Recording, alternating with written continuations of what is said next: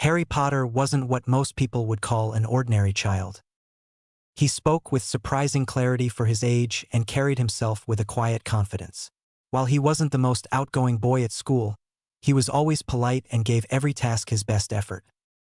At just 6 years old, Harry was walking home from school with his cousin Dudley and Aunt Petunia. Dudley was excitedly rambling about a new word he'd learned, but Harry barely heard him. He was too busy watching Petunia, who looked unusually serious, her gaze distant as she nodded absently at Dudley's chatter. Then, out of nowhere, she spoke. "When we get home, I think we need to have a discussion, boys. It probably should have happened a while ago, but I now think that you are both old enough and responsible enough to understand the seriousness of this conversation." The boys exchanged a nervous glance. "Is everything okay, Aunt Petunia? Are we in trouble?" Harry asked, his voice uncertain. "No, boys, it's nothing you've done," Aunt Petunia said gently. "But this is something we should only talk about in the privacy of our home. So let's keep walking, and once Vernon gets back, we'll sit down and have the conversation." She picked up her pace without another word. Harry and Dudley exchanged confused looks, but every attempt to ask more was met with silence. By the time they turned onto Privet Drive, Uncle Vernon's car was already in the driveway. Dudley grinned. "Race you." The boys took off, sprinting the last few steps and bursting through the front door. "Boys, no running in the house," Petunia called after them with a smile. Petunia stepped inside to find the boys giving Vernon a cheerful hug. "Hello, pet," Vernon greeted with a chuckle. "These two scoundrels been behaving today?" "Perfect little angels," Petunia replied with a wink. Then her tone shifted. "But I think it's time we had a conversation about Harry's parents." "What about my parents?" Harry asked, eyes lighting up. He'd never been told much, just vague answers and quiet glances. Petunia hesitated, then sat down across from them. "This might be a little hard to believe," she said carefully, "but I'll do my best to explain. Just let me finish before you start asking questions. All right?" Both boys nodded quickly and scooted closer, their eyes wide with curiosity. "When your mother turned 11, she got a letter, one that changed everything," Petunia began. "It was delivered by an owl. Said she was a witch, and that she'd been invited to attend a school called Hogwarts." Harry and Dudley exchanged snorts. "Yes, I know. It sounds ridiculous," Petunia said with a slight smile. "But it's real.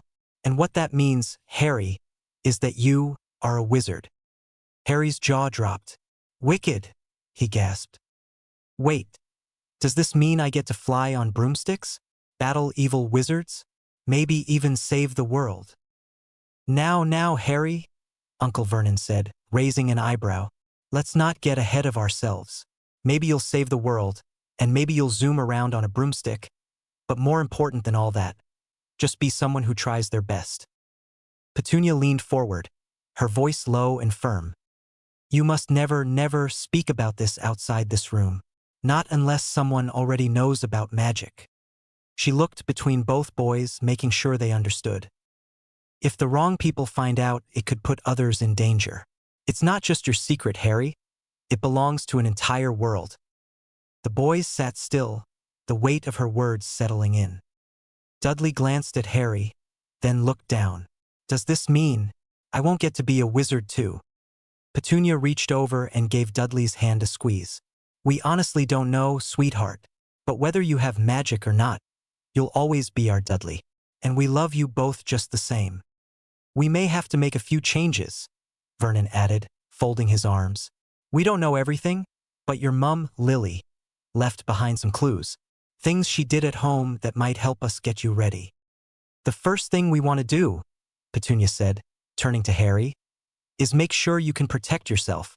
The magical world can be dangerous, and we want both of you to be safe." She took a breath. "We're enrolling you in a karate class, and we'll also be starting daily meditation, morning and night." Dudley blinked. "Meditation? Your mum did it all the time," Petunia explained. "She said it helped her stay balanced and helped her magic flow better. Even if it doesn't work that way for you, it'll help you focus and that's never a bad thing. It might be a big change at first, Vernon said, but we just want what's best for you. Whether you're magical or not, you'll both be prepared for whatever comes next. All right, that's enough serious talk for now, Vernon said with a smile. Go on, get upstairs and play. We'll call you when dinner's ready. The boys didn't need to be told twice. They bolted for the stairs. Boys, no running in the house, Petunia called after them, though the fondness in her voice gave her away. Line break. It had been nearly a year now, and Harry was about to turn 7 when he had an incident while meditating. He saw a bright light in front of him and reached out to touch it. Instantly, small items around him lifted off the ground. At this sight, Dudley, Petunia, and Vernon all reacted differently. Dudley reached out to touch the floating items, marveling, "This is wicked. I wish I could do that." Petunia, worried about her vases, watched in relief as they dropped back down slowly. Nothing broke, and everyone's okay. This is why we've been meditating. Vernon was a bit different in that he was proud of Harry, knowing that he could never do something like that but still hopeful that Harry would soon be able to control it. Harry nearly collapsed after that stunt and had to stay at home for 2 days to recover, but he continued to meditate and see the light. This time he paused and looked out at it, seeing just how vast it was. The more he looked, the more he could see. First, off the glowing green ball was the same color as his eyes. Then there was the vastness to it that made it hard to understand just how large it is. After a couple of days meditating, he managed to get closer without touching it, but as he did so, he noticed 2 things. First, there were chains wrapping around it, crisscrossing and compressing it wherever he looked. The second was that there was a black mark that seemed to be trying to dig into the glowing orb, and he felt a small amount of pain whenever he looked at it. "Aunt Petunia," Harry called out, "I think there is something wrong with the ball." "No, orb? No core? Yeah, I like that. My core, the one that I touched before, there is something very wrong with it. I have seen chains that are binding it, and then there was this black thing that was digging into it and seemed to be taking some of the energy." "Are you in pain?" Petunia asked with concern, and when he shook his head no. "Then I think that we might need to find a way to get you to a magical hospital just to get that looked at, but I don't think we need to do it until the weekend. I'll tell Vernon when he gets back from work." Line break. "Okay, you know the plan, right?" Petunia checked for the 3rd time that morning. "We go into Gringotts and ask them to check for us, and if not, then we ask if they know how to get to the hospital, and make sure that my scar is covered because we don't know if I'm well known because of it," Harry stated in a bored tone. "Don't you take that tone with me, Harry? I'm just nervous to see the magical world after all these years," Petunia responded shortly. "I'm sorry, Aunt Petunia, but I'm sure it will be fine."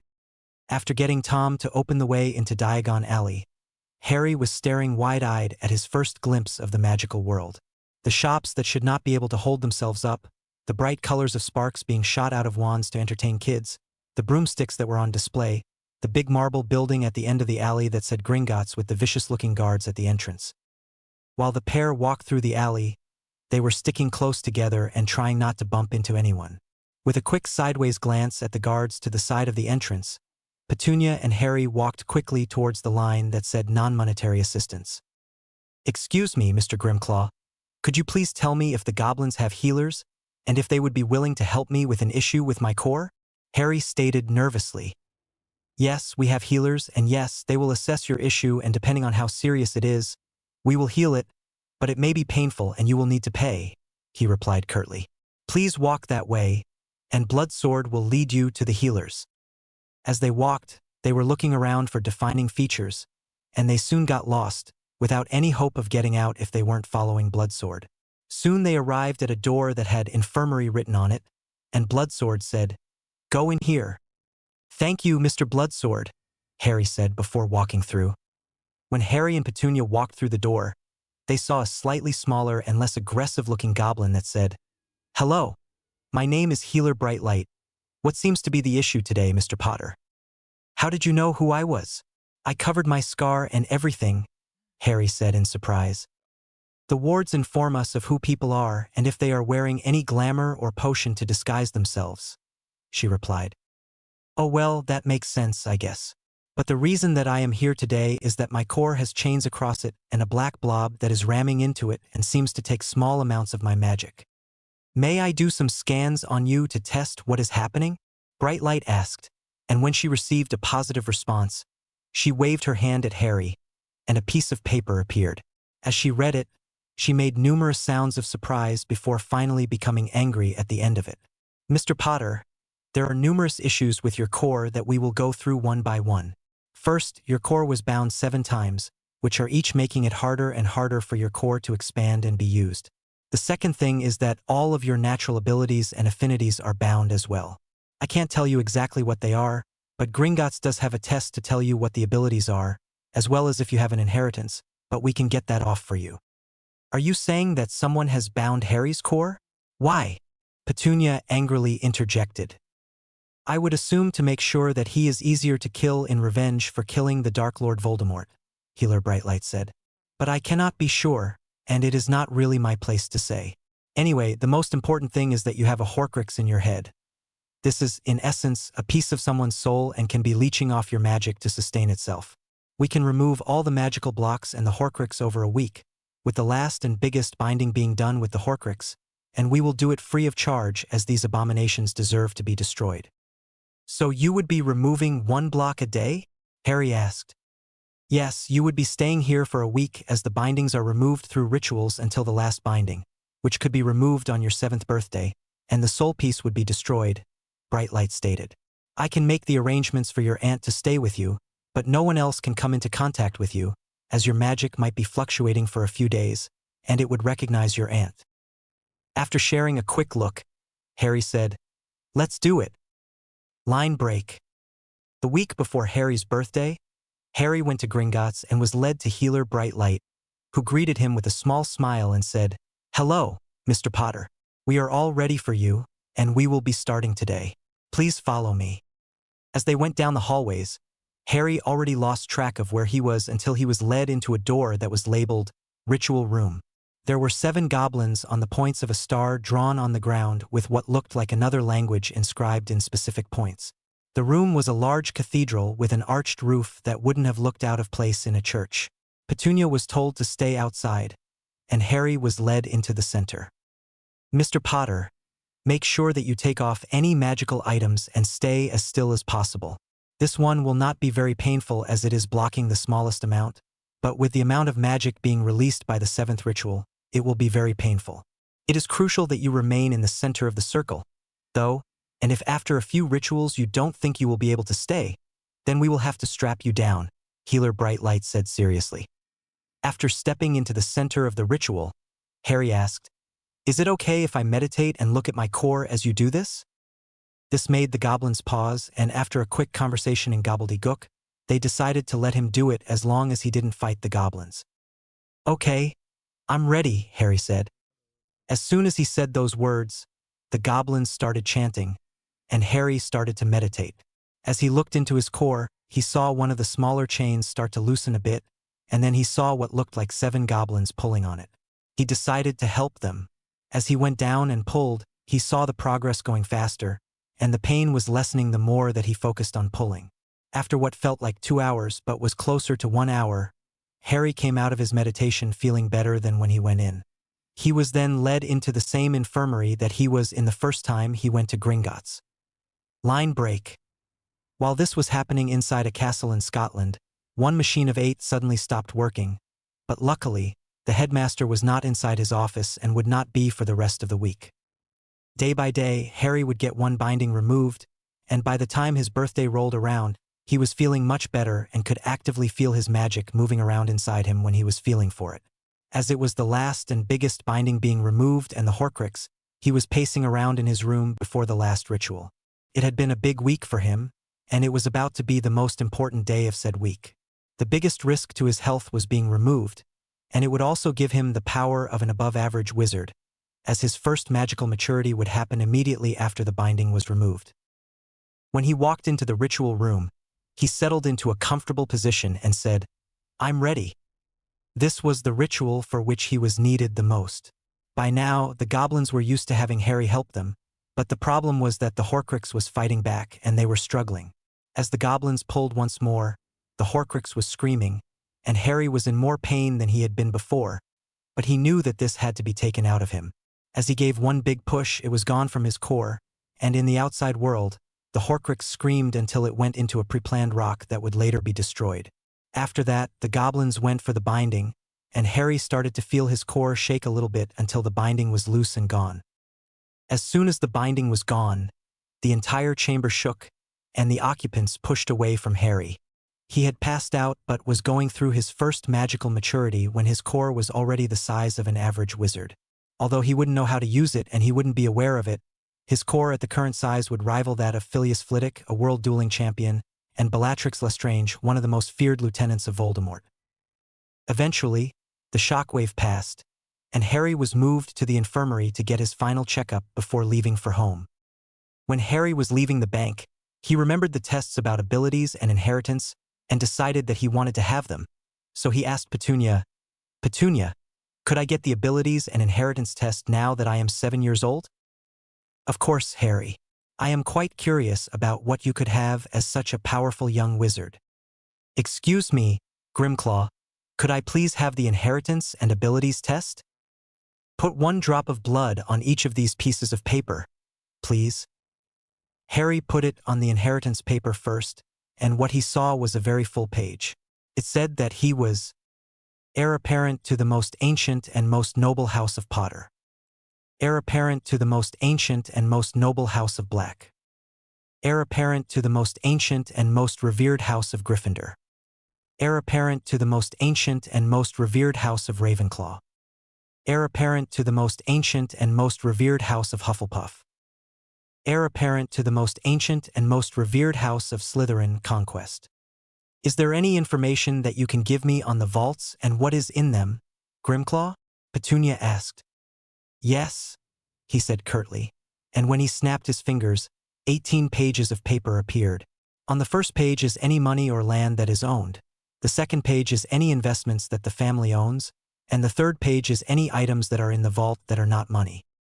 "Thank you, Grimclaw," Harry said before pricking his finger over the other piece of paper, which now showed Metamorphmagus. Animagus, potential. Mage Sight, potential. Parseltongue. Parcel Magic. Wandless Magic, potential. Dual Wielder, potential. As a brief overview of your abilities, a Metamorphmagus can change their body, and some can change more than others, like their entire face or just hair and eyes. An Animagus is changing into an animal, which you have the potential for but need to train it. Mage Sight is seeing magic, which again you need to train. Parseltongue and Parcel Magic are speaking to snakes and doing magic in the snake tongue, which would need training, I would assume. Wandless Magic is doing magic without a wand, and again, you would need to practice. A Dual Wielder allows someone to wield 2 wands simultaneously. "Now, unless you have any more business with Gringotts, goodbye," Grimclaw said.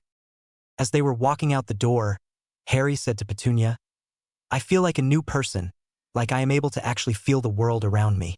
It's great, and I am so glad that I was able to get it fixed here, especially the Horcrux." "Me too, Harry, me too." Line break. After having the blocks removed, Harry was able to meditate even easier and found that his memory was now eidetic. He had started to work on the wandless magic that he had the potential for. Harry made sure to start out small.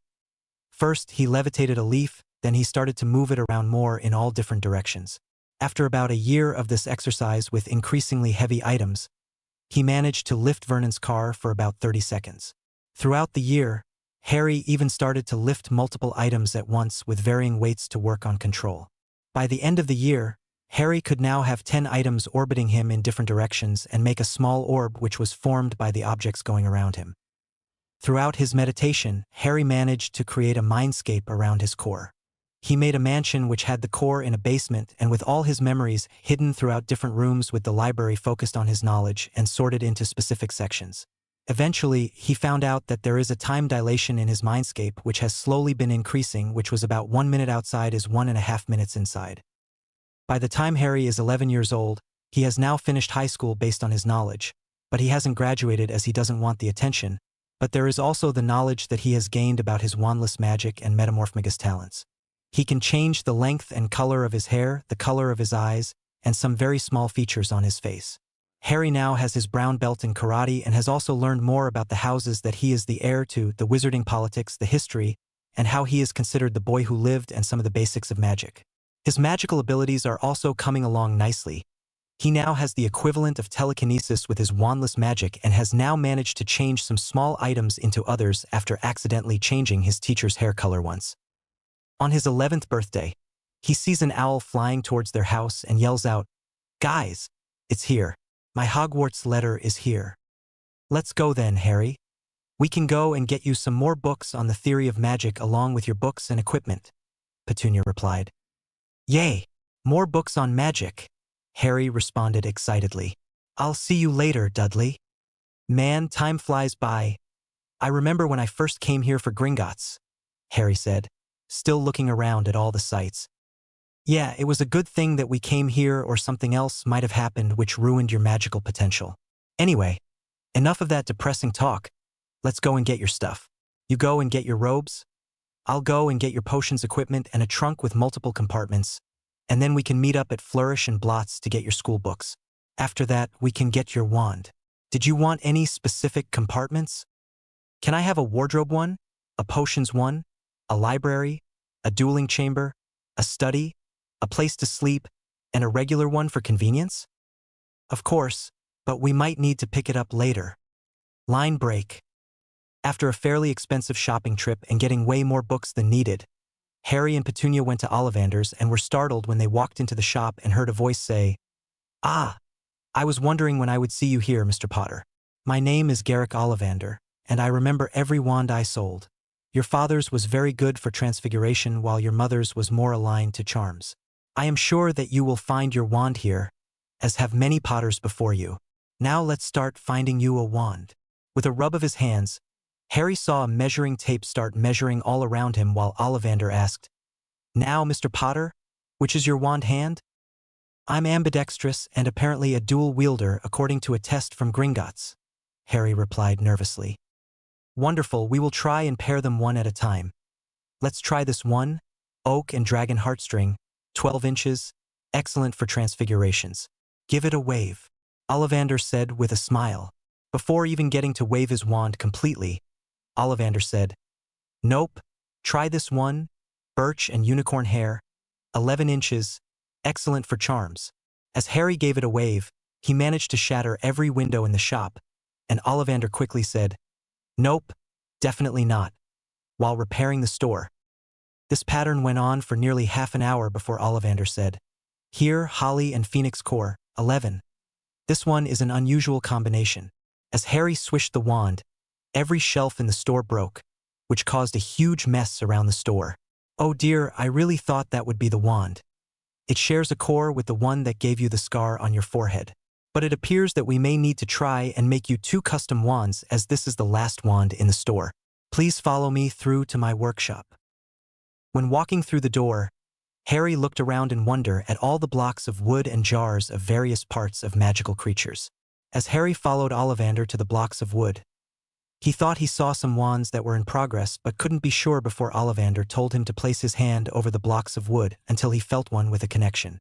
While running his hands over the blocks of wood, for felt warmer than the others, and he picked them up with 2 in each hand. In his right was elder and ebony, and in his left was holly and maple. Elder for death and power, generally unyielding. Ebony for power, purity, balance, and protection. This will be an interesting wand. Maple for healing and protection, and holly for peace and goodwill. Ollivander muttered to himself, "Please come over to the cores and do the same for me." As Harry walked over to the section with cores, he felt something pulling him to the left, then picked up one jar with his left hand, which looked to be filled with a slightly glowing powder. The jar in his right hand looked to be empty, but he could feel something in it before he placed them with the woods from their respective hands. As he went back again, he found a jar labeled dragon heartstring, which he picked up with his right hand and a phoenix feather in his left. Very interesting. It looks like your wand for your left hand will be better for protection and healing with the phoenix feather and powdered unicorn horn that was willingly given. whereas your right hand will be for offense as it is a warrior's wand with the dragon heartstring and thestral tail hair. I would liken it to a sword and shield with the sword in your right hand and shield in left, but I would not limit yourself to dueling like that as both wands will be willing to fight to protect you, Ollivander said to Harry seriously. Now these wands will probably take quite a while to make, so if you could come back in 3 hours, these wands should be ready then. Let's go and pick up your trunk, Harry. It should be done soon, and then we can go to Florian Fortescue's for an ice cream, Petunia interjected. Line break. After 3 hours in the alley looking around at various shops, Harry opened the door to Ollivander's and saw Ollivander with 2 boxes on the countertop and greeted, "Hello, Ollivander, are they done?" "Yes, and they are some of my finest works, if I may be as bold as to say. This one is Elder and Ebony, 13 inches with a dragon heartstring from one of the oldest Hungarian horntails that ever existed and a thestral tail hair. A wand for a warrior if I've ever seen one," Ollivander said, before handing it over to Harry, who took it with his right hand as a bright light took over the store which was emanating from Harry and left the store looking spotless. "One of the stronger connections I've witnessed," Ollivander mused. "Now this one is holly and maple, 12 inches with a phoenix feather covered in powdered unicorn horn. One made for the protection of its user and others." When Harry picked up the wand, the faint sound of a phoenix song and a feeling of happiness came about within the store. "Thank you, Ollivander. Do you have anywhere that I can hold these and something to clean and maintain the wands?"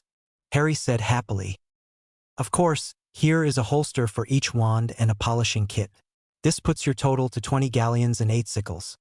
7 for each of the wands, 3 for each holster, and 8 sickles for a polishing kit," Ollivander responded. As Harry tried to pay, Petunia had already put the money on the counter and turned to Harry to say sternly, "Just because you are one of the richest wizards in the world doesn't mean that as your aunt I am not going to take care of you. I am glad that you stayed humble, but I am still going to spoil you when I can. Now let's go to the pet store to try and get you an owl, so we can stay in touch while you're at Hogwarts." Line break. As Harry and Petunia walked into the pet store called the Magical Menagerie, Harry immediately walked over to the avian section. It was a very crowded store which made it hard for Harry to follow what was calling to him. "Is there something that you are looking for?" Petunia asked. "I'll know it when I see it. The feeling is hard to describe, but it is similar to when I chose the cores for the wands," Harry responded before walking off. While walking through the store, Harry saw a white snowy owl that was staring straight at him. "That's the one," he said confidently. While walking over to her, the store owner managed to meet him in front of her cage before warning him, "Watch out. She's a feisty one. Has bit the fingers of the last few people who tried to buy her." Harry didn't stop and reached through the bars while whispering to the owl, "You wouldn't peck me. You're such a beautiful owl. Do you want to come with me?" As the owl shook their head yes, Harry opened the cage and said to the owner, "I'll take her. How much?" 20 galleons, but I'll throw in a perch since no one has been able to buy her for such a long time," he replied. "Now what to name you? I read about the name Hedwig in one of my history books. Is that good enough for such a regal owl like you?" Harry said while Petunia paid. After Hedwig made a positive motion, Harry said, "You're such an intelligent owl, aren't you? Hedwig will be a good name for you." Line break. As the family walked through King's Cross at 10:30 on September 1st, with Harry's trunk, Dudley said to Harry with a cocky grin, "When you get back, I'll finally be a higher belt than you." "Ha, in your dreams, Dud," Harry replied fondly. As Petunia turned to hug Harry, she said, "Make sure to write at least once a week. Do your best, make friends, and have fun." "Of course, Aunt Petunia," Harry replied while returning the hug. "You do your best, Harry, and you will make all of us proud," Vernon said gruffly. "I will, and thank you for driving me here. But now I need to go so I don't miss the train," Harry said to the Dursley family. When he waved one last time, he broke into a run at the barrier and closed his eyes before the impact. When he didn't feel one, he opened his eyes and saw a bright red steam train that said Hogwarts Express. Looking around the platform, there was a large number of families saying goodbye and waving their children off, and with one last look at them, he walked onto the train and found a compartment that was empty. As he sat down with a book that he grabbed, a book on the basic theories of magic which was recommended for all Muggle race children to help understand what they were learning, the book explained that at its most basic, magic was just willpower, intent, and visualization, and that wand helped with requiring less power. The incantation and wand movement were to help with visualization and intent.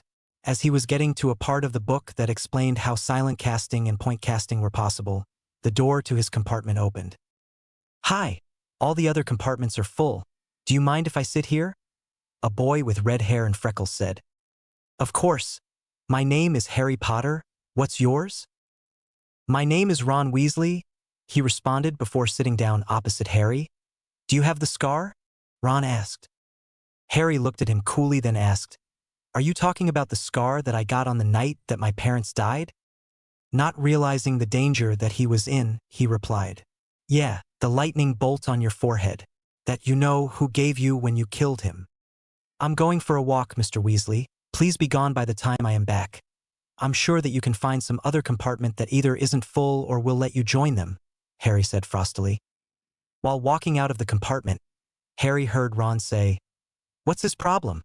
I just asked about his scar." While walking down the train, Harry ran into a girl who introduced herself as Hermione Granger, asking if he had seen a toad. He decided to help them find it and asked one of the prefects to summon it for them. Once the toad was safely stored in a conjured container, he sat down with Hermione and Neville, the boy who lost his toad, and they quickly became fast friends and talked until there was a knock on the door. "I've heard Harry Potter was in this compartment," the boy said before turning to Harry and continuing, "It must be you. Why are you hanging out with a squib and mudblood? I can show you the right people to hang out with." Then he stuck out his hand and said, "I'm Draco Malfoy, and you should definitely be friends with me and not these losers." "Well, Heir Malfoy of the noble house of Malfoy, why would I leave the company of Heir Longbottom of the most ancient and most noble house of Longbottom for you when both of us have been in an alliance for centuries and your family has just come to Britain after having been disgraced from France?" Harry replied while staring him down. Having read numerous books on politics, he knew that he outranked the Malfoy heir by a lot, but it would still be disrespectful to not shake his hand. So as he shook his hand, he continued saying, "I will not be friends with someone who disrespects my friends, but if you can change your attitude, then maybe in the future we could be friends." "Enjoy your train ride then, Heir Potter," he replied stiffly before turning on his heel and walking out. "Thanks for standing up for us, Harry, and I didn't know that you were aware of the alliance," Neville said shakily. "Of course, I would stand up for you guys. You guys are my friends, and I have sent a letter to your grandmother to solidify the alliance over the next holidays," Harry said with a smile. "What was that about, you guys? I have so many questions, and Harry, you totally put him in his place," Hermione said quickly while practically bursting with questions. "Whoa, Hermione, slow down. Let me give you a brief overview, and then you can ask your questions. First off, something that you need to understand is that in the wizarding world, certain houses have different amounts of power due to their contributions to the creation of the government or their wealth and how long they have been around. My house and Neville's house are both most ancient and most noble houses for various reasons. We are most ancient because we have been around for 1,000 years or longer. Personally, my line goes back even further. This meant that we were around when the government was formed, and we were given a seat on the Wisengamot, which we will talk about later. Our houses are most noble because of the amount of wealth that we have, which means that our houses are some of the richest in the world. Are you with me so far?" Harry paused while waiting for a response. When Hermione signaled positively, he continued. "The title noble comes when a family acquires a certain amount of wealth which, for example, the Malfoy family has that wealth, but they are not ancient as they have not been around for 500 years in Britain. The ancient title comes from being in Britain for 500 years, but a family can be ancient but not noble like the Weasleys, who are poor but have been pureblood for a long time. In the Wisengamot, each family gets a certain amount of votes based on the titles that they hold. Each person who is the head of a family and on the Wisengamot is a lord or lady. Families that are only ancient or noble but not both have 1 vote. A family who is ancient and noble has 2 votes. A family who is most ancient and noble or ancient and most noble has 3 votes. And a family that is most ancient and most noble has 4 votes. But there is a fee that must be paid, so some families with those titles don't get to sit on the Wisengamot. There are a few seats that are able to vote even without being a part of those families. The ministry heads and the minister each get 2 votes, and people with an Order of Merlin first class have 1 vote. Then there is the head of the Wisengamot who has 1 vote and is called the Chief Warlock, which is our headmaster Albus Dumbledore," Harry said while making sure that Hermione was listening. "So what does all that have to do with what you said to Malfoy?" Hermione said curiously. At this stage, Neville interjected, What he did was insult two people who were far above his station, and Harry reminded him of that, while also subtly insulting his family. But he shook his hand at the end because it would have been a huge insult to him and his family to not shake his hand, and he gave Herr Malfoy a chance to change his behavior before becoming our friends. Neither of us really cares about someone's station on who we make friends with. It is much more important that they are kind and a good wizard or witch, Harry said while making eye contact with Hermione. But it is important for people like him, and we are willing to remind him that by his beliefs we are already better than him. But we are glad that you are our friend, Hermione. As Hermione started tearing up, she launched herself at Harry from across the compartment before knocking the wind out of him and hugging him very tightly. Thanks, Harry. I'm glad that you're my friends too. Line break. As the trio got closer to Hogwarts, they changed into their robes as they heard a bell signaling the 5-minute mark. As they felt the train stop, they walked off onto the platform and looked around in wonder at the floating lights that were illuminating the station just enough that you had to strain your eyes to see, the carriages that students were getting on that looked like they were pulling themselves, and the fog that seemed to be blocking any view of more than 100 meters away from the station.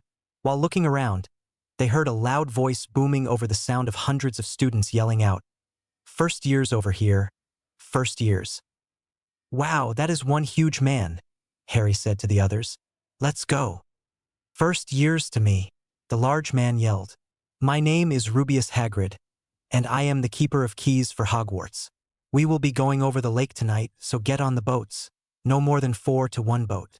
As he looked around, he yelled out, "Everyone on board? Onwards." The fourth person on their boat was a kind-looking redhead who introduced herself as Susan Bones. As the four talked a bit about themselves, Hogwarts came into view, and all conversation ceased. Perched majestically atop the hill was Hogwarts Castle, a colossal structure boasting 6 towering spires that seemed to stretch endlessly toward the heavens. Its ancient stone walls, adorned with countless windows, were aglow with the warm light of the setting sun, casting a magical aura around the castle. As the final rays of daylight dipped behind the castle's silhouette, creating a breathtaking backdrop, a collective gasp escaped the lips of the first years. Their wide eyes reflected awe and wonder as they beheld their new home for the next 7 years. Once the boats were all docked and the students were on the shore, Hagrid yelled out, "Everyone follow me please," before leading the students up to the doorway with a stern-faced elderly witch waiting for them with pursed lips. "Here they are, all accounted for, McGonagall." The witch named McGonagall thanked Hagrid before turning to the students and saying, "Please follow me." As the students were following her into a small side room from the entrance hall, she said, "For the next 7 years, you will be sorted into a house which will be your family and determine where you sleep. When you do well, you will get rewarded with house points that determine which house wins at the end of the year." After looking over all the students to make sure they were listening, she continued by saying, "The 4 houses each have their own traits that they prioritize. Gryffindor favors the brave and chivalrous, Hufflepuff favors the loyal and hardworking, Ravenclaw favors the knowledgeable and intelligent, while Slytherin favors the cunning and ambitious. All 4 houses have produced outstanding wizards and witches throughout the history of Hogwarts. While I go into the hall to check if they are ready for you to be sorted, please clean up and make yourself presentable," she said with a pointed look at Ron, who had dirt on his face and chocolate on his robes. As Harry turned to Neville and Hermione, there was a scream which caused him to spin around before seeing ghosts come through the walls. "Oh, you must be the new first years," one said. "I was a Hufflepuff myself. I hope to see you in my house," before floating through the other wall with the rest of the ghosts. Before being able to speak again, McGonagall came back into the room and said, "Everyone is ready now. Please follow me in an orderly manner, and when I call your name, come up to me, then sit on the stool." As all the students followed her through the large doors, they saw the entire school looking at them. Harry walked with his head held high and back straight with a confident stride. Hermione was walking along while looking up at the ceiling, which was now a starry night without a cloud in sight. The floating candles added to the magical feeling of the place, and Harry could just make out Hermione nervously rambling out facts from Hogwarts. A history. Neville, on the other hand, tripped as soon as he walked into the hall while trying to copy Harry until he lowered his head and looked down as the group walked through the tables to the front. As McGonagall started reading out the names, the students would go up and sit on the stool one by one until it was Hermione's turn. After pausing for a minute, the hat finally yelled out, "Ravenclaw!" As she walked over to the bronze and blue table, she looked back at Harry and Neville, who smiled at her encouragingly. Harry whispered to Neville, who was starting to look nervous, "Don't worry if we are in different houses. No matter what, you, me, and Hermione will still be friends, okay? So, listen to whatever the hat tells you will make you into the best wizard you can be." And as Neville's name was called out, Harry whispered, "Walk with your head held high and know that you will do great no matter what house you end up in, and Hermione and I will always have your back." With a more confident walk, Neville started moving towards the stool. After a very brief pause, the hat yelled out, "Gryffindor." As Neville walked towards the Gryffindor table, he made eye contact with Harry, who nodded at him with a small smile as he saw the approval in his eyes. Finally, after a few more students, the hall went silent as McGonagall read out, "Potter Harry," until there were lots of rustles of movement as all the students tried to glimpse the famous first year. While walking up to the stool with his head held high, Harry heard lots of voices saying, "He's a bit small for the vanquisher of you-know-who," one said. "He's a first-year idiot. Of course, he's short." Harry laughed a bit at that one, even if he was above average height. "He's kind of cute," another voice said, which made Harry blush a little. Once Harry turned around to face the rest of the hall, he saw all of the stairs before the hat came down and covered his view. An interesting mind, very ambitious, wanting to become the best wizard you can, very hardworking but only loyal to those who earn your trust, brave but not willing to jump into danger without thinking first, values knowledge and power above all else, and very logical. You could fit in and do well in any house, but I think there is a clear decision here, don't you think? I think Ravenclaw would be the best. Don't you agree, Hat? If that is what you wish, I'm sure you will do great things, the Hat replied in his head before yelling out, "Ravenclaw!"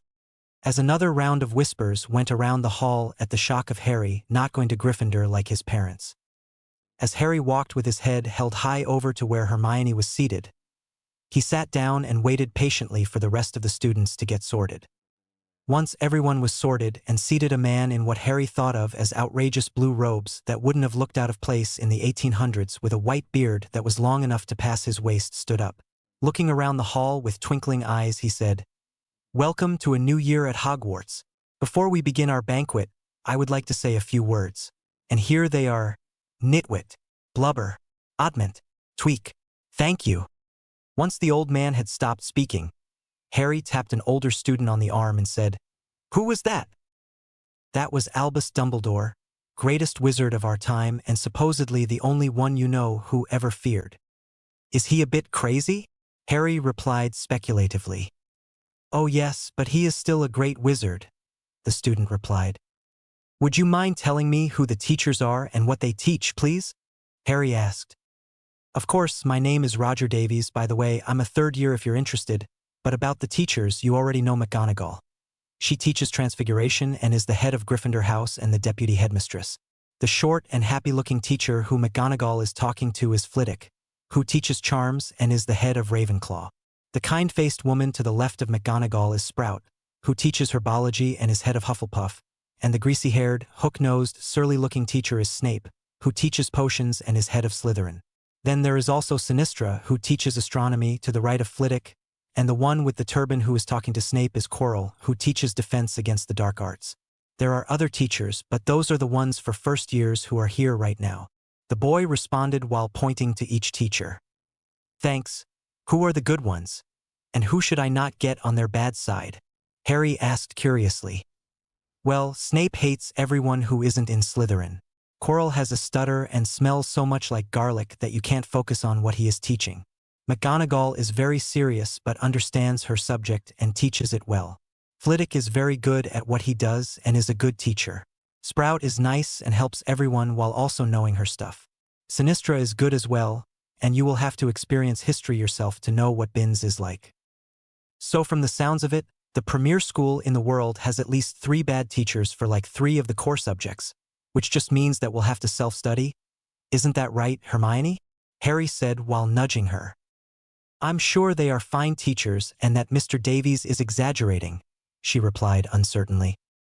Nah, Mr. Potter's right. The people who are getting good grades in potions either self-study or are Slytherins who Snape is very biased for. So for a few subjects you should definitely self-study if you want good grades, Roger said. But then again, studying ahead for all subjects is good for people who want to do really well. No matter how good the teacher is, what they are teaching in class should just refine your understanding of the subject, which you should already have a grounding in from the books that you bought and some from the library. Thanks, Mr. Davies. That's some good advice, Harry responded politely. And you can call me Harry if you'd like. And me Hermione, she interjected. You can call me Roger too, he responded. As Dumbledore stood up again, the noise slowly trailed off as the students noticed him waiting. Now that you are all nicely watered and fed, I won't keep you here too long so that you can go to sleep. But first, I have a few announcements to make. There is a list of banned items that is on the door of the office of our cleaner, Mr. Filch. All new students, and some of our returning students, should know that the Forbidden Forest is forbidden, he said with a pointed look at a pair of redheads at the Gryffindor table. And finally, the third-floor corridor is now out of bounds unless you wish to die a horrible and painful death. He must be joking, right, Harry? Hermione said in a shaky voice. Harry pondered for a moment before replying seriously. I wouldn't really be willing to test if he was joking, so we should probably do our best to stay away from it if we can. Before they could continue their conversation, they heard a voice saying, First-year Ravenclaws this way. We are going to our dormitory now. Please keep a lookout for some landmarks to help you figure out where you are going. As the first years were being led to the dormitory, Harry and Hermione were looking around to try and remember how to get to the Great Hall in the morning. But before they could get too stressed out, the other prefect said, Although it is good to get acquainted with the castle, we will be taking you to your classes for the first week. So don't be too stressed. If you ever get too lost, you can always ask some of the portraits or ghosts, and we will be giving you a tour as tomorrow everyone has classes off so that we can show you guys around. As the group got to the statue, all of a sudden, it said, What can a child make but never see? The first prefect said, Unlike the other houses, we don't have a password, but instead we have to answer a riddle to get in, and if you get stuck and desperately need to get in, generally you can knock and someone will open it for you. But would any of you like to give this first riddle a try? Noise, Harry said while stepping forward. Correct, the bronze knocker said before opening up. Welcome to your future home away from home for the next 7 years, the first prefect said. Now before you all go rushing around to your rooms, we like to have a small meeting for all of you while you're all here. So feel free to sit down around the fireplace and we can have a quick chat before you all go and explore. While all of the first years started sitting down, the other students were starting to come in and fill up the common room or go up to their rooms, while a couple of them came and chatted with the current prefects. All right, now that our other prefects are here, we can start. My name is Hannah, the first prefect said, and I am one of the fifth-year prefects, going from youngest to oldest prefects. This is Jamie, my fellow fifth-year prefect, Kat and Dylan, the sixth-year prefects, and Kai and Kara, our seventh-year prefects. Jamie stepped forward before saying, If any of you need help, we are here for you, whether you're struggling to make friends, study for specific subjects, or are just interested in learning more about magical culture. We are here to help. Hannah cut in and said, Now, as I'm sure you've noticed, the staircases behind you lead to the dormitories. The ones on the right are for boys, left are for girls, and there are wards that will alert the prefects and Flitwick, our head of house, of any attempts of boys going into the girls' dorms. Everyone gets their own separate rooms, but it is encouraged to study together in the common room as long as people are quiet. We do have a private library as well, but that is only to be used as a reward for those who do well in classes or other activities. These books are all available in the library, but there are a few that Flitwick will give personal permission for you to use as they are more advanced. We hope that you will all make lots of friends both inside and outside of our house and learn lots in your time here, Jamie said, stepping forward once more. We are all here to help if you want help with homework or need some advice. So feel free to come and say hi whenever we are around. Now you can head upstairs and find your rooms. It will have your name on the doors and it should have anything you need. Feel free to customize it later on, once you have learned enough magic to do so, Hannah said over the stampede of excited first years running up the staircase. Line break. After looking around his room, he realized that it was quite small but had everything that he would need, although he would definitely be customizing it on the weekend once he got bored of it. There was a 4-poster bed, a wardrobe, a vanity, and a small bathroom with a shower, sink, and toilet. Before going to bed, Harry meditated for half an hour as was his tradition. Looking in on his core, he smiled and recalled just how much it has grown since he first started. During his meditation, he starts off by sorting his memories of the day.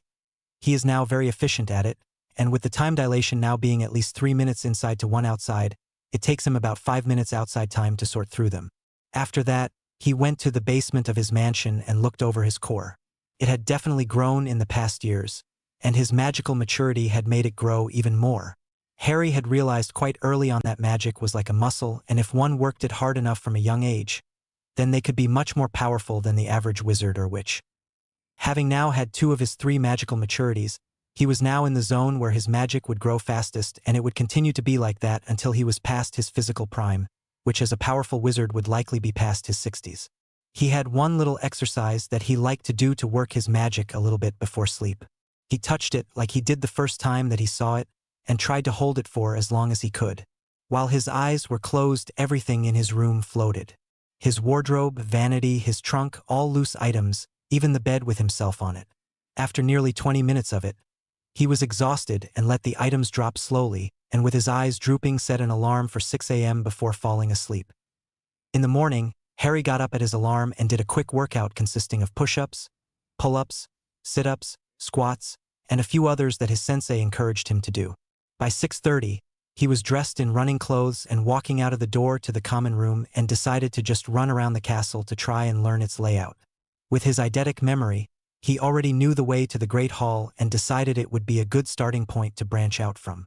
While exploring, he looked around at all of the portraits to remember and the classrooms to try and learn his way around. By the end of his run, it was around 7:30 and he walked back into the common room before going to get changed. When he came back down, he saw that Hannah was up and decided to go and talk to her. "Hey Hannah, what are you waiting for?" "Oh hey Harry, you don't mind me calling you Harry, do you?" When Harry signaled negatively, she continued, "I'm waiting for all the first years so that I can take them to the Great Hall. Normally most will be here around 8, so I have a bit of time to kill." "Well, do you mind answering some of my questions?" "Of course, it's what I'm here for." "Great. I was wondering what I would need to bring down to the Great Hall today, because I don't know what classes I'll have, and I don't want to bring all my books down," Harry asked.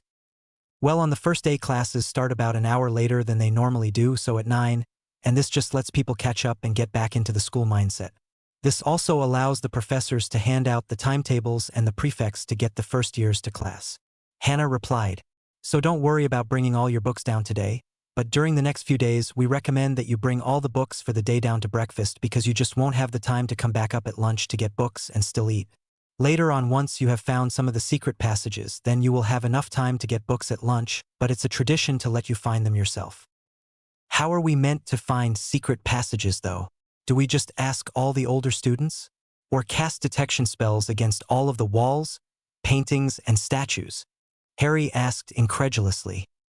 "Personally, I followed some of my older friends to find them originally, but I did find some for myself by just walking around the castle and asking some of the portraits or ghosts if there were any near where I was.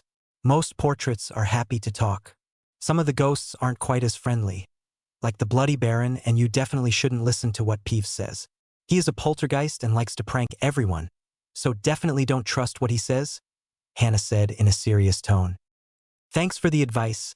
I'll make sure to ask the portraits if I ever need a quick way to class. But I think that the other first years are coming down, so I think we should head to the Great Hall soon," Harry replied.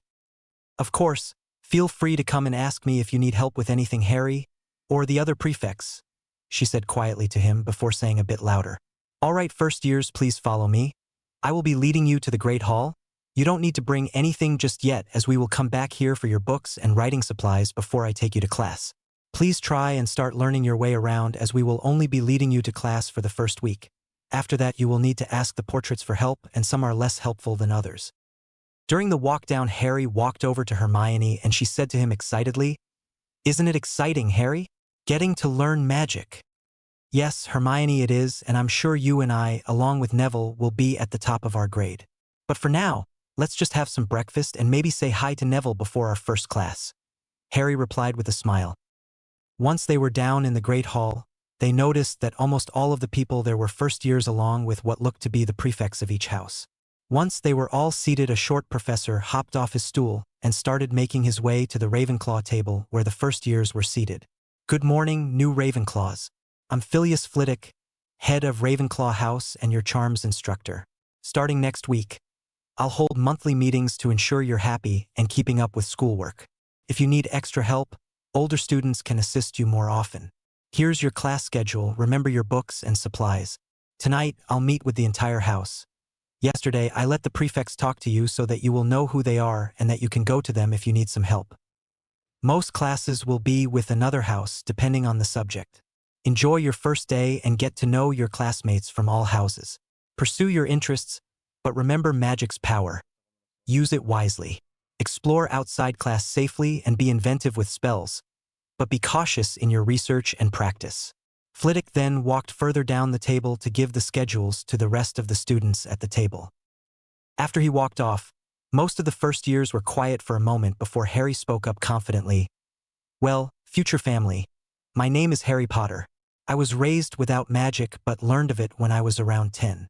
Some of my hobbies are karate and reading, and I am most looking forward to defense against the dark arts. After a moment of silence, with the first years looking around at each other wondering who was going to go next, Hermione, who was on the right of Harry, spoke up and said, "Hi, my name is Hermione Granger. I was raised without magic, and I learned of it when Professor McGonagall came to my house on my 11th birthday, which is the 19th of September. My favorite thing to do is to read, and I am really looking forward to Charms and Transfiguration." With a smaller pause this time, the next student on Hermione's right said in a timid voice, "Hi, I'm Suli. My family comes from Korea, but I was born in Britain. I am looking forward to learning potions the most, but I've heard that Professor Snape is really mean. My name is Padma Patil. My family is from India. I have a twin sister named Parvati who is in Gryffindor, and I am really excited about history, but I have also heard some bad things about the professor," Padma said confidently. "I'm Stephen Cornfoot, a pureblood and an only child. I really enjoyed flying when I was younger and am looking forward to getting to play Quidditch next year. I'm Anthony Goldstein, a half-blood, and I am looking forward to defense. I'm Terry Boot, a half-blood, and I am looking forward to Transfiguration. I'm Mandy Brocklehurt, a half-blood, and I am looking forward to Herbology.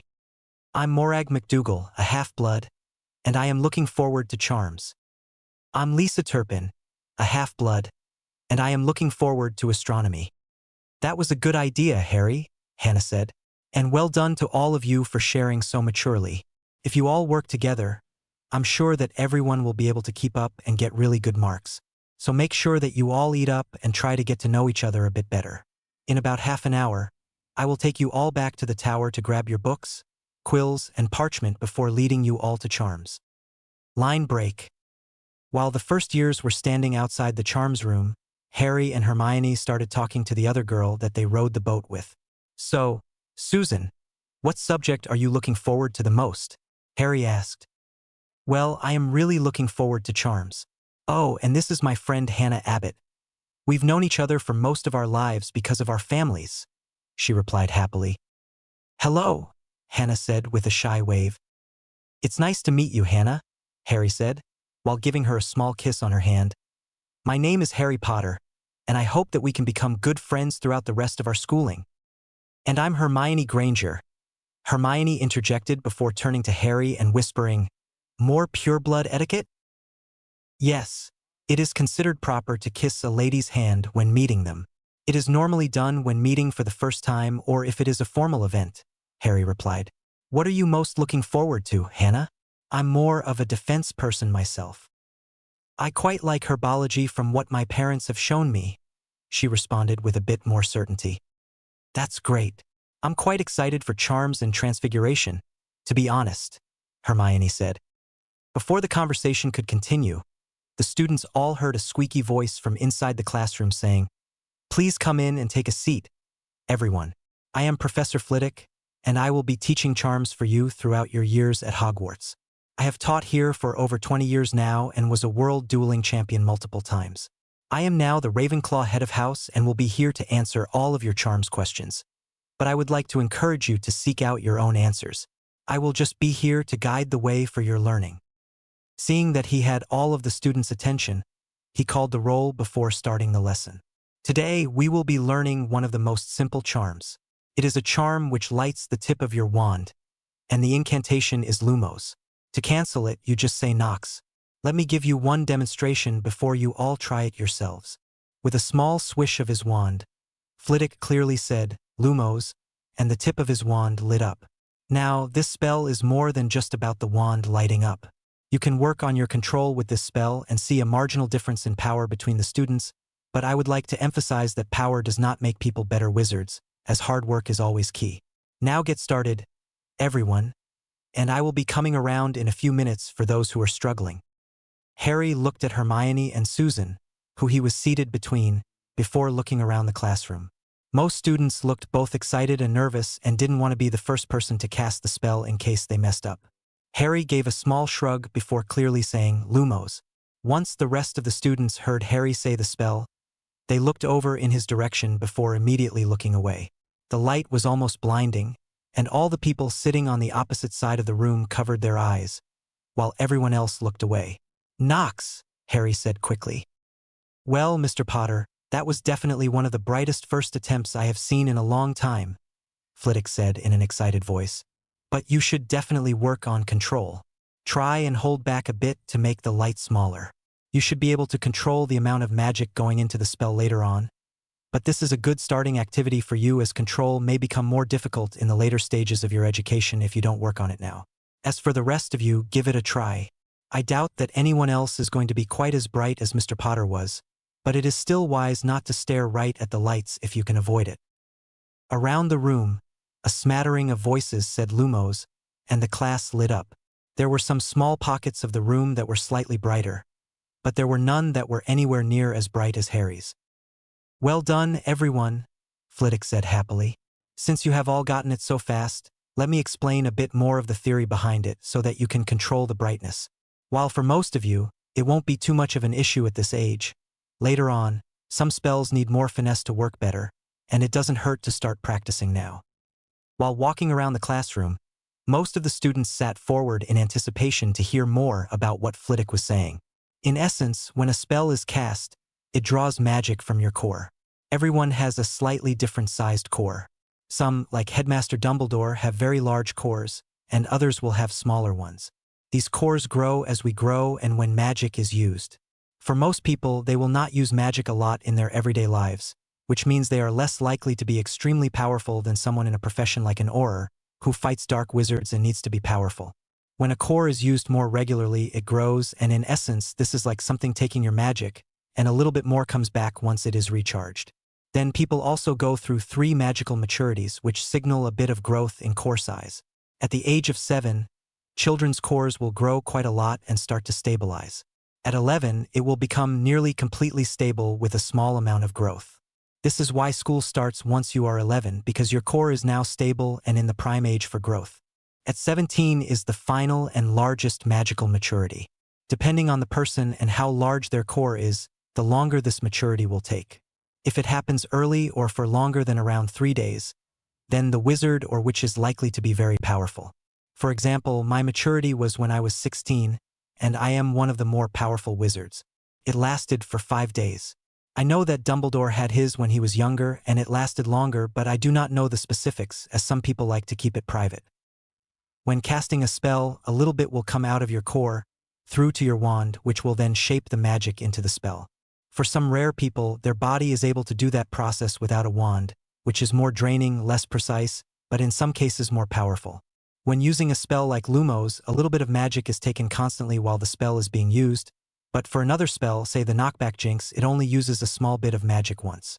When trying to reduce the amount of light that your wand is emitting, you are trying to reduce the amount of magic coming out of your core. For me, my light would be about as bright as Mr. Potter's if I am not reducing it, but with my control, I am able to make it smaller and less likely to blind someone. When reducing the magic, it can be done in 2 main ways. One is much easier than the other but might not be as effective when trying specific spells. The first method is to visualize the intended result. In simple spells like Lumos, visualizing a smaller light will dim the light. But on more complex spells, such as a blasting curse, it won't do quite as well. The other, much more complicated way is to find your core. This is very difficult, and most people never do unless they are Aurors or hit wizards. The way to reduce the power is to imagine a funnel draining some magic from your core when casting a spell. This is very difficult to do and requires lots of practice with every spell. But the end result is that you can shrink the funnel to have a smaller effect or widen it to create a regular effect. But to overpower it, you need to push the core into the funnel. For those of you who have seen the core, then you will know that this is all metaphorical, and you will need to create your own method of doing it. But this is just the basics and theory that you should make your own. For now, I want you all to just visualize a smaller light, especially you, Mr. Potter, Flitwick said with a grin. I will give you one attempt now, and if not, then I will put you in a small side room until you can change it. Before casting the spell, Harry closed his eyes, took a deep breath, and thought about what he wanted to do. First, he decided that he would try the visualization method. So, he imagined a small ball of light on the end of his wand. He remembered looking at Flitwick's and realized that it was bright enough to illuminate where he was pointing the wand but not too much around it. He thought about how the classroom lit up with all of the successful casts and decided that he was ready. Lumos, he whispered. As the whole class held their breath and looked out of the corner of their eyes, they saw a small light coming from his wand that was slowly getting brighter. Then it stopped, and they all cheered at Harry's success, with his fellow Ravenclaws who were sitting around him clapping him on the shoulder, and the Hufflepuffs on the other side of the room clapping politely. Nice job, Harry, Hermione said with a hug. What were you visualizing when you cast the spell? I thought about my end goal and how Flitwick looked, Harry responded while flashing a quick thumbs up to Hannah and Susan on the opposite side of the class. As long as you know what the end goal is, half the time magic will pick it up. Go on, give it a try. Just cast your regular Lumos, then imagine that it gets darker. Lumos, Hermione said. As the light started off at her regular brightness of a bit over the class average, it eventually went down to where most others were at. Did you see that, Harry? It worked, it actually worked, Hermione said excitedly. You say that like you doubted me? Harry said in a fake offended tone with a hand on his chest. Well done, Harry. 5 points to Ravenclaw for a spell well controlled. After a couple more minutes with everyone making small changes to the size of their lights, Flitwick said, All right, children, that was a great lesson. Even if it was a bit shorter than usual because it is the first day, we now have about 5 more minutes. First, I wanted to say thanks for being very respectful and willing to learn. Second, I want to say that I do not go through all of the spells in the standard book of spells in class. Some I will, but most of the ones that I teach will be in exams, and it will be beneficial for you to practice them in your own time. Lastly, for homework, please read through the theory for the next spell, which will be the color-changing charm, and have 10 inches of parchment on the theory, Flitwick said. Now, please wait outside the classroom for your prefects to lead you to your next lesson before lunch. As all of the students talked to their friends, the prefects of each house walked up to them and told the first highs to follow them to their next class. While walking to herbology, Hermione and Harry walked up to Jamie, and he asked them, How did you find Flitwick's class? Oh, it was just amazing. We cast Lumos, and Harry's spell lit up the entire room so much the first time. Then he managed to make it get less bright, and it was so amazing. Whoa, slow down, Hermione, Jamie replied before turning to Harry and saying, It is quite impressive that you managed to control your power in the first spell on your first lesson, and also quite unusual for a light from a first high to be that bright. I would need to overpower my spell even now to get it to be as bright as you described. Thanks. It wasn't that impressive though. Hermione just makes it sound really impressive, Harry responded. Don't listen to him, Hermione interjected. You can ask any other person in that class. The light was blinding, and then he managed to control it so that it looked like any of ours. Even if you don't find it impressive, Harry, it doesn't mean that others don't. There are some people who just find magic simple and understand it in ways that none of us could imagine, and it might be that you are one of them, which will just mean that the teachers push you harder to become the best wizard that you are. Jamie said seriously, then in a lighter tone said, Anyway, come on guys, let's get you to herbology in the greenhouses. You don't want to be late on the first day. On Saturday, Harry woke up and smiled at the thought of his first week of school being over. He had made many friends in all the houses, although some were harder to befriend than others, and he was excited about what more would come. While some of his classes had been amazing, like charms, transfiguration, and herbology, others did not interest him, like astronomy, and in some, the teachers were bad even if he was interested in the subject, like potions, data, and history. Professor Binns had put most people to sleep within minutes, and Harry decided it would be best to just read the history book instead of falling asleep like almost everyone else. The only person who could stay awake and take good notes was, of course, Hermione. Potions was another class that he wasn't sure about. He knew from Roger that Snape didn't like many people outside of Slytherin, but he was really looking forward to potions and hoped that he would be judged based on his ability rather than his house. Flashback. As all of the students settled down and looked around the classroom, the door banged open. One of the Hufflepuffs screamed, and a few of the other students jumped. As Snape stalked around the room, he said in a voice that the students had to strain to hear, "Wands away! There will be no foolish wand waving in this classroom. If you aren't as much of a dunderhead as most students are, then I can teach you how to bewitch the mind and ensnare the senses. I can tell you how to bottle fame, brew glory, and even put a stopper in death. But I don't expect that to be the case for you dunderheads," he said in a silky voice before suddenly turning and saying, "Potter, what would I get if I added powdered root of asphodel to an infusion of wormwood? Those are the main ingredients of the draught of living death, a potion so powerful that it puts the drinker into a death-like sleep until the antidote has been brewed," Harry responded respectfully.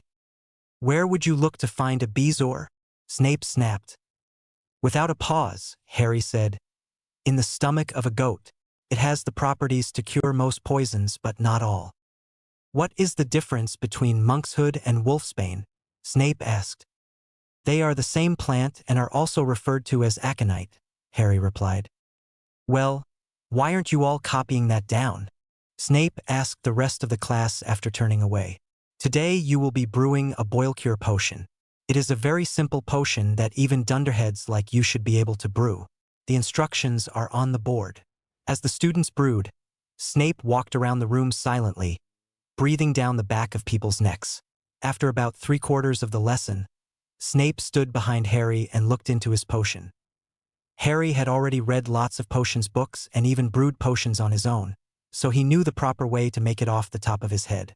When he was younger and got some of the first potions books, he learned about how the different ingredients would react to others and the reasons for the stirring. He learned the proper ways to prepare ingredients and even how to clean and set up his station. All of these were things that Snape took note of as he walked around the room, and he realized that this Potter was not at all like his father was in potions. His father used to mess around with his friends, just doing what was necessary to make the potion but not understanding why.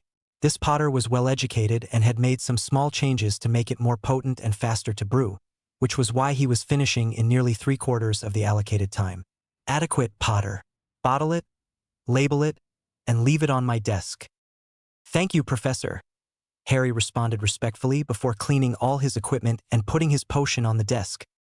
After a quick inspection, Snape decided to pause his judgment on the Potter brat because he might be different from his father. "Potter, please give me the rest of your potion. I will be bringing this to Pomfrey to be used in the hospital wing." "Yes, Professor," Harry replied in a surprised tone. After having cleaned his station, most of the other students were starting to finish their potions with varying levels of success. Hermione, having followed the instructions to a T, had a very good potion and wondered if hers would be brought to Pomfrey as well. Before being dismissed, Harry made sure that his fellow claws were cleaning up and storing their equipment properly, while sending significant looks to Susan and Hannah as well. Knowing how residue from other potions could impact the quality of potions, he ensured that all his equipment was clean before leaving with Hermione and the rest of the students. Unknown to Harry, Snape was watching over his actions with the other students and realized that there could be much more of Lily in him than he expected. He could accept that he was an adequate brewer, he thought with disdain, but there was probably some of James Potter in there somewhere. Snape decided to reserve his judgment on Potter for now and treat him neutrally for the time being. End flashback. While thinking about his first potions lesson, Harry was doing his daily exercises, and once finished, he went on his run. When he came back to the common room after cleaning up, he looked at the notice board and saw that he was scheduled for a meeting with Flitwick right after breakfast. While waiting for Hermione, he decided that he should get all of his homework done and wanted to organize that study group in the library that the Ravenclaws had talked about. Once Hermione met up with him and they exchanged greetings. Harry said to her, "Do you remember the study group that we talked about with the other Ravenclaws? I was thinking that we could do it today after lunch because all of our interviews are before then." "Oh, that's a great idea, Harry. We should tell them about it at breakfast." As Hermione continued to ramble about all the things they should do during the study session, Harry smiled fondly and said, "I'm sure we can get all our homework done, and then, after that, it's up to the others what they want to do. We can stay after for a while to do some extra reading if you would like." "Yes, please, Harry," Hermione replied abashedly. "I was getting carried away again, wasn't I?" "Yes, a little bit. I know you don't mean it, but others might start to feel resentful towards you if you try to force your views on them," Harry said while remembering the past week. "There have already been some instances, and I'm afraid that if you don't try and stop some habits, people will start to resent you." "What have I been doing, though? I understand that just then, I was trying to make people study more than they might want to, but I never realized I was being overbearing," Hermione asked, shocked.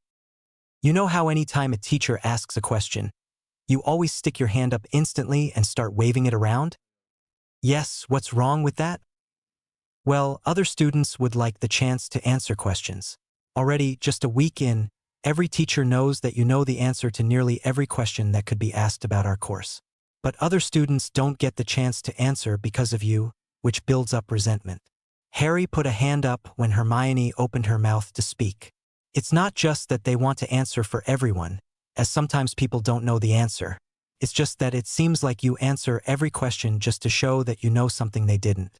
This is the type of thing that will build resentment and isolate you. I know, as your friend, that you don't do it to make yourself seem better. It's just so that the teachers know you're a good student. But especially at our age, students will resent you, and it will make you an outcast, which, considering we will be here for 7 years, will not be a pleasant experience for you." Hermione, who looked to be on the verge of crying, looked at Harry and said, "Am I really that bad? Does everyone hate me already?" Harry, feeling bad, gave Hermione a hug and said, "It's not that bad yet, but it will be. So if you don't want it to be like that, you need to only put your hand up for a few questions each lesson and don't act superior if you do answer one correctly. It will be fine if you do those things, and I want you to know that no matter what happens with everyone else, you and I will always be best friends." That just made Hermione squeeze a bit tighter before letting go and saying, "Thanks, Harry, but we should get to the Great Hall so that we can tell." "Sorry, ask the other Ravenclaws if they want to study together after lunch. Maybe we can invite Neville, Susan, and Hannah. I feel like we haven't seen enough of Neville since classes started." While they ate their breakfast and the Ravenclaw first years started trickling in, Harry saw Neville walk in alone and waved him over. "Hey, Nev," he said. "I feel like we haven't seen you enough since classes started. So I wanted to invite you to study with me and the rest of the Ravenclaws in the library after lunch." "Well, I could use the help. I'm pretty pathetic with most of my classes," Neville said dejectedly. "What are you talking about, Neville?" Hermione asked with concern. "I've been doing really badly in all my classes except herbology. Maybe everyone was right, and I am a squib," he muttered. "Neville, you and I are going to have a serious talk after my meeting with Flitwick. Meet me on the edge of the lake in about an hour. I don't expect the meeting to go for that long, but it might take me a while to get there. Hermione, make sure to tell the other Ravenclaws that if they want to, we are planning on studying after lunch," he said with an emphasis on wanting to. "Oh, and invite Susan and Hannah along too if they want to come. I'm going to go and meet Flitwick now." Line break. Once Harry made it to Flitwick's office, he knocked on the door and heard him say, "Come in." Upon entering, he briefly looked around and saw that it had everything one would need in an office: a desk, chairs, bookshelves, and writing equipment, though nothing particularly stood out to him. "Hello, Mr. Potter," prompt as always. "Of course, Professor. Please take a seat. There are a few things I would like to discuss, but before we get started, is there anything you wish to discuss with me?" "Well, I was hoping to get access to the Ravenclaw library, but I assumed it would be too early in the term to get access as a first year." "On the contrary, that is one of the topics I wish to discuss. Yes, you may use the library, and I hope I won't have to revoke that privilege. This will only happen if you cause trouble or if your grades slip." "Really? Thanks, Professor." I assure you that I will continue to do my best with my school work, Harry said, expressing surprise. I expected as much. Was there anything else you wanted to discuss? Flitwick asked. When Harry shook his head, Flitwick continued, First, I wanted to congratulate you on your performance in your classes so far. All the teachers I've talked to have said that you have been performing very well and putting in a lot of effort. If you keep this up, you will almost certainly be in the top 5 of your year and possibly even first. Really? Harry exclaimed. I knew I was doing well in the practicals, but even in the theory parts, I thought others were much further ahead than me. Apparently not. Aside from that, there is one other thing I am willing to offer you that I haven't offered before. When I saw your power in our first lesson, and knowing that people may dislike you because of what you did to you-know-who, I decided to offer to train you in dueling. After a moment's silence, Harry said, Me? A first year? I know next to nothing about magic, and although I have some surprises about what I can do, they aren't all that effective in a fight. That is why I will teach you. I will be able to teach you more than what I can do myself, as I am not powerful enough. As you know, magic is like a muscle. If you are already as powerful as me, the younger you start training, the stronger you will be and the more spells you will be able to use. There are still reasons why wizards like Dumbledore and you-know-who are so difficult to beat even with enough skill. It is because of those powerful spells that are hard to stop without the necessary power. You should be able to stand against wizards like them in power once you have had your final maturity, which I suspect will be earlier than most and last longer. Although you might not have their experience or knowledge, if you start early enough, you will be able to acquire enough to possibly catch up with them. I accept, Harry said, cutting Flitwick off. I would be honored to be your student. Or is it more of an apprentice/master thing? Master and apprentice is more appropriate, Flitwick interjected. Anyway, I would be a fool not to accept a multiple-time world dueling champion as a master. How many times was it actually? You just said multiple, Harry asked. 7, the highest in history, as my dueling career lasted longer than most. Some wizards of Dumbledore's caliber just aren't interested in dueling. But you will be my first apprentice, and I will expect a lot from a wizard of your caliber. Now that you have accepted my offer, I will train you after classes on Monday, Wednesday, and Friday. I will also train with you on Saturday mornings. If you can't keep up with the coursework, we will discuss the training times and see if dropping one is necessary. I won't hold you up any longer, but I look forward to teaching you, my apprentice. Thank you, Master, Harry said with a small bow before leaving the room. After casting a quick tempest, he realized that he had about 15 minutes to get to the lake and meet Neville. So he started walking down the halls towards the lake, thinking about Flitwick's offer and what it would mean for him. He had always wanted to be able to protect those he cared about, and this would give him the means to do it. Flitwick also made a good point about Voldemort's followers being a threat to him once he started venturing into the magical world outside of Hogwarts. He decided that it would be very beneficial for him, and he would always work hard to protect his family and friends. By the time he made it to the lake, he saw Neville sitting under a tree overlooking the water.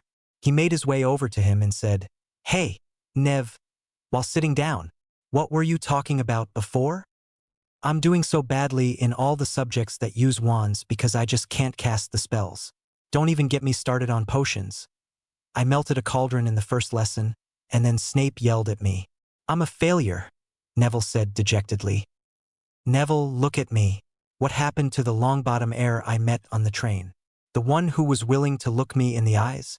The one who helped me put the Malfoy heir in his place by reminding him that by his own definition, we are better than him? What happened to you, Neville? I don't know, Harry. I just keep being told that I'm horrible, and I am practically proving them right, Neville said. My grandma was right. I am a disappointment and not worthy to use my father's wand, he muttered under his breath. Wait, did you say you are using your father's wand? Yeah, he was a great wizard, and my gran said that if it worked for him, then it would work for me too. No offense to her, but she is wrong. Ollivander always said that the wand chooses the wizard, and this is why you are not able to perform spells. Just the fact that you can get any result is impressive when you are forcing the magic through someone else's wand. And I know this is personal, and if you don't want to, you don't have to answer, But what happened to your parents that you are being taken care of by your gran? Well, I don't really like to talk about it, but it is something you should know. They were tortured into insanity by the Lestranges and Barty Crouch Jr. when they tried to attack our home.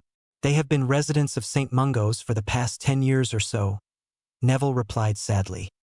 With a soft pat on Neville's shoulder, Harry replied, "That's horrible, but I'm sure there are better ways to honor their memory than using your dad's wand. For one, you're just as much your mum as your dad, which is likely why his wand won't work for you. A better way to honor their memory would be to become the best wizard you can, and to do that, you need your own wand and to work hard. I'm willing to help you with that if you want. And now that I think about it, Hermione would probably be offended if we didn't invite her to study with us." With a small laugh, Neville said, "Yeah, I couldn't imagine how upset she would be if we studied without her." "All right, Neville. First, we should get you a wand of your own, and then we will start working on your practical classes together. Once you build up your confidence, you might not be so nervous around Snape, and with some tutoring, you will be making great potions," Harry said while getting up. "Come on, Nevada.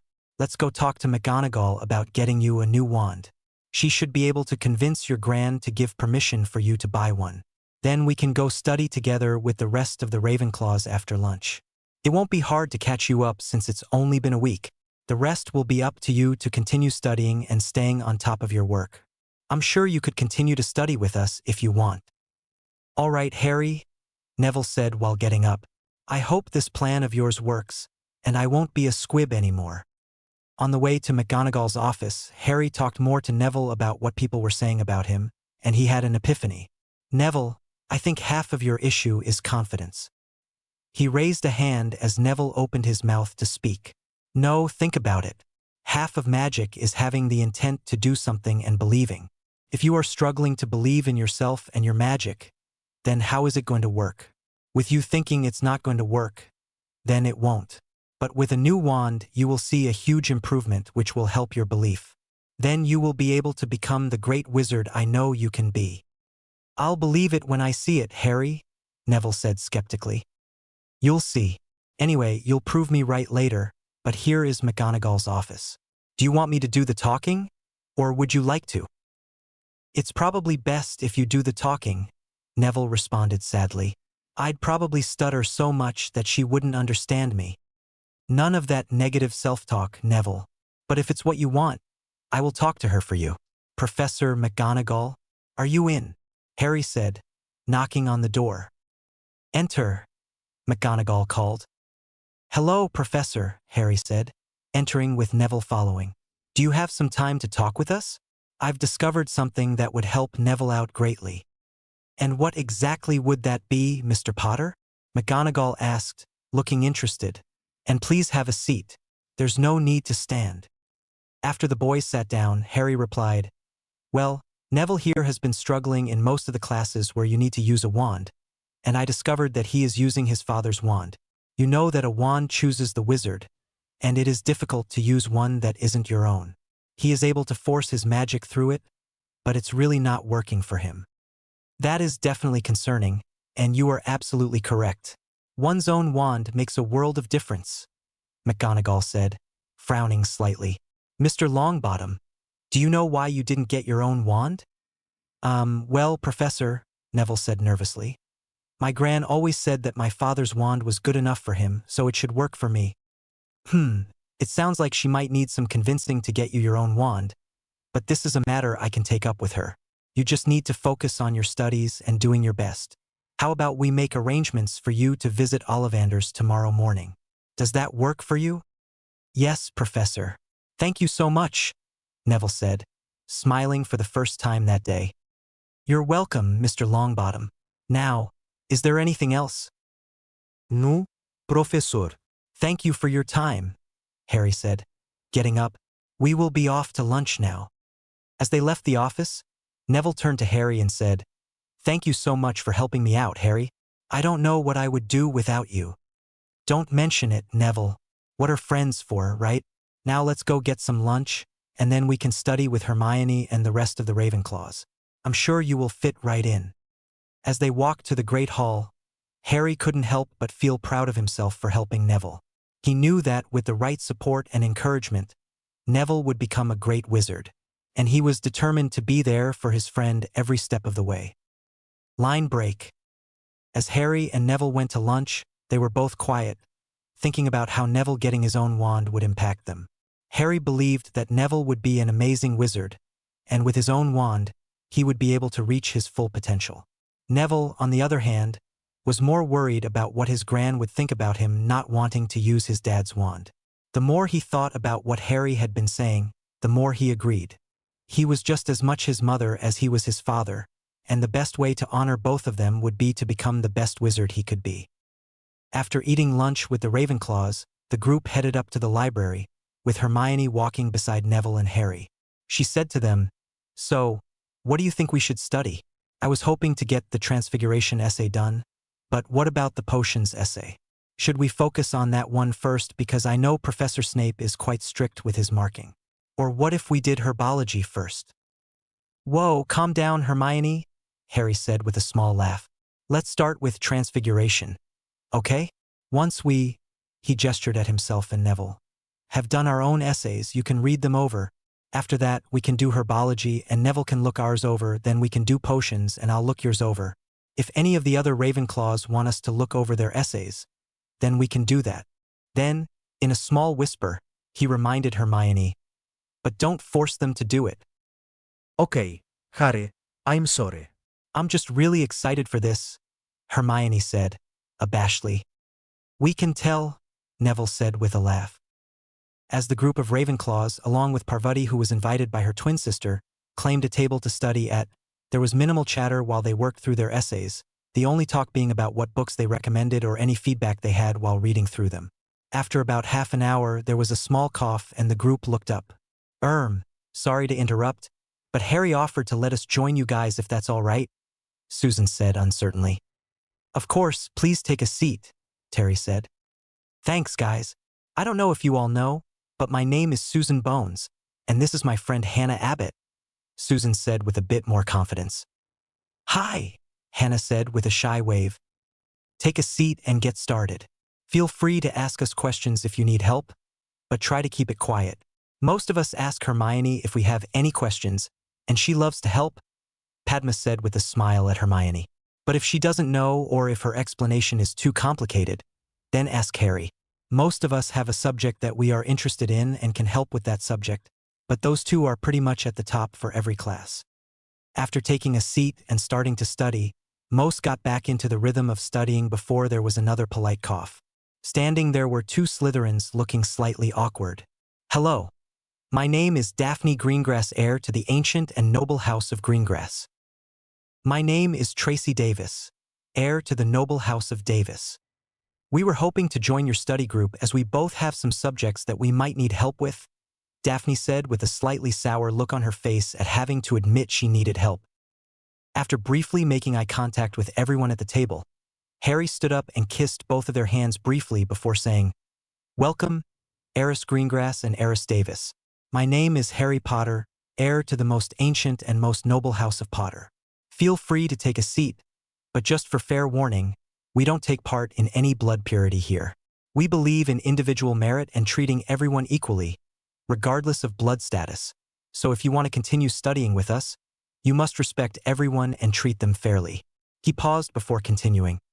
"Please be respectful when we are studying by staying quiet and trying not to disturb people who are busy. If you need to ask questions, keep it quiet." "Of course, Mr. Potter. Is there anyone we should direct our questions to in particular? I wouldn't want to disturb someone by asking them something that isn't their favored subject," Ms. Greengrass said respectfully. After sharing a look with Hermione, he responded, "Ask Hermione if you need anything, and then she can either answer your question or direct you to someone who can." "Okay, we will get to studying now." After about 2 hours of studying together, people started leaving until it was just Hermione, Harry, Neville, Susan, Hannah, Daphne, and Tracy. Throughout the study period, everyone managed to complete their homework, with the Ravenclaws doing some extra study as well. The additions from other houses were quiet, respectful, and on task. "Thank you, Mr. Potter, for letting us join your study group. May we come back next week to join you again?" Ms. Greengrass asked. "Of course you may. Thank you for following our rules. and I hope you were productive. Thank you, Mr. Potter, Ms. Davis said before both girls turned and walked away. Well, I think that went well, don't you think? Harry said, turning to look at the others. I don't know about you guys, but I got all of my work done and some extra study as well. And Neville, that was some great detail on your herbology essay. I just had to go and add some of it to mine as well. With a small blush on his face, Neville replied, Thanks, Harry. Without you, I'm sure I would still be struggling with potions. And Hermione, thanks for the help with transfiguration. It was a really good idea, Harry. Do you mind if Hannah and I come back next week as well? Susan said excitedly. Of course, Susan. The more, the merrier, Harry replied. Thanks, Harry. Both girls chorused before walking off together. I should probably go and drop off my books before dinner, guys, but thanks so much for helping me. I'll come and find you once I have gotten my new wand so that I can practice with you after. Is that all right? Neville said with a bit of uncertainty. Yeah, Neville, just come and find me once you're back, Harry said. We should probably go back too, Hermione. We'll see you at dinner, Neville, or tomorrow if you're sitting with the Gryffindors today. Bye, guys. After Neville had walked away, Harry and Hermione started walking towards the Ravenclaw dorms to drop off their books. After about a minute, Hermione turned to Harry and asked, What did Neville mean about getting his wand? Whose wand is he using now? That is something that Neville trusted me with, and I will not be betraying his trust in me. But for now, just know that he is getting his own wand tomorrow and will need a little bit of confidence to boost his performance. All right, Harry, I hope he knows that he can trust me, Hermione said dejectedly.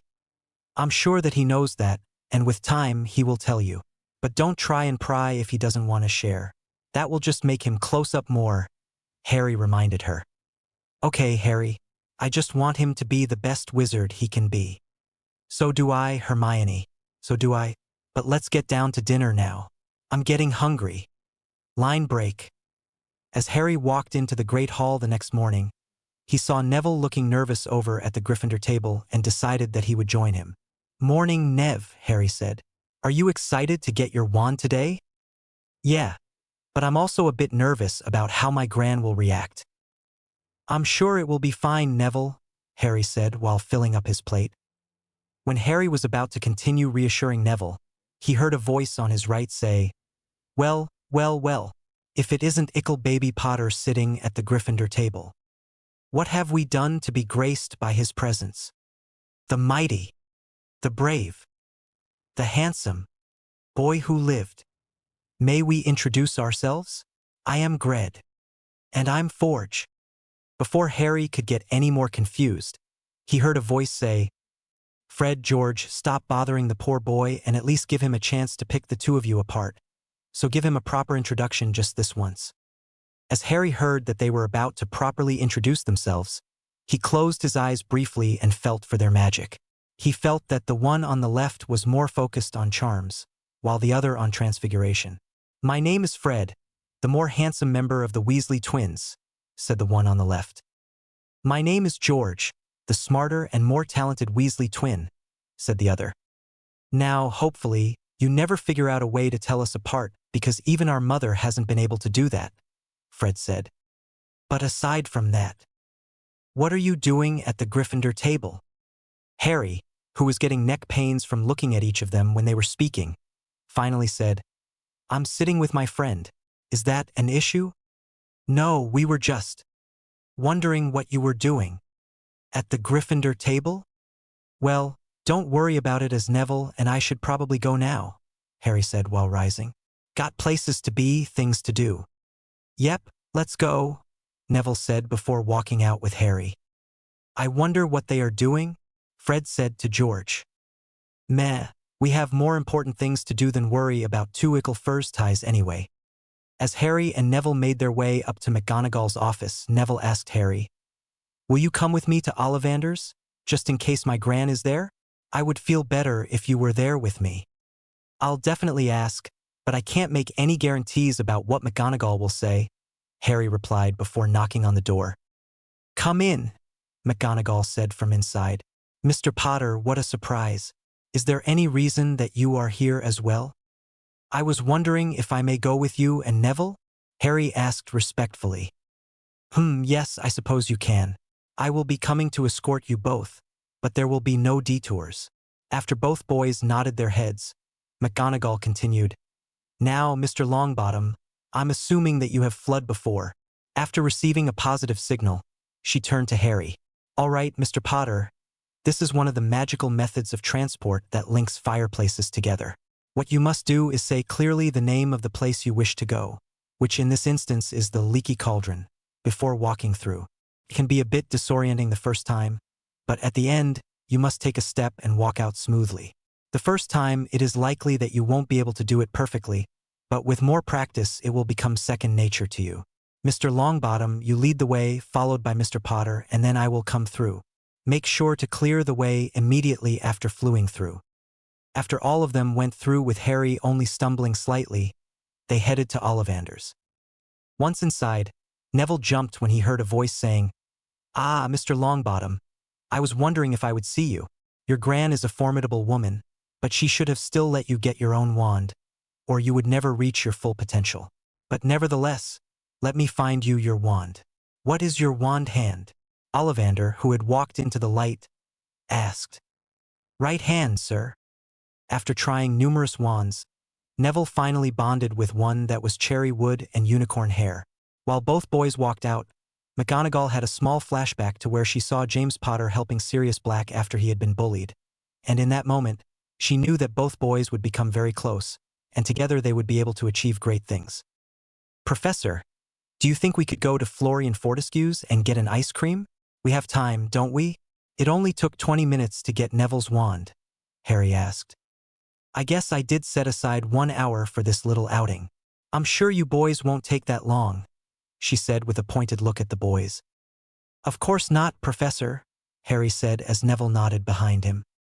So while the boys ate their ice creams quickly, they asked McGonagall about some of the stories she had of their parents, with lots of stories that had them laughing until they cried, and some that were bad enough that both cringed, generally about James trying to ask out Lily, and some more about their parents' hopes and dreams. Eventually, after nearly 1.5 hours, McGonagall, who was smiling, said, Okay, Mr. Potter and Mr. Longbottom, it's time to go back to Hogwarts. I greatly enjoyed this time with you, and I hope you enjoyed it too. Oh yes, Professor, it was great, Neville said.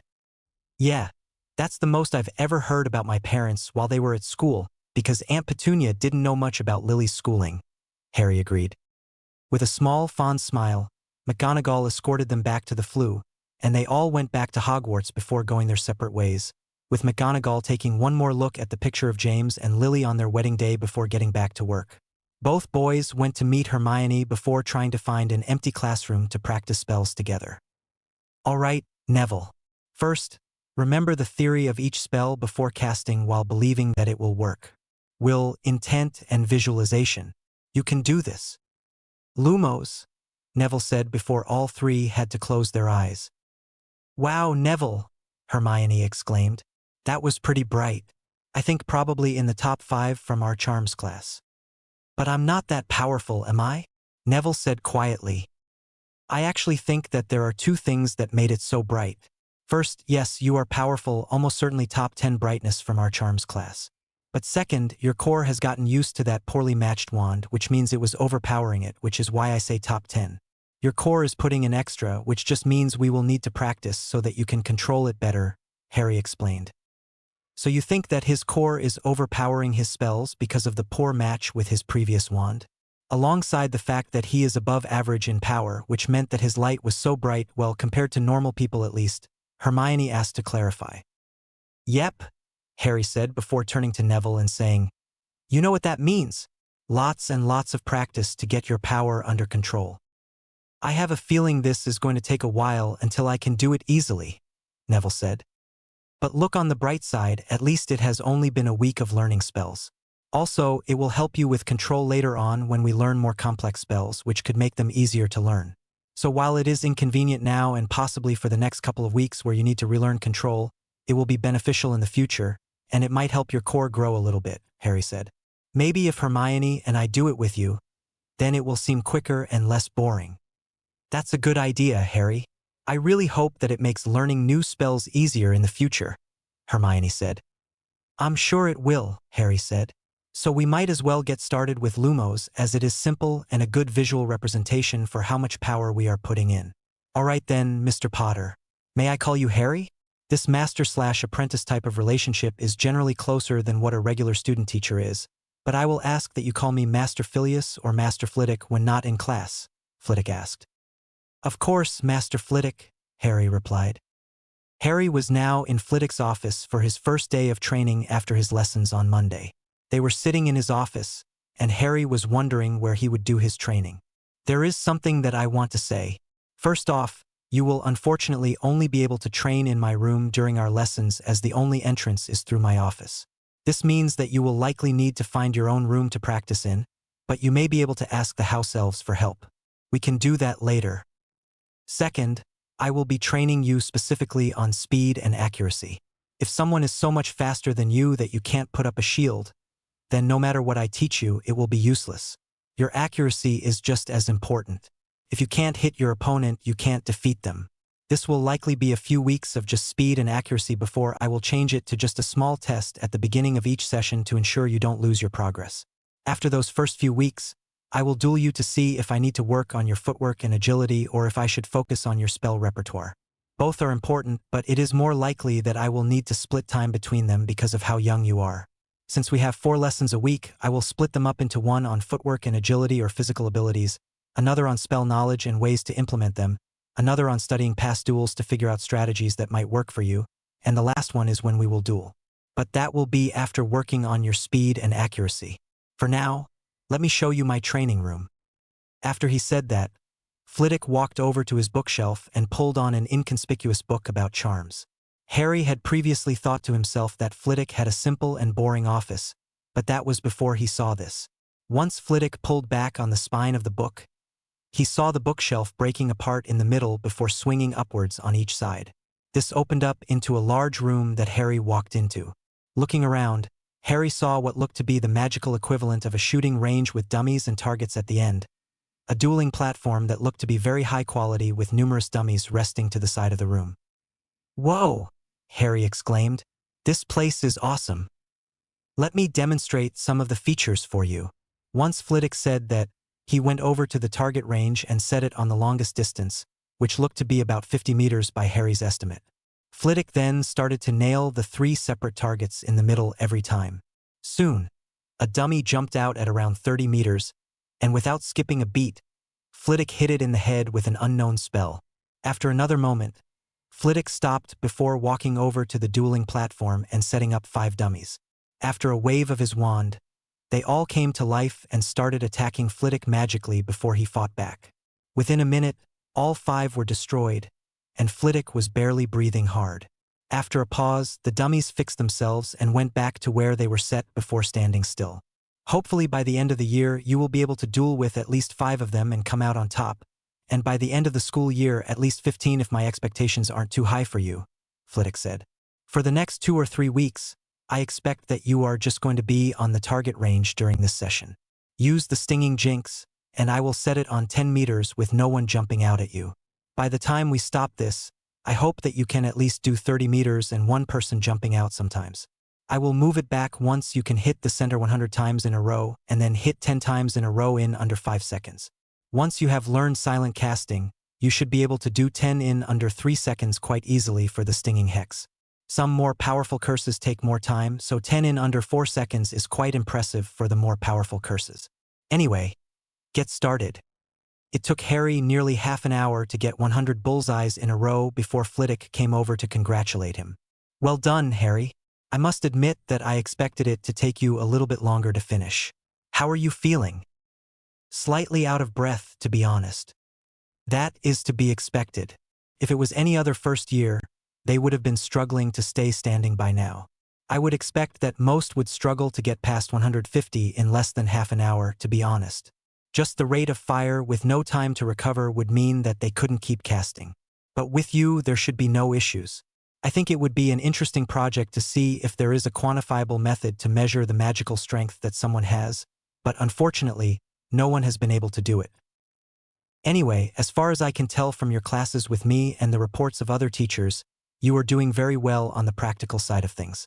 So with that in mind, I thought that maybe I would be able to help get you ahead in all of your subjects in this time, just so that when it comes time for me to teach you spells to use in dueling, you will have some that, if you use creatively, you will be able to fight back with a larger repertoire of spells.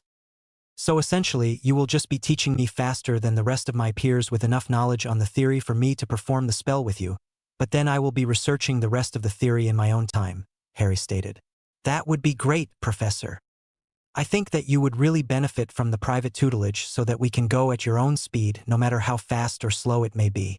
But be warned that this method would require you to do lots of reading ahead, so that you can continue to learn new spells quickly.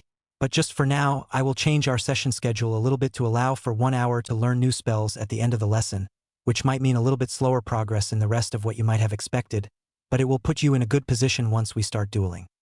To start with, let's go over some spells that you should have learned in Dada if you had a competent professor. In your first year, you should learn some basic spells like the Petrifying Hex, Flame Charm, Knockback Jinx, Disarming Charm, Cutting Hex, and the Stunning Charm. There are more first-year spells that can be used in a duel, but it generally requires self-study, which is something I expect from you. I will get through those spells this lesson, and then next lesson we will focus on Transfiguration. Please read through as many books on this year's spells as you can ahead of time, but I understand that if you try to read all of them too fast, you will probably be unable to keep up with schoolwork, so just do as much as you can. I promise you, Master Flitwick, I will have finished the first-year syllabus at least practically by the end of the first term. With your help, we will be able to move on to at least third year by the time this year has ended, Harry stated determinedly. For a moment, Flitwick just stared at Harry before looking him in the eye and seeing the determination. I believe you. We will make you into one of the best duelists the world has ever seen. By the end of the year, you will be ready for your first dueling tournament. I will sponsor you to join the under-13 age bracket, which you should be able to compete in. But now enough of this chit-chatting. Get back to work, Flitwick said with a small smile. Yes, Master Flitwick, Harry stated before going to the target practice and hitting another 10 bullseyes in 13 seconds. Come on, Harry, you can do better than that, Flitwick encouraged. Line break. After a few more weeks of school, Harry was walking to Transfiguration while talking with Hermione, Daphne, and Tracy. So, are you guys excited for flying lessons this afternoon? Harry asked. He received a resounding no from the girls, who were all not very excited. What do you mean? It will be fine. Harry looked at each of the girls before settling on Hermione, who was arguably the most nervous, and saying, I promise all of you that I will be there to catch you if you hurt yourself or if it looks like you will fall. Hermione looked a little bit more confident and understood so far that Harry had never broken a promise he made to her, so she knew he would do his best to make sure that she was safe. But even then, she knew that he wasn't infallible, so she would need to be careful. All right then, but we should probably head to Transfiguration as we don't want McGonagall to be mad at us for being late.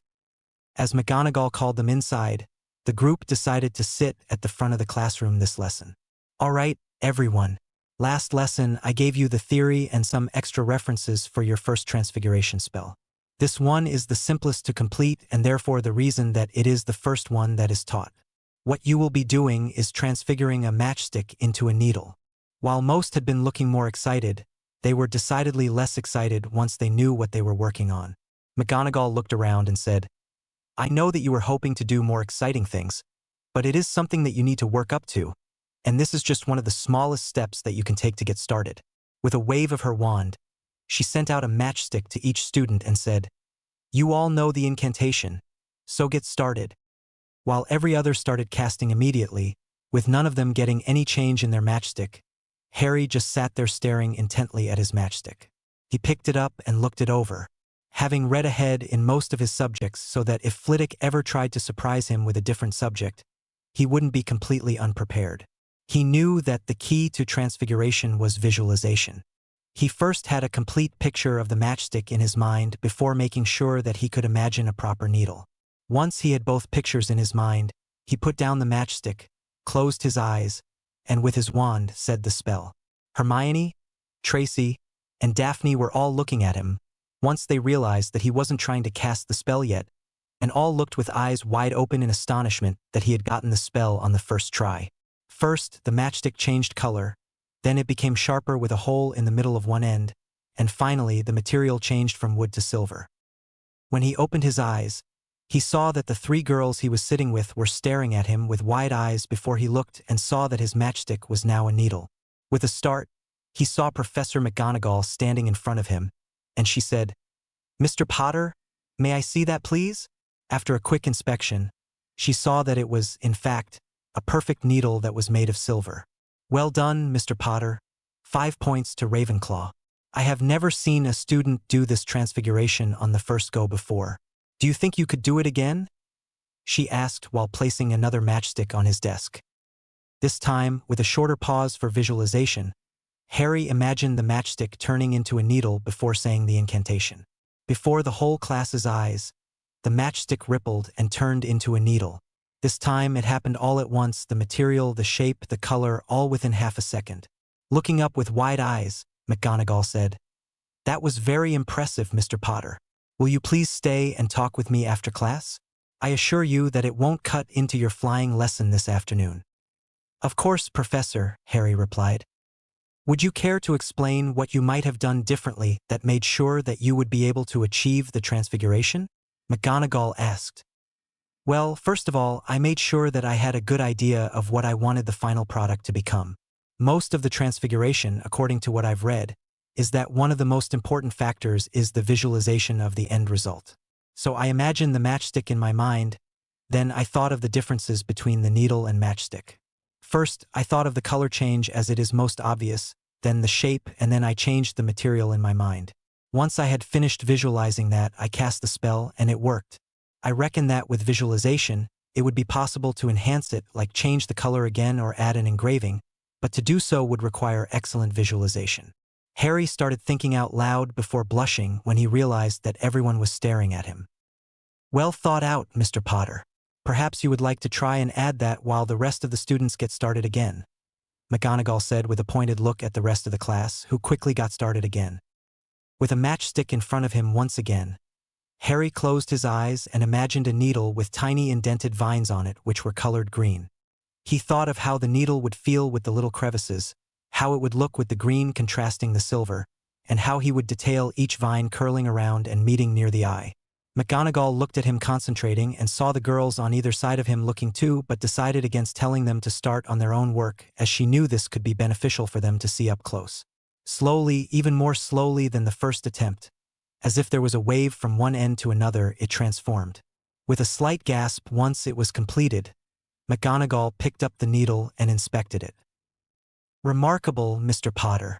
In all my years of teaching, I have never had such a talented student in my class. 10 more points to Ravenclaw. You can spend the rest of the lesson helping others if you would like. Just remember to stay back after class," McGonagall said. As soon as McGonagall walked away to help other students, Hermione turned to Harry and asked, "How did you do that? Nowhere in any book did it ever say that something like this was possible." As Harry turned to his left to respond to Hermione, Daphne picked up the needle and inspected it with Tracy as she muttered under her breath, "Incredible." "Well, Hermione, the first thing that you need to know is that books are not infallible, and that it is possible to do things that are not written in books, as otherwise how were the first books made without the information already available?" Harry said while looking at Hermione with a pointed glance. "But the second thing is that most of magic is intent. That is how silent casting works, as it was explained to me by Professor Flitwick. That is in nearly all spells from charms to transfiguration. But there are a few exceptions with really powerful spells that require incantations, one being the Patronus charm. So essentially, the incantation that I used was unnecessary, as it was just a stepping stone for my magic to know that I wanted the matchstick on my desk to change into what I was visualizing. So what you're saying is that if you visualize something and then will your magic to do it, then there will be very little that it can't do, with only a few exceptions," Hermione stated. "There are a few other factors, but that is the simplest explanation that I can give you, which is especially necessary in transfiguration," Harry said. Over the course of the lesson, Harry helped Daphne, Hermione, and Tracy to perform the spell, with a slightly larger number of students getting a partial change than usual thanks to Harry's explanation of how he did the spell in the first place.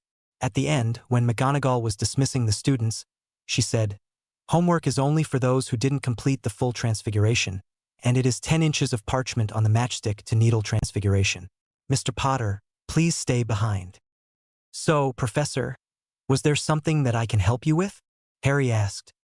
"I have heard from Professor Flitwick that you were having dueling lessons with him, and he would be teaching you all of the practical spells that you would learn in the younger years so that you had a large spell repertoire," McGonagall said. After Harry nodded, she continued, "So I was wondering what you would like to do in my classes, as you obviously know the practicals very well, and from that explanation alone I know that you understand the theory. So to stop you from becoming bored in my class, I have a few options that I think you might like. First is that I will give you separate instructions to the rest of the class and will move through much faster with a larger reliance on self-study for the theory where you just do the practical in class, although you could, of course, come to me with any questions that you might have. The second option that I have for you is that you would become my teaching assistant in this class, which means you would help those who are struggling while I teach the rest of the class. This is because, as I'm sure you know, teaching is the highest form of understanding. The final opportunity is that I will set you assignments and you will not bother going to class. Each week, I will give you a small test on the theory and practical to ensure that you have not been slacking off, but this will allow you to move faster and have more free time. Which option would you prefer?" Harry thought through what he could choose. The first option was appealing because he will get to spend more time with Daphne and Tracy, while still working at a faster speed. Second would be nice, but it would also mean that there was no new learning in Transfiguration as he would be learning it ahead of time from Flitwick. Third was what he was leaning to, but he really wanted to be able to hang out with Daphne and Tracy more, even if it was just in class. Now that he thought about it, he wished that he could hang out with all of his friends who weren't in his house in more than just classes. After weighing the options, Harry had decided and said to McGonagall, "I would like to choose the third option. But I do also have something that I want to ask of you." "Well, I think that the third option would be best for you, Mr. Potter. But what would you like to ask of me?" McGonagall asked skeptically.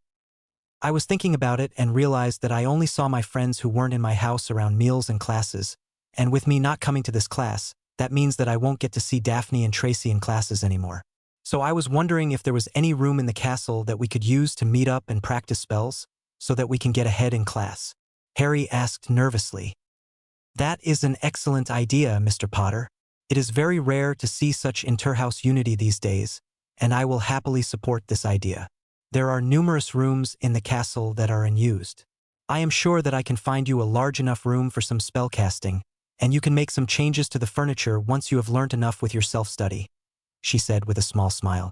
"I will get it cleaned up and put in a clock that I will charm to go off half an hour before all meals and curfew just so that you don't stay there too long.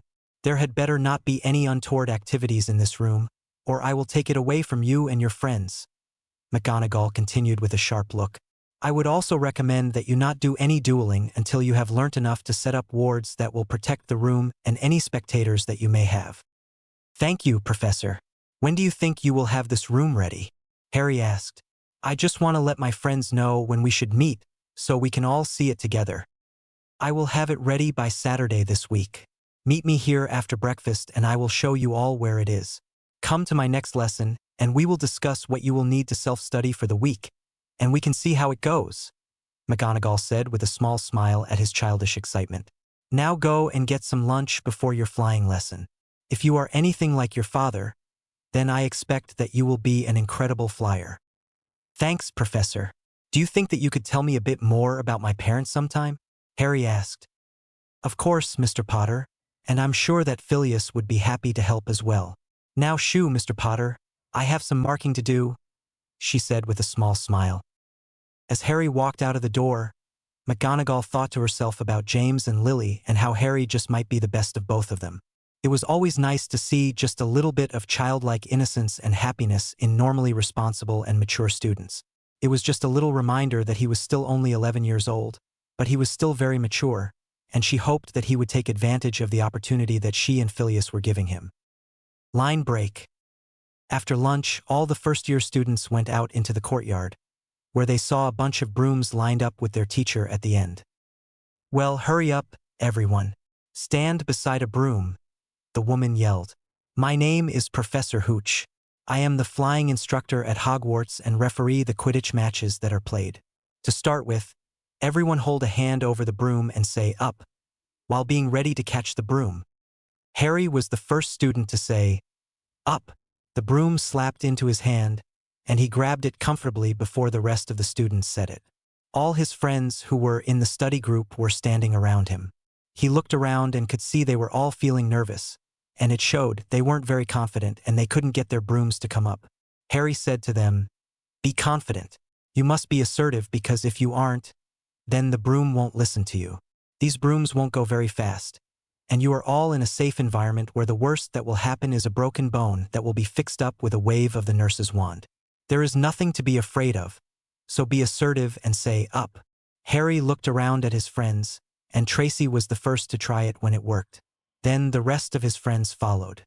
Of their group of friends, Hermione, Daphne, Susan, Padma, Parvati, and Neville were all extremely nervous, but with Harry standing beside them, they were feeling a little bit more confident. "All right, everyone, now kick off. Then come back down on the count of 3. Remember to be calm, and everything will be all right, guys," Harry whispered to all his friends, who stood a little bit taller knowing that Harry would be there with them. 1, 2, 3. On 3, all the students kicked off slowly before descending to the ground.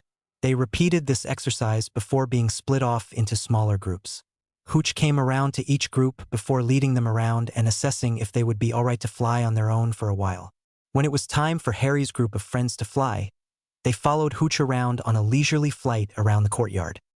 After a while, Hooch landed and handed Harry a tennis ball. "Please stay in or around the courtyard where I can see you, but I think all of you and your friends are competent enough to play catch. Try not to go too high, though." As they were all playing catch with varying levels of success, with Harry being able to throw, catch, and fly the best, all of a sudden, Susan let out a scream. Harry looked over at her and realized that she was flying uncontrollably up and towards one of the towers. Harry immediately shot into action. He flew after Susan, making some incredible dodges between other students, even doing a barrel roll to fly under another student. He was closing in on Susan but saw that she was going to hit the tower very soon. So he made a quick decision and flicked one of his wands out of its holster in his left hand. While flying with his right, he called out clearly, "Wingardium Leviosa." Susan immediately started floating and left her broom behind. Within seconds, it had crashed into the tower, and Susan was left hanging for a second until Harry came up beneath her and gently lowered her onto the broom in front of him. Harry wrapped his arms around her to hold her onto the broom before flying them both to the ground while quietly whispering reassurance into her ear. Immediately after they got off the broom, Harry wrapped her in a hug as she started bawling into his shoulder. Once Hooch landed, she said to everyone, "All right, class is over now. I'm going to take Ms. Bones to the hospital wing for shock, but she should be fine." Then, looking at Susan, who was holding desperately onto Harry, she said, "Perhaps you would be able to carry Ms. Bones to the hospital wing, Mr. Potter. It doesn't look like she is in the proper condition to be walking, I'm afraid." "Of course," Harry said to Madame Hooch, then turned to his friends and said, "I'll see you guys at dinner, but I'll stay with Susan until she is all right." He then picked Susan up bridal style and carried her to the hospital wing. Took a while to get to the hospital wing, but once there, Susan had managed to stop crying but was still clinging to Harry. The school nurse came bustling over and said, "Oh dear, what happened?" "Ms. Bones had a bit of a fright in flying lessons, Poppy," Hooch said, "and Mr. Potter did some of the best flying that I have seen in a long time to catch her.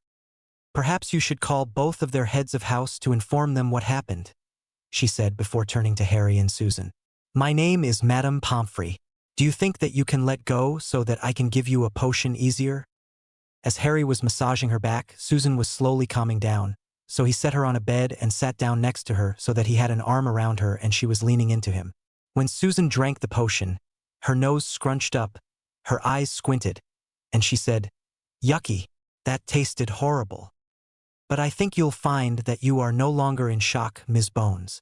You might be a little bit timid on a broom, but after what I heard about Mr. Potter's performance on a broom, if you have some private lessons with him, then I'm sure that you will be fine. You should be free to go now, but if you have any more issues, then feel free to come to me," Madame Pomfrey said. "Do you want to go down to the Great Hall now, Susan?" I'm pretty sure that's where most of our friends would be, Harry asked. Yes, Harry, that would be nice, Susan said before standing up to walk out the door. As soon as they were alone in the hallway, Susan turned to Harry and practically jumped on him, wrapping her arms around him. Thank you so much, Harry. I don't know what would have happened to me if you hadn't saved me. I promised, didn't I? Harry said while wrapping his arms around the girl. Are you sure that you are feeling all right, Susan? We can just wait here for a while if you want. Yes, I'm feeling fine, Harry. Let's go because I'm starting to get hungry anyway, Susan said before turning to walk to the hall while linking their arms. Once they reached the Great Hall, they saw that all their friends were sitting at the Hufflepuff table around Hannah, who was looking really sad. Once Hannah looked up and saw them, she ran and hugged Susan tightly and nearly knocked her over. Harry steadied them both once he saw it looked like they would fall before being slammed into by Hermione, Daphne, Tracy, Padma, and Parvati. Harry was struggling to stand up when the girls all started rambling while grabbing him until Harry managed to untangle himself, with only Hermione not letting go. Hermione started slamming her fist into his chest while saying to Harry, "You idiot! That was stupid, reckless, and not something that you should have done. You could have been hurt." Hermione, I promised that I wouldn't let anything happen to you girls, and that's what I was doing, keeping my promise. I would have done it for any one of you girls, even Neville, Harry joked with a small smile. But anyway, I'm fine, can't you see? Harry said as he wrapped his arms around her tightly. Besides, if I wasn't fine, would I have been able to stay standing when all of you girls slammed into me? Harry said with a smile. At that, most of the girls blushed a little bit before mumbling an apology. But we were really worried for you, Parvati said. You were really brave, and I don't think that I would have been able to do it. Also, we haven't learned that spell yet, Harry. How did you manage to do it? Hermione asked once all of them had sat down. I have been taught by Professor Flitwick, Hermione. It was one of the spells that we have gone over recently, and it was the first one that came to mind, Harry said. Anyway, enough about this depressing stuff. I have some exciting news that I wanted to share with you. I asked Professor McGonagall about getting ourselves a room to study in so that we can hang out together when we aren't in class. She said that on Saturday we would get to see it after breakfast, so we need to meet at her office immediately after. That's a great idea, Harry, and we can probably customize it once we have learned enough in Transfiguration, but I'm sure that you will end up doing most of it, Hannah said with a small chuckle. That will likely be the case, a voice said from behind. But I'm afraid before you can work on your plans for the room, I need to talk to Mr. Potter. As Harry turned around and saw Flitwick, he said, Of course, Professor. Should we go to your office or the training room? My office will be fine. This isn't about your dueling, which you are still doing marvelously in, by the way. As the two walked to Flitwick's office, they continued to chat about their dueling lessons and what Harry would be learning more about. Then, once they sat down at the desk, Flitwick said, I have heard what you did in your flying lesson today, and I saw a memory from Madame Hooch. It has to be some of the most incredible flying that I have ever seen, and all the heads of houses had a meeting with Headmaster Dumbledore about it. We would like to offer you the opportunity to try out for the Quidditch team, along with an exception to the no brooms for first year's policy. I would personally love to see you doing this, and I'll make sure that it doesn't interrupt our dueling sessions. I would love to, Professor. Just let me know when the tryouts are and when I can get a broom.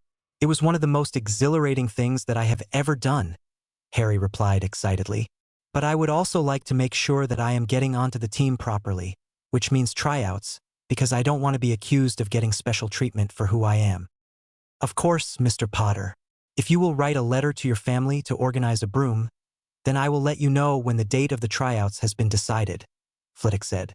But for now, I think you should tell your friends the good news. Great idea, Harry said before running back to the Great Hall. Guys, I got the chance to go and try out for the Quidditch team, Harry said excitedly. After the congratulations from all his friends, Harry said, I've got to go and write a letter to Aunt Petunia. Dear Aunt Petunia, Uncle Vernon, and Big D. So far schooling has been amazing. I'm the top of every practical class and nearly the top in every other one. I have made so many amazing friends with my closest ones being Hermione, Neville, Padma, Parvati, Tracy, Daphne, Susan, and Hannah. In my most recent class, which was flying and was awesome, something happened which meant that I had to stop Susan from falling. In doing so, I demonstrated some excellent flying skills and have been allowed an exception from the no brooms as a first-year rule. I have also been given permission to try and get onto the Quidditch team, which is awesome. I will need a broom and was wondering if you would be able to get one and send it to me. I want to try and play either seeker or chaser depending on which position is free, so I will need a fast broom that will be able to turn quickly. If the broom that you think is best will be too expensive for you to use, I would be willing to use money that I have in my trust vault on this. I'm sure that if you went to the Quidditch supply store in Diagon Alley, they would tell you which broom is best for either of those positions. Aside from the flying class, I have still been keeping on track with all of the martial arts and meditation that you made us do, Aunt Petunia. It has actually been really helpful with casting the spells, and I was given the offer to learn how to duel from Professor Flitwick, who teaches charms. He was one of the best in the world for multiple years, and the footwork drills from our martial arts really helped. I have also gotten so far ahead in some subjects that Professor McGonagall, who teaches Transfiguration, has let me do self-study to move at my own pace. If I do it fast enough, then there is a chance of me getting a mastery before leaving school. This could happen in multiple subjects, which would be so good. Overall, I have been having a great time meeting new people and learning magic. I miss you all and will see you over the holidays. From Harry. That Saturday after breakfast, Harry and his friends all met outside of McGonagall's office before knocking. "Come in," they heard. Once they had all funneled into the room, McGonagall commented, "Well, this is a diverse group, isn't it? You have at least 2 from each house. It is quite uncommon to see such a thing, but I guess that is the reason you needed to find a new place to meet up. Anyway, follow me," she said before walking out of the room with the students following. "I chose this room because of its size. It will give you all the space you need to practice magic. As of now, the room is pretty much empty. All that was set up for you is a table with 7 chairs. One thing that I would like to see all of you do is make changes to it when you have learned enough in Transfiguration. I will teach Mr. Potter how to make the Transfigurations permanent later on so that once you make some changes, you can ensure that they are permanent." "Thanks, Professor. But I didn't know that it was possible to permanently transfigure something. Can you give me a brief explanation?" Harry asked. "Well, I guess that permanent is not quite the right word. It would be a bit more accurate to say that it will last for over 10 years for an average wizard or witch. For someone with your power, according to Phileas, it could last for 50 years if you overpower your spells. It is essentially a spell that is cast after the Transfiguration spell. This spell is quite time-consuming, taking up to 5 minutes for the slower ones and around 1 minute for the better ones. But what happens is it multiplies the amount of time that a transfiguration would normally last. Unfortunately, no one has been able to tell exactly what it multiplies it by because of how long they usually last." McGonagall finished with a sigh. "But for now, here is the room. It should have everything that you need to study, along with a clock that is charmed to go off 30 minutes before curfew and meals. Feel free to customize the decorations, but please don't change the room too much. Aside from that, please remember that this is a privilege and one that I don't want to have to take away. If I find out that any of you are slacking in class or misbehaving in any way, then I might have to take this away," McGonagall said sternly. "Yes, Professor," all of the students chorused. "Wow, this room is amazing," Harry said. "I know, right? There is plenty of space for dueling. Harry, do you think you could teach me some?" Neville asked. "Typical boys," Padma and Parvati said before looking at each other and laughing. "It's not just boys, you know? I want to be able to protect myself and my friends too. So if you could teach me as well as Neville, I would really appreciate it." "Harry?" Susan said passionately. "Yeah, of course. It is definitely important to be able to protect yourself and your loved ones. And if I can help you guys do it, then I'm happy to help," Harry said seriously. "This table is definitely big enough for all of us to study," Tracy muttered to Hannah. "It is a pretty big table," Hannah replied. "And look at the bookshelf. It even has some books from the library," Hermione said before grabbing 3 on Transfiguration and taking a seat at the table. "Do you have enough books for today, Hermione?" Daphne said with a smile. "Well, I want to be able to help customize the room too, you know. It might need a more feminine touch than what Harry can give us," Hermione said with a small grin before going back to her books. "That's a good point," Daphne agreed. but I think it will be a while before any of us aside from Harry can do the major modifications that we might want. I have a bit of an idea for what I might want to change the room to, guys. It would probably take a week or so to make the changes. Harry said thoughtfully. I won't make any of it permanent until the majority agree on something, but I would like to speak to Professor McGonagall and Professor Flitwick before making the changes just for their thoughts on how it would end up. That sounds good, Harry, especially considering most of us can barely do the matchstick-to-needle transfiguration, Hannah said. But as long as you make sure there is plenty of room to study and a way to ensure our safety as spectators when you duel, then I think there shouldn't be any issues until the rest of us can make our own contributions. I like the sound of that, Neville said. Plenty of space to study together and then a space to duel to get stronger and get rid of some energy if we can't focus anymore. So does everyone agree? Harry asked while looking around. After a chorus of yeses, Tracy looked at the clock and said, It's nearly time for lunch, guys. Let's head to the Great Hall, and then afterwards we can come back here and do some studying. Line break. That afternoon, most of the students were reading around the table with only a few questions asked to Harry for clarification, but they all considered it a successful study session. On Monday, after Harry's training session with Flitwick, as they were sitting down to discuss his training, Flitwick said, You're progressing very well, Harry, especially as you are still a first year. I think that by Halloween, we will have gotten through all of the spells that you would learn in your first year. If we keep up this progress and even allow for the progress to slow down a little bit as it gets harder, you should be finished with all the spells in the second year by the end of the Christmas holidays, and I can teach you more combat-specific spells. Your rate of progress is astounding when learning new spells, and even more important for dueling, your accuracy and speed are now so much better than when you originally started.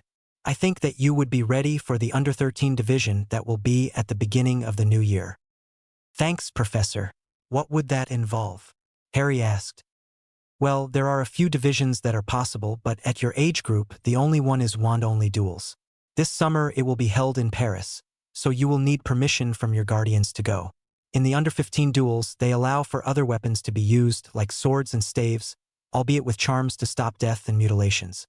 Another category is the team duels, where teams consisting of 6 members duel it out either together or one-on-one, with the winner facing the next member of the team, which is more common. This category is normally a school team that has decided they want to try it out, but if you want to train your friends, I would be happy to sponsor all of you to go.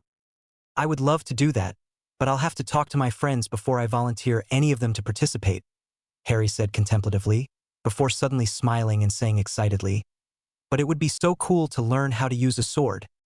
I'm sure that once you are more physically developed, I could help you with at least the basics. Was there anything else that you wanted to talk about before we take our leave for the night? Flitwick asked. Well, I'm pretty sure that you already know this, but just in case you don't, I'll give you some context.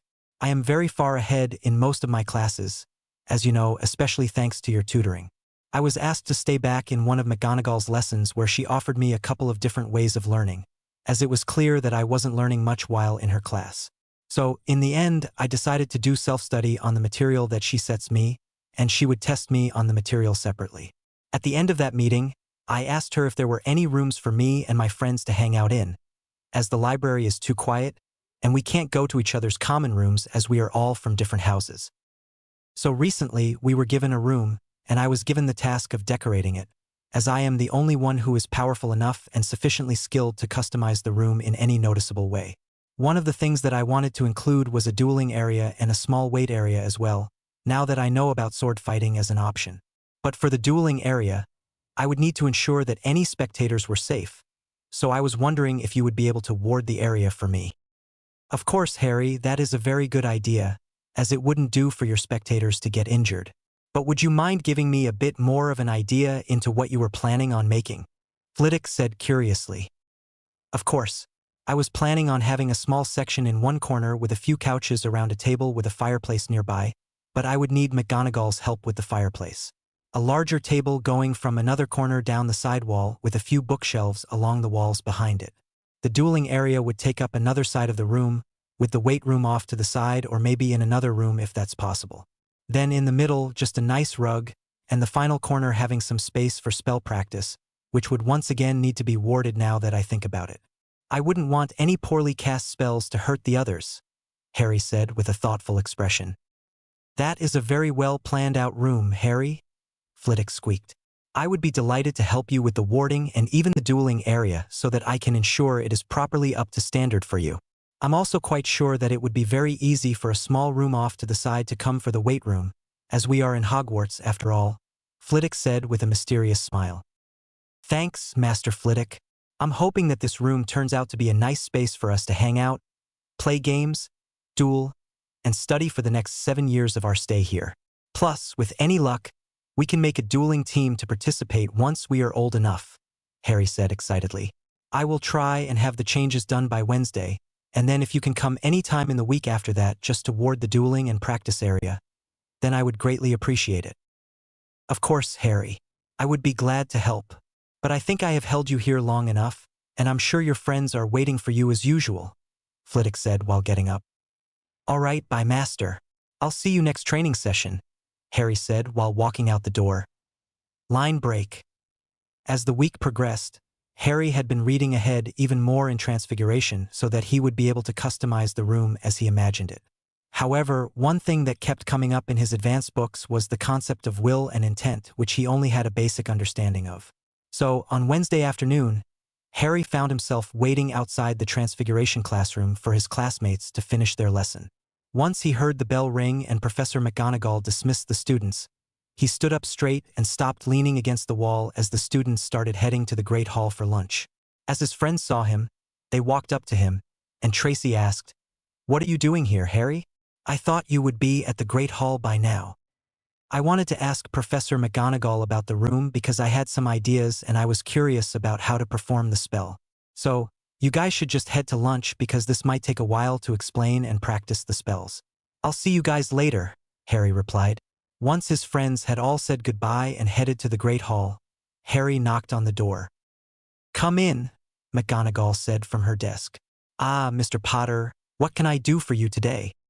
Hello, Professor. I have some questions about Transfiguration for you, related to what I wanted to put in the room, Harry responded respectfully. I see. Is this something that will likely require a practical demonstration? McGonagall asked. Yes, probably. I would appreciate it if I could show you what I've done in the room before you show me what I'm doing wrong, Harry said. Very well, Mr. Potter, lead the way, McGonagall said while getting up. In the meantime, why don't you tell me what you've done so far? Well, so far I have set up a rug, a small table, and couches. But when I was trying to find the spell to create something like a bookshelf, I couldn't find one.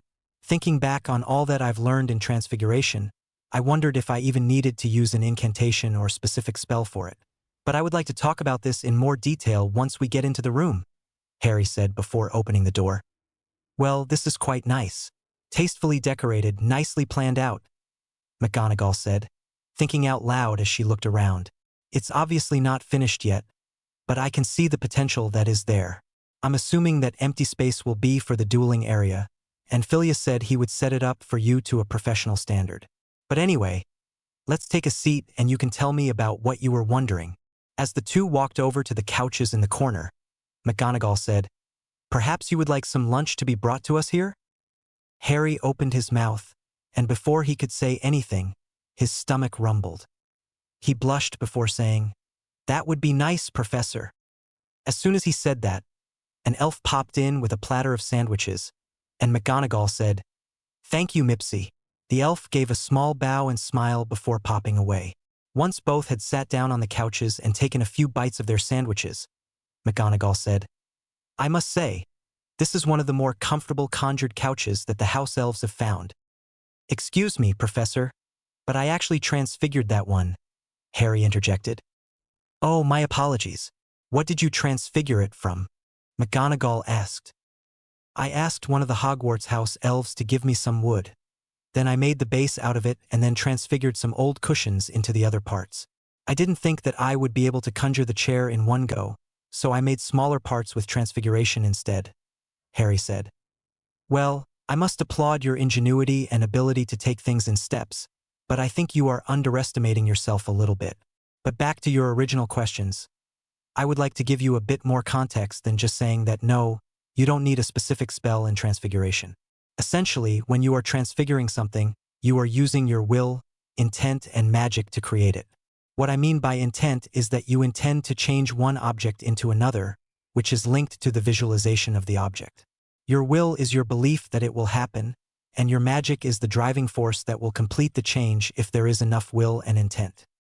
In Transfiguration, the specific spells that use incantations and wand movements can all be done without wand movement or incantation. What the incantation and wand movement do is increase the intent of a person, as it makes it easier to believe that the magic will happen when you say the incantation and make the wand movement, although the wand movement does have arithmetic properties, but they are not necessary for more skilled magic users. What many do and are happy with is eventually learning silent casting and then continuing to do wand movements or just having a large wave of their wand. Very few ever get rid of their wand movements completely. But I digress. What I'm trying to say is that if you believe hard enough and have a clear enough idea of what you want to transfigure or conjure, then it will happen. So, for a wizard of your caliber at this age, there would be very few spells that you cannot do without wand movements or incantations if you put in the effort. For example, if you have a clear enough image of this couch in mind and will for another one to be created out of a piece of wood, then it will happen. But conjuration is slightly more difficult and much more power-intensive. The reason I say that is conjuration is, to put it simply, creating something from nothing. This means that your magic needs to put more in to create a final product. Do you have any questions so far? McGonagall asked.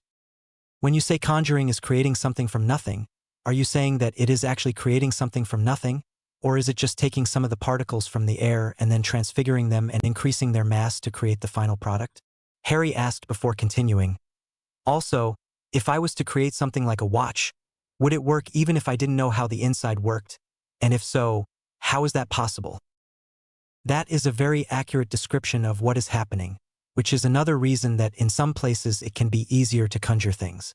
For example, if a blasting charm has just gone off and someone tries to conjure something, it will be slightly easier magically as there are more particles in the air to transfigure, which means your magic has to create less. But the visualization is harder as the particles are too small to see, which makes it essentially transfiguring air into something else, McGonagall said before taking a bite of her sandwich. After a pause, she continued, "As for your second question, I only have a small amount of knowledge on this topic as there isn't much that has been researched about it. What I do know is that in some cases of desperate times, magic has ensured that the item that was conjured or transfigured was created properly when there was enough will and intent for it to work. But I would assume that it would be slightly easier to create and less magically taxing if you were to do it with the proper understanding. Do you want to give conjuration a try by making another one of these couches?" "Might as well," Harry said. As he closed his eyes, he murmured slightly under his breath, "Will and intent, will and intent. Picture the couch, then will and intent." McGonagall's lips twitched slightly as she heard what he was saying. After about 30 seconds of Harry sitting with his wand in hand and eyes closed, he moved his wand in no particular wand movement, and all of a sudden, the frame of a couch appeared. With another wave of his wand, the cushions appeared. "Well done, Mr. Potter," McGonagall said with a small smile. "I don't think even your father, who was one of the most gifted transfiguration students I have ever taught, would be able to do this at your age. But for now, I think that all you need is more practice with conjuring to manage to do it quicker and all at once.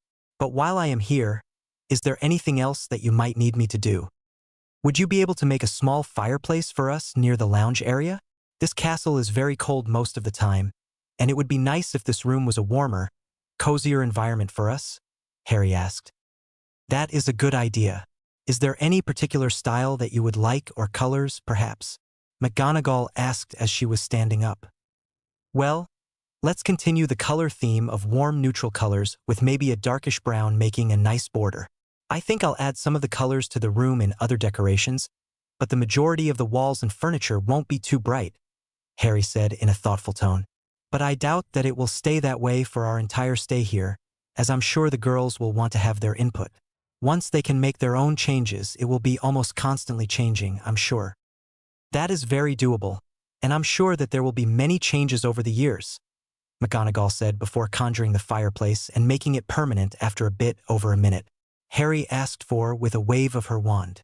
"Now, before we have to go to our respective classes, you should remember that in Transfiguration, it is all about the visualization you have and the belief that it will happen. It's not exactly the same for some other subjects, but I'm sure that if you asked Phileas, he would be happy to explain the theory of charms, hexes, and curses for you. I'm sure that a talented student like you would be able to work out how to do amazing things in Transfiguration just like your father.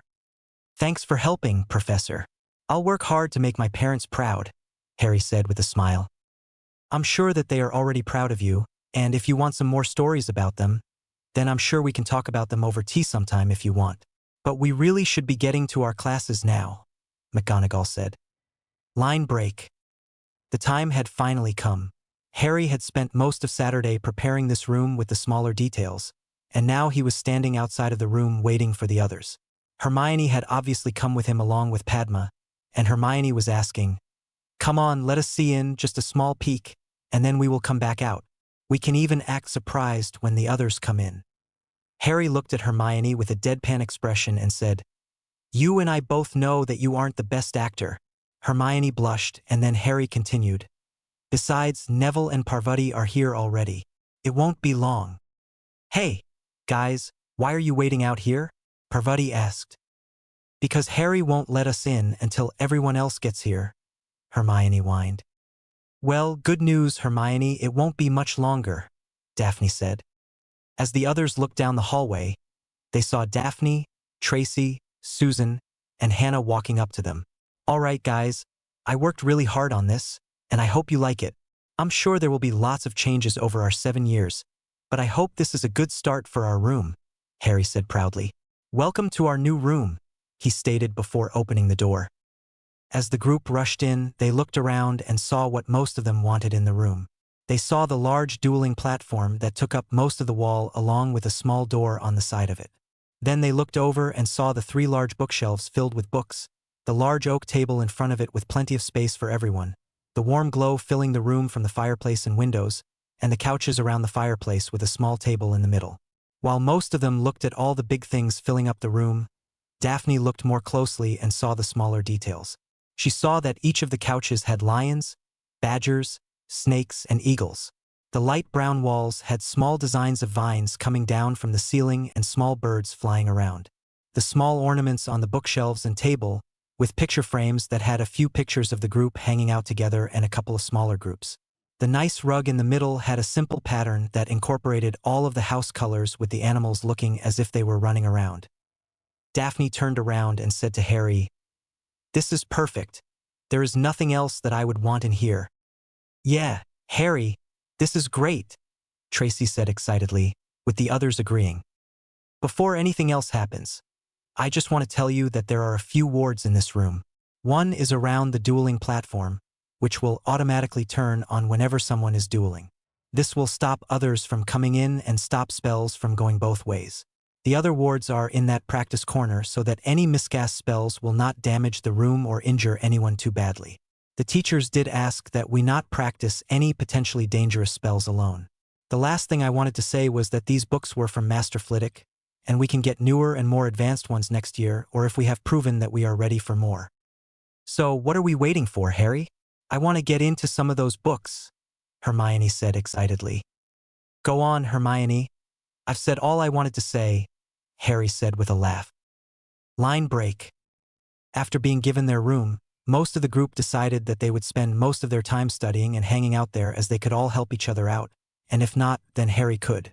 The few exceptions were Harry, Hermione, and Padma, who were also attending some study groups with their fellow Ravenclaws as they wanted to stay close with their housemates. Harry also spent lots of time training with Flitwick and was progressing rapidly, as was evident by their current duel. Harry sent out a disarming charm that Flitwick blocked before waving his wand and transfiguring the ground beneath Harry into ice. Harry shot a stunner at him before waving his own wand and adding spikes to the bottom of his shoes. Harry knew that Flitwick was going easy on him, but he still wanted to prove that his training wasn't going to waste. With a larger swirl of his wand, a large black cloud came out of it that seemed to be sucking in the light from the room. Harry knew that Flitwick saw where he was before and was expecting the barrage that was headed his way, so he quickly put a silencing charm on his feet before running to his right. After a moment, he waved his wand, and the smoke all flew at one spot in the middle like a tidal wave coming into shore. Then, without a pause, Harry sent in stunners and disarming charms along with a rare shield breaker. After a moment of this, Harry felt himself go as stiff as a board and fall over. Well played, Harry. That was a good idea, but I have seen something similar, so I knew that I didn't want to stay inside the smoke for long. It was also smart of you to put in enough power that a simple vanishing charm didn't work, but stronger opponents like yourself will still be able to clear it quickly. With a quick wave of his wand, Harry was able to move again, and all of his small injuries were healed. Where did you go, Master?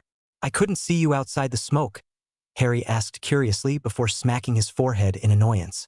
Disillusionment charm, Harry muttered, and as Flitwick listened with a small smile, Harry continued. I should have checked to see where you were as soon as I started to move with the detection spell. That is correct, Mr. Potter, and a well-thought-out idea for next time, Flitwick said. Perhaps it's time for a break, though?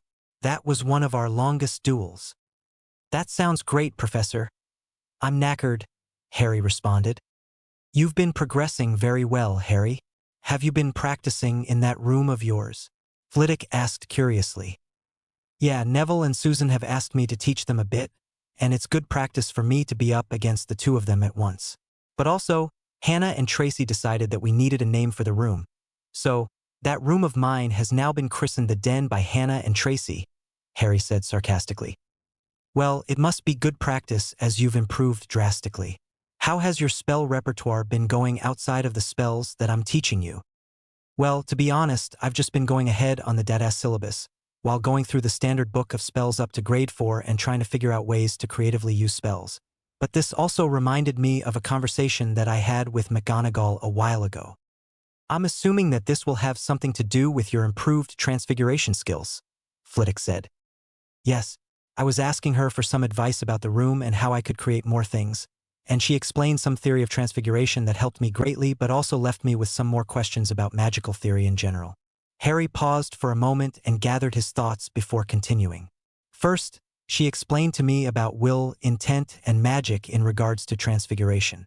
But something that confused me is the reason why that exact theory doesn't work in regards to charms. For example, if I visualized, believed, and then pushed my magic to perform an action that doesn't have a specific charm, say to get bark off of a tree, then it wouldn't work. But if I did the same process with an already existing charm, then it would work. Why is that? Flitwick paused for a moment and looked thoughtful before saying carefully, the main reason that it wouldn't work is because the arithmancy doesn't work properly. After another small pause, he continued, when a new spell is created, the arithmancy must line up. I don't know the specifics, but there are numerous calculations that need to be satisfied for a spell to work. Otherwise, they will just fizzle out or blow up in your face. It works properly with pre-made spells because the magic will inherently form itself to fit through your wand the way that they have previously. For example, if you were learning a new spell, first you do it with the wand movement and incantation, then just the wand movement and finally a point and cast if mastered properly. But while learning to cast it verbally, you are carving pathways that your magic now recognizes as that spell, which will make it easier to perform in the future. It also allows for the spell to be stronger as the pathway would now be well used and larger, therefore allowing more magic to be pushed through that pathway. But if you ever want to create a spell, then it will need an incantation and wand movement first to create the base of the pathways. That makes a lot of sense, Professor. But just to clarify, if I'm creating a spell, then it must have the proper arithmetic formulas, and then once I have used the spell enough to get my magic used to it, then I can start doing it silently and without a wand movement. That is absolutely correct, Mr. Potter. But I would recommend that you take arithmancy in your 3rd year so that you can make sure to understand properly, as I am not an expert on this subject. Thanks, Professor, Harry said. I also wanted to talk to you about the team dueling that you mentioned before. I am now training Neville and Susan, so I think that we might be able to do the team dueling as I may be able to convince some of the others to join us. That would be marvelous, and I would be happy to sponsor you all to go. But I'm afraid that I just don't have time to train you and them as often. I might be able to spend once a week with them, so you will have to spend some time training them, which should help you with your skills as well. But alas, our time has come to an end, and I think your Quidditch tryouts are this afternoon, so you might want to have a good lunch now. That's a good idea. Thanks for the training as always, Master Flitwick. I'll see you on Monday, Harry said before rushing out of the room. Line break. That afternoon, Harry was standing nervously on the Quidditch pitch with his new Nimbus 2000, along with 10 other hopefuls. He was the youngest one, with only one second year, a pretty Asian girl named Cho, and the rest being fourth years or above. All right, everyone, listen up. My name is Andrew, and I am the Ravenclaw Quidditch captain. This year, we have openings for 2 chasers and a seeker. We will also need reserves for every position except keeper and 1 beater. Hopeful chasers on my right, seekers in the middle, beaters on my left. Any hopeful keepers, you will be following around the actual keeper, Julie, who is over there. Give us a wave, Julie. Keepers, go to her. She will be helping you out. And if there is any talent, we will give you a tryout for the reserve spot, yelled Andrew. Seekers, you guys can go warm up for a little bit. For now, I will be testing the chasers, which will take a while, so don't exhaust yourself waiting for us. Beaters, go with our current beater, Charlie, who is over there, he said while pointing. All right, guys, up in the air. Give me 3 of your quickest laps. After that, all the chasers raced off with Harry in the lead by a considerable margin, with Roger coming in behind him. Andrew had to cut off a few of the other hopefuls as they weren't very well suited for the fast flying required of chasers. After that, he waved his wand, and some hoops levitated in the middle of the pitch. Andrew told everyone to fly through them as fast as possible. First, he called out Roger, who had a time of 1 minute and 10 seconds. He called out 3 other names who all got about 1 minute and 15 seconds before finally getting to Harry. Harry lined himself up at the start line and felt his sweaty palms on his Nimbus 2000. He heard Andrew counting down. 3, he visualized the course. 2, he planned out his route. 1, his muscles tensed. When the whistle blew, he shot off like a rocket, going straight into the first hoop before twisting his whole body to the left and pulling as hard as he could. As he got closer to the hoop, he swung wider and came through the hoop at a tighter angle than Roger had, while practically 90 degrees. With the wind rushing through his ears, he straightened up and gunned it to the next hoop before zigzagging through some more hoops. With the end of the run coming up, Harry knew that this was the part where most of them would lose the most time, rising and then coming back down to the finish line. Harry pulled back hard once he came through the second to last hoop and started lining himself up with the center of the hoop. He was preparing himself for his riskiest move yet, but he knew that if he did it, he would definitely get under 1 minute on the course. With a deep breath, Harry did a 180 on his broom so that he was now flying upside down, and then he pulled. Everyone collectively held their breath for a moment as Harry's head barely made it through the hoop. He pulled up as hard as he could before doing a barrel roll that nearly threw him off his broom, catapulting down towards the finish line. Everyone let out a sigh of relief as he flew quickly past the finish line. Andrew flew up to him and said, "Potter, that was the riskiest move that I've ever seen. If you can't throw well enough to play chaser, then you can play seeker if you want." "Thanks, Andrew, but I'd rather play chaser," Harry said. "I hope you can shoot as well as you can fly, because if so, we have this cup in the bag." The final exercise was to shoot 5 shots at Julie to see how good the prospects were at shooting. This time, Harry decided to go first, and when Andrew threw him the quaffle, he was off. Harry was flying as fast as he could before feinting to the left hoop and then throwing it through the right, which barely skimmed past Julie's fingertips as she fell for the feint.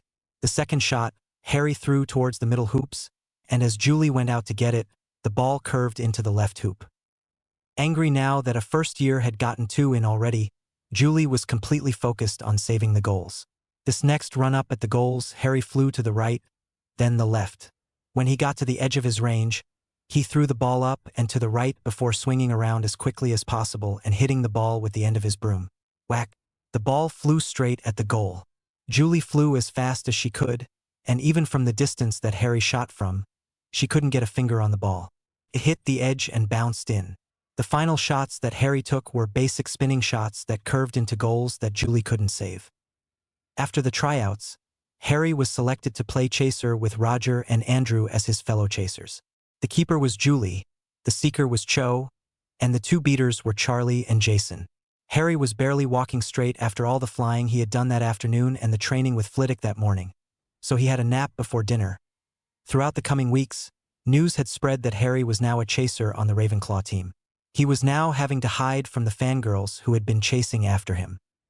On Halloween, Harry was outside the Charms classroom standing with Neville, Parvati, and Padma. Neville said, Are you all right, Harry? You seem a little down at the moment. It's kind of annoying that everyone is celebrating that Voldemort died on this day, but no one remembers that it is also the day that my parents died. After seeing everyone flinch when he said Voldemort, Harry continued. For as long as I can remember, Aunt Petunia and I would go out for dinner and talk about what she knew of my mother and what she went through in the wizarding world. This is just the first time that we've missed it, and it is just harder than I thought. Parvati rushed forward and hugged Harry before saying, "Oh, Harry, it's totally all right to miss your parents, and it is definitely something that we should have thought of. We can go to the den with you after dinner, and we can do whatever you want." "Thanks, Parvati, that sounds nice. Let's just head into class for now. Hopefully, it will take my mind off this for a while." After they walked into Charms, Harry sat in the front row with Hermione, Neville, Parvati, and Padma. "Okay, kids, today I will be teaching you the levitation charm. The incantation is Wingardium Leviosa. Make the gar nice and long, and the wand movement is a swish and flick. Remember to visualize, everyone." As there was a chorus of Wingardium Leviosa, Flitwick hopped off his stack of books and walked over towards Harry and his friends. "Hello all. Am I correct in assuming that you are all able to perform this charm already?" "Yes, sir," Padma said. "Would you mind giving me a demonstration, everyone?" Flitwick asked. One by one, all of them performed the charm successfully until it was Harry's turn, and he paused for a moment. After a moment of concentration, Harry swished and flicked his wand, and slowly the feather started levitating. After a few small wobbles, the feather slowly landed on Flitwick's head. "Oh, marvelous, Mr. Potter. Silent casting in your first year. I don't know if anyone else has done this. I'll have to set you guys some more work. Mr. Potter, maybe you can go through all of the first-year charms with silent casting until you can do it easily," Flitwick said before turning to the others. "Perhaps you can continue working through the syllabus and figure out some creative uses for it in either everyday life or a duel if you wanted it to be. For example, if you used a small sticking charm on someone's shoes, then they could trip, or a summoning charm on an object behind them to knock them over." "Oh, those are good ideas," Hermione said excitedly. Hermione, Parvati, Neville, and Padma started brainstorming, and by the end of the lesson they had a list of creative spells. "Maybe we should try some of these out in the room on the weekend. If we use them creatively enough while working together, then we could probably beat Harry for once," Neville said excitedly. "Oh, those are good ideas," Ron mocked to Dean and Seamus. "She's such a nightmare. It's no wonder she has no friends."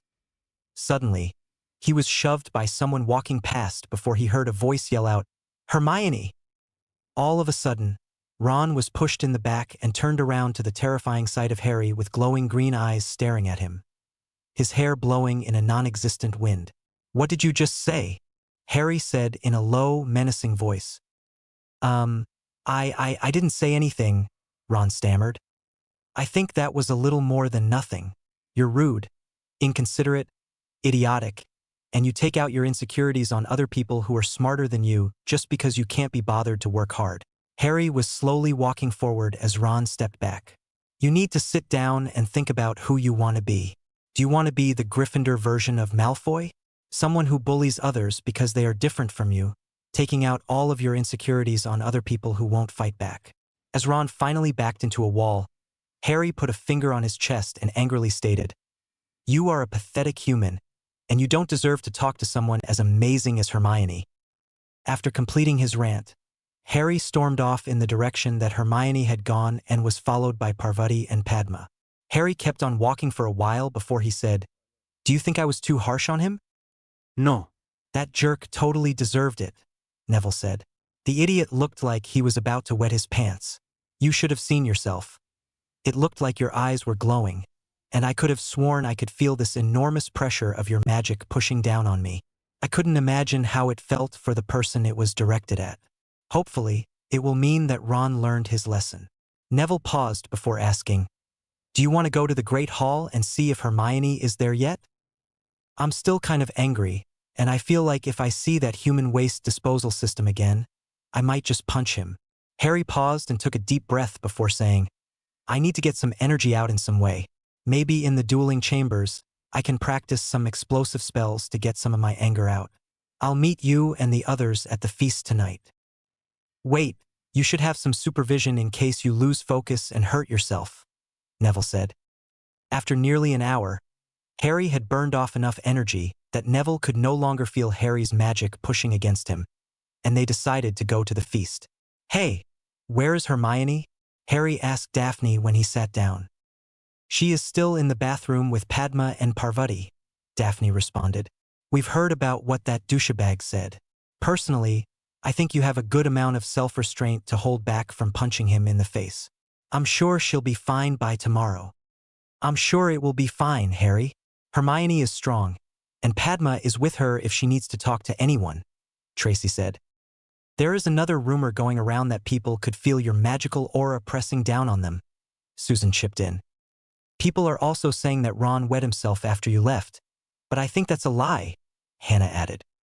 I'm sure people don't believe that I'm that powerful, Harry said. I haven't exactly done much to prove it aside from getting mad at Ron. Yeah, but it's more than just that. Harry, you are the boy who lived in everyone else's eyes, Daphne interjected. Think about it this way. You are a complete unknown who is very famous and brought about the defeat of the most fearsome Dark Lord of the century. So even with that alone, people will already have high expectations of you. Then let's add in the fact that you are the heir to multiple prominent families. The people who espouse the pureblood movement, once they realize how many houses you are the head of, will have even higher expectations. She's not wrong, Tracy said. This is just going to add to your legend. Everyone knows that it is very difficult to project an aura of magic, which is what you did, and that only the strongest of wizards can do it for more than a few seconds without getting magical exhaustion. This, coupled with the fact that you are also an 11-year-old who has yet to have their final magical maturity, is just proving how strong you will become in the future. So what you're saying is that everyone has really high expectations of me because of something I did as a 1-year-old. Or maybe it wasn't even me. Maybe it was my mother. Yet they still have high expectations. Harry sighed before saying, well, I might as well live up to my family's legacy and do extremely well to make my parents proud. Before their conversation went on any further, the doors to the great hall slammed open, and Coral ran in and said, Troll! Troll in the dungeons. Just thought you ought to know. Before fainting. There was a brief moment of silence before there was pandemonium. For a few moments, everyone was screaming and yelling before there was a bang. Dumbledore stood up and let out another bang from his wand before saying, Please, everyone stay calm. Prefects, lead the students back to their dormitories. But Professor, aren't the Slytherin and Hufflepuff dormitories in the dungeons? Harry yelled. Looking a bit abashed, Dumbledore said, My apologies. Everyone stay inside the Great Hall. We will barricade it. Harry looked around and realized that Hermione, Padma, and Parvati were still in the bathroom. He then said, Guys, Hermione, Padma, and Parvati are still in the bathroom. I'm going to go tell Flitwick. Harry then walked up to the head table and over to Flitwick before saying, Professor, Hermione, Padma, and Parvati are not here. Hermione was mocked by Ronald Weasley and was crying while Padma and Parvati were comforting her. Can we go and bring them back? Harry, this is what the professors must do. You're still just a first year, Flitwick said. Yes, but this is a big castle, Professor. There aren't enough of you to search the entire castle, and if we rush, then we can go and grab them before getting back with nothing happening. Besides, this is half of the reason why I train so hard, so that I can protect my future family and friends if they are ever in danger, Harry argued. Fine, but we will just be going there and back. If we run into any trouble, then you are to listen to all of my instructions, which includes running if I tell you to run, Flitwick said firmly. Let's go, we don't have much time to waste. I'll let Dumbledore know on the way. The pair of them rushed out the doors of the Great Hall. A moment later, the doors slammed shut, and Harry's friends all shared a glance, hoping that Harry would be all right. The pair of them ran through the halls towards the bathroom where Hermione was before they heard a scream. Harry started running faster until he smelled a nearly unbearable odor. Flitwick and Harry rushed through the door into the bathroom and saw all three girls backed up against the wall with the troll in between them. At first glance, the troll looked to be nearly 4 times as tall as Flitwick, with a large wooden club that was as big as Harry. The troll was slowly advancing on the girls, who were screaming and holding each other. All of a sudden, the troll stumbled as Harry summoned a piece of a shattered toilet stall from in front of it, which ended up hitting the troll in the gut. "Over here, ugly!"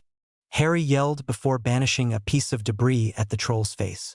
Flitwick, realizing Harry was drawing the troll's attention to distract it from the girls, did the same. Together, the master and apprentice were distracting the troll with debris and leading it outside of the bathroom. As the two of them backed out of the bathroom with the troll following behind, Flitwick said, "Go and get the girls, then go to the Great Hall and find some teachers. I will distract it until we can lead it out of the castle." As Harry rushed inside, he saw the three girls all clutching each other with terror in their eyes. "Quick, girls, follow me."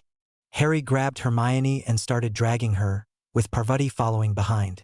"Damn!" Harry said when he realized that Padma was frozen, standing still, must be in shock. Whipping out his elder wand in his right hand, he levitated Padma and rushed out of the door, running in the opposite direction from where Flitwick was leading the troll. As Harry rounded the first corner, he saw that Flitwick was getting backed into a corner, but didn't notice it with his focus on the troll. Making a split-second decision, he told the girls to run to the Great Hall and get some teachers. He then rushed back and saw Flitwick's back hit the wall as he dodged a swing from the troll. Harry was still 20 meters away and realized that if he didn't do anything, Flitwick would be severely injured or killed. Knowing that trolls were magically resistant and he would need something strong, his mind went back to the blasting hex that Flitwick taught him in their last lesson. Flashback. "Now, Mr. Potter, you must know that although this is one of the weaker blasting curses for most people, it can be made stronger by adding Maxima on at the end. The incantation is Bombarda. This curse is commonly used in duels as without adding the Maxima on at the end. It is a non-lethal spell that is likely to break some bones and hurt the skin, but unless it is on their face, it is unlikely that there will be any lasting damage." Flitwick said seriously, "When you use this curse, it is very easy to overpower it by forcing more magic through, and if you add Maxima on at the end, then that will multiply the amount of power behind the spell exponentially. As someone who is already very powerful, you will need to be very careful with this spell. This spell is allowed in all age groups for dueling as it is easily treated, but if in a fight for your life, I would recommend that you use the Reducto or Confringo blasting curses as they are more powerful. But we can get to those later. For now, make sure that you are responsible when using this spell and make sure that you are only using the Maxima part if you desperately need it. But for now, you know the drill."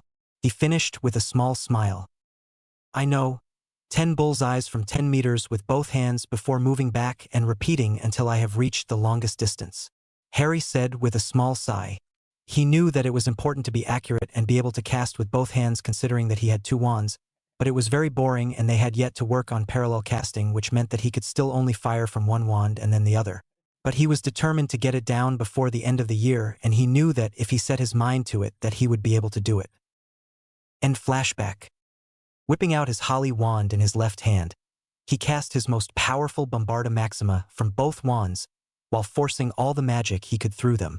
As he watched the troll bring its club over its head, he saw his spells rushing towards its back. He took in the muscles clenching on its back, Flitwick readying his wand to try and save himself, and his 2 spells going for the troll's head. After what seemed like an eternity, he saw his spells connect and heard a loud boom. Flitwick jumped to the side in an amazing display of agility, just getting out from under the troll or what was left of it. Harry's 2 spells hit the troll in the back of the head and neck, destroying nearly the entirety of the troll's upper body. There was blood and gore everywhere, with chunks of flesh on the floor and walls. Suddenly, Harry dry heaved and ran off to the girls' bathroom, which was nearly destroyed, and vomited in one of the sinks that had escaped destruction. After a few moments, Harry felt Flitwick's small hand rubbing circles on his back as he attempted to comfort his apprentice. "What on earth happened here?" they heard McGonagall ask from outside. "I dare say that we can find out from Mr. Potter and Professor Flitwick in a moment, Minerva," Dumbledore replied. "Oh dear me, are you all right, Mr. Potter?" Dumbledore asked kindly. "He hit the troll with 2 Bombarda Maximas simultaneously, and you saw the result," Flitwick said. "Perhaps we should take him to see Poppy," Flitwick suggested. "And did you see the 3 girls that we came for?" "Yes, Professor Sprout is there with them, and they will likely be on their way to the infirmary as well. After a brief pause, Dumbledore continued, "Why don't you take Mr. Potter to the infirmary while we take care of the cleanup here?" "That's a good idea, Headmaster," Flitwick said before turning to Harry and saying softly, "Come on, Harry, let's get you up to Madame Pomfrey." Once they got to the hospital wing, Harry was quickly fed some potions and fell asleep for the night. The following morning, Harry woke up and got some breakfast from Madame Pomfrey before asking her, "What happened last night?" "All I remember was getting Hermione, Padma, and Parvati out of the bathroom, but it's kind of blank from there." As Poppy opened her mouth to speak, a voice said, "Perhaps we can answer that, Mr. Potter." Looking over, Harry saw the headmaster, who was the one who spoke, walk into the room with Professor Flitwick. As the two walked over and conjured chairs for themselves, Harry sat up in his bed. "What happened, Mr. Potter, is that you likely saved those 3 girls by informing Professor Flitwick of their whereabouts. It is also likely that you saved Phileas from a serious injury by killing that troll when you did." When Harry heard the word, kill, he got a flashback to the previous night. How the troll's body blew up in an explosion of blood and flesh, with chunks of flesh and bones scattered against the walls. As he started to panic again, he heard Flitwick say, "Deep breaths, Harry. Deep breaths. It's all right." "I killed it," Harry whispered. "I'm a monster." "No," the headmaster cut in sternly. "You saved multiple lives yesterday, and if you hadn't done what needed to be done, there is a very large chance that Professor Flitwick would be in that bed instead of you. So, under no circumstances should you consider yourself a monster. Yes, killing is very bad, and it is especially unfortunate that someone as young as yourself had to take a life, but you took that life in defense of both your own life and others, so you should not feel bad about that. But something else you should know is that troll parts are used in some potions, and since you killed it, you can claim it under the right of conquest. I have asked Professor Snape to render the body, and any parts that are sold will earn you the money, if you wish."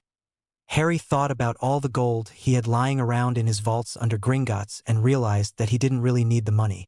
He had more wealth in one of his vaults than he could spend in 10 lifetimes, not including the investments and interest building the wealth. Knowing that the money wouldn't be missed from his vaults, he decided to put it to a good cause and said, "Professor, could I donate it to the school?" "That is very possible, and I would like to thank you for the donation," Dumbledore said, his eyes twinkling. "But I have one condition," Harry spoke up. Thinking back to his time at school, he remembered that the school brooms were faulty and had put Susan's life at risk. "You have to buy the school new brooms with the money, and then any extra you can do what you like. I don't know how much the troll will sell for, but I assume you can probably get 20 or so stable, sturdy, and safe brooms to replace the old ones. The old ones are unsafe and could have really hurt Susan if I hadn't caught her in time. I dare say that with the profits from the troll, we can buy plenty of safe and reliable brooms and still have enough left over. I will personally assure you that the leftover money is spent responsibly," Dumbledore said with a smile. "Perhaps we can bring back some of the subjects we had to stop due to lack of funding. Anyway, I'll put some more thought into it later, but for now, I would like to say thank you for protecting your fellow students and Professor Flitwick, and for the donation to the school. I hope you know that it is okay to have taken that troll's life in self-defense, and should you ever need to talk to someone about it, my door is always open. Goodbye, Mr. Potter. I will leave you in Phileas and Poppy's capable hands." Dumbledore then stood up and left the infirmary. Harry then looked back to Flitwick, who started speaking and said, "Mr. Potter, I would like to express my gratitude towards you, as if you did not help me. It is quite likely that I would have been hit by that troll club. I would also like to reiterate that although it is a horrible thing to have to take a life, there are circumstances where it is better to take a life than to let someone else die." Harry paused and thought about the headmaster and Flitwick's words and what they were really saying. He then said, "Master, I don't understand. I know that you are a very powerful wizard and very capable of defeating a troll. So what went wrong last night, and why didn't you just do what I did?" "Well, Mr. Potter, what you need to consider is that the adrenaline rushing through your body combined with firing 2 spells at the same time considerably boosted the power of your spells, especially if you were intending to overpower it like I suspect you were. I could not have fired 2 spells that powerful at such a speed from my wand that they would have hit the troll at the same time. I was also more focused on leading it away from where you and the young ladies were, which meant that I got cornered.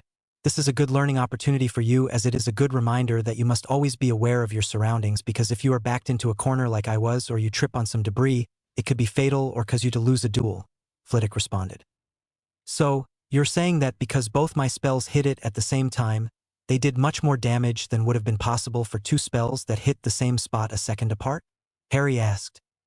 Yes, that is why I could not have just done that at the beginning, and because I was trapped, I would have almost certainly been hit by the club, and I would be in your position right now. I owe you a debt for likely saving my life, Mr. Potter, and one day I hope to be able to pay you back for what you have done, Flitwick said with a serious expression. Even though I am only part goblin, we do take debts seriously, especially one that is made in the heat of battle. I will continue training you in dueling, and maybe even a charms mastery if that is something you would like. That does sound good, Professor, but let's not decide anything too soon, Harry responded. We can do that after one of our training sessions, but for now, I do believe that you have some friends waiting outside for you, Flitwick said. With a small wave of his wand, the doors opened. A moment later, Harry saw all his friends rushing in and heard Flitwick say quietly, I'll leave you to enjoy the moment with your friends, and remember to talk to someone if you are struggling. Harry! Various voices shouted. What happened? Are you all right? Did you kill the troll? Were you injured? Whoa, guys. Slow down and let me answer one at a time, Harry said while being crushed in a hug, with Hermione leading the way. First off, I am all right now. I was not injured terribly, but I cast two powerful spells that were much more than someone my age should be able to cast, so they just wanted to check and make sure my core was fine. Second, yes, I did kill the troll. It was gross, and it feels horrible to have killed something. Third, I have some more positive news. Since I killed the troll, I can claim it under the rights of conquest or something like that. I have since said that any profits from the parts of the troll that are sold will be donated to the school under the condition that some safe brooms are bought. Upon hearing that, Susan let out a small squeal and hugged Harry again, saying, Thank you, thank you, thank you. While hugging her back, Harry said, You're welcome, Susan. I didn't want people to be put off Quidditch just because their first broom ride is on some unsafe brooms. Harry finished with a smile, and the other Quidditch fans around him chuckled. Then Hermione softly punched him in the arm and said, Pratt, with a smile, Quidditch isn't the most important thing. Blasphemy, Harry said. Quidditch is the most important thing at school, he said with a mischievous glint in his eyes. Harry James Potter, how could you? Hermione then noticed the look in his eyes and said, Sorry, you were joking, weren't you? Yes, Hermione, but it's all right. Anyway, I'm ready to get out of here now. Madame Pomfrey, am I cleared to go? Harry asked the matron. With a couple of diagnostic charms, Madame Pomfrey could see that he was all good and said, Yes, you can go now, but make sure to take it easy. Also, remember to talk to someone if you need some help. Yes, Madame Pomfrey, I think I should write another letter to Aunt Petunia and Uncle Vernon, Harry said to himself. Let's go to the den first, Hannah suggested. You can write it there, and we can all relax knowing that you are perfectly safe and healthy. Once Harry got to the den, he sat down at the table and got ready to write his letter. Dear Aunt Petunia, Uncle Vernon, and Big D. I know that this letter is a bit earlier than usual, but something has come up and I would like to inform you of it. As of Halloween last night, a troll made its way into the castle, and the teachers told everyone to stay inside of the Great Hall with some of the teachers there with us. I realized that Hermione, Padma, and Parvati were not with us due to some jerk that was being mean to Hermione, but I will tell you about that later. Once I realized that I went to Flitwick as he was my master and convinced him to let me come with him to get the girls. The troll was in the bathroom with them, and after getting the troll out, I got the girls and ran. Then I ended up killing the troll to protect Flitwick as he was backed into a corner. I've been told multiple times now that it was okay to take the life of the troll because it was in self-defense, but it feels wrong, bad, weird, like I'm numb to it. I mean, I just took a life and I feel like my friends don't quite know that I was the one that killed it. I told them that I was the one that killed it, but I don't think they quite understand how it has impacted me. I think that I will speak with Madame Pomfrey about it later, but for now I'll just have to do my best not to think about it. About that rude boy who was bullying the girls, his name is Ronald Weasley. He isn't a very talented student and according to Neville just wastes all his time mucking around and playing chess. Hermione was excited about learning and Ron mocked her, so I ended up yelling at him because he made her cry. If you get a letter about that because I got into trouble, then I would like to say sorry, but I stand by my actions because he was being really rude to Hermione. It was also a little bit difficult for me to get through Halloween without you, Aunt Petunia, but I spent some time with my friends and we made it through fine. I hope that you fared well and maybe you talked to Dudley a bit. Anyway, there are a few people who I talked to and have heard some more stories about my parents in my time here from some of the teachers who taught them. I hope that over the holidays we can talk more, and maybe I can tell you some stories that you didn't know about already. On to more pleasant news now. My first Quidditch match is only a few weeks away now and our training sessions have really ramped up. It's going really well and my teammates and I are working really well together, like how some of those football teams you like work together dud. But I'm getting really excited about it coming up. I'm still doing really well in classes and my teachers are still giving me advanced work because of how far ahead I am. I have also managed to cast silently, which is much harder than with an incantation and is normally taught in 6th year. My apprenticeship with Professor Flitwick is going well, and I am improving rapidly according to him, and we hope that I can enter a dueling tournament this holidays for the under-13 division. I would need your permission before Flitwick can enter me, so if you could give permission in your next letter, then I would appreciate it. Lots of love. Harry Potter. Before leaving, Harry was pulled to the side by Padma, Parvati, and Hermione, who all gave him a hug. Hermione said, "Thank you for saving us. We don't want to think about what would have happened if you hadn't stepped in to save us. I'm glad that I got there in time too. Otherwise, I wouldn't get these hugs from pretty girls, now would I?" Harry said with a mischievous smile. As the girls all blushed, Padma and Parvati softly hit him on the chest and said, "Prat," at the same time. "Anyway, I'm glad you're all right, but we should probably head to lunch now," Harry said. "Typical boy, only focused on his stomach," Hermione said with a smile as the others laughed. "Guilty," Harry said. By the time Harry had finished his letter and discussions, it was about time for lunch, and all Harry's friends decided to head down to lunch. On the way, they ran into the Weasley twins, who said in their usual twin speech, well, if it isn't the Troll Slayer and the renegades themselves." After getting a sore head from looking back and forth as they spoke, Hermione spoke up and asked, "The renegades? Why are you calling us that?" "Well, it's because of how you are all in different houses yet still friends." "Okay, is anyone else's head getting sore?" Daphne asked. "Yep, but I also think that the renegades is far from the worst name we could have been given," Harry said. "It's not offensive, at least. But what I'm more worried about is how the whole school already knows that I killed the troll." "Well, Headmaster Dumbledore, with his infinite wisdom, told the whole school at breakfast this morning about how you killed it to save lives, and that we shouldn't question you." "Wait, really?" Harry exclaimed. "It's true. He just stood up and told everyone, but I don't think you should worry about it. You shouldn't have too many questions to answer because of the headmaster. They already know pretty much what happened," Neville said. "Anyway, I'm hungry, and we should get to the Great Hall for lunch." As they got to the Great Hall, Harry walked in and all noise stopped. Everyone stared at Harry as he and his friends walked over towards the Ravenclaw table. "You'd think these people would have better things to do than stare at us while we are trying to have lunch," Harry said in a loud voice. Once everyone looked away, Padma said, "Man, that was kind of awkward. I can't imagine if this is what it's like for you just walking around Diagon Alley. It was pretty creepy, and I wouldn't be able to get anything done because of everyone staring at me." "Yeah, it must be pretty tough for you, but hopefully it will settle down soon," Parvati said. "Oh well, there's nothing that I can do about it now," Harry said before serving himself lunch as the conversation changed to different topics. Over the coming weeks, the school had started to settle down, and all of Harry's friends had begun focusing on their schoolwork again in hopes of catching up to Harry. They were in the den on one Sunday, finishing their homework, when Harry spoke up and said, "Hey guys, Professor Flitwick said that he was willing to sponsor my participation in the under-13 dueling tournament over the holidays. But he also mentioned that team duels made up of 6 people were slightly more common, and I was wondering if any of you would like to form a team with me." "That sounds great, Harry," Neville said excitedly. "I really want to learn how to duel."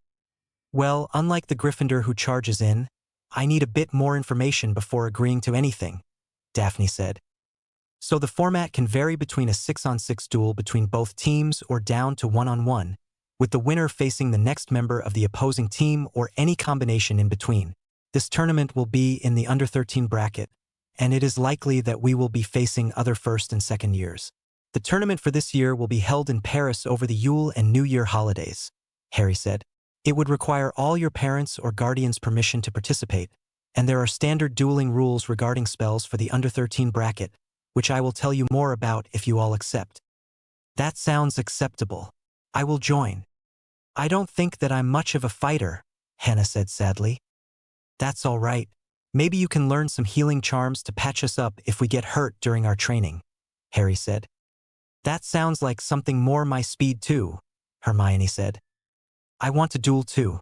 I'm down to join if you want, Susan said. It might be necessary for me to defend myself because of my aunt's position. I think I'd have to be a healer as well, but I might learn a couple of spells too, Tracy said. After sharing a brief glance, Padma and Parvati both nodded, and Parvati said, "We'll join. Our father is influential in India and said that we might need to defend ourselves at some stage, so this might be good." That's great, guys. I'll tell Flitwick. This means that we will likely be training together in the den more. Flitwick will also probably want to train with us at least once a week if he is going to be our sponsor. He will be risking his reputation as well. But anyway, I'll tell him tomorrow during our training. That night, as dinner was ending, Neville, who was sitting next to Harry, whispered to him, "Can we talk really quickly?" With a small look of surprise, Harry said, "Of course. Do you want to take a walk before curfew? Or would you rather talk in a classroom, which is a bit more private?" "Probably a classroom would be best," Neville said. "Hey guys, Neville and I just have something we need to do tonight.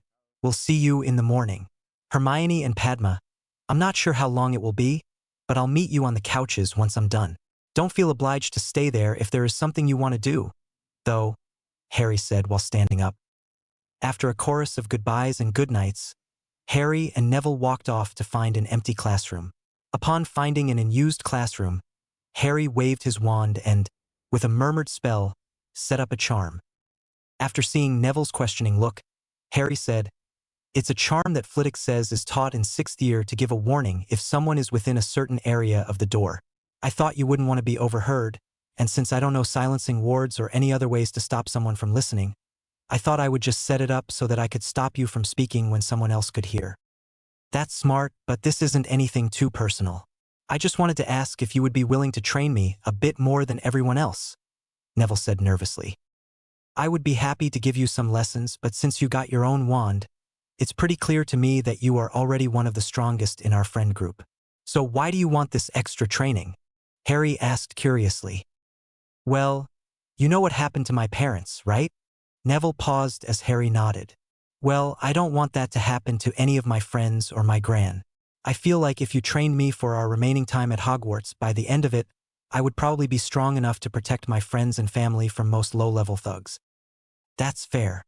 I would be happy to train you, but I think you should know that I will also offer this to Susan."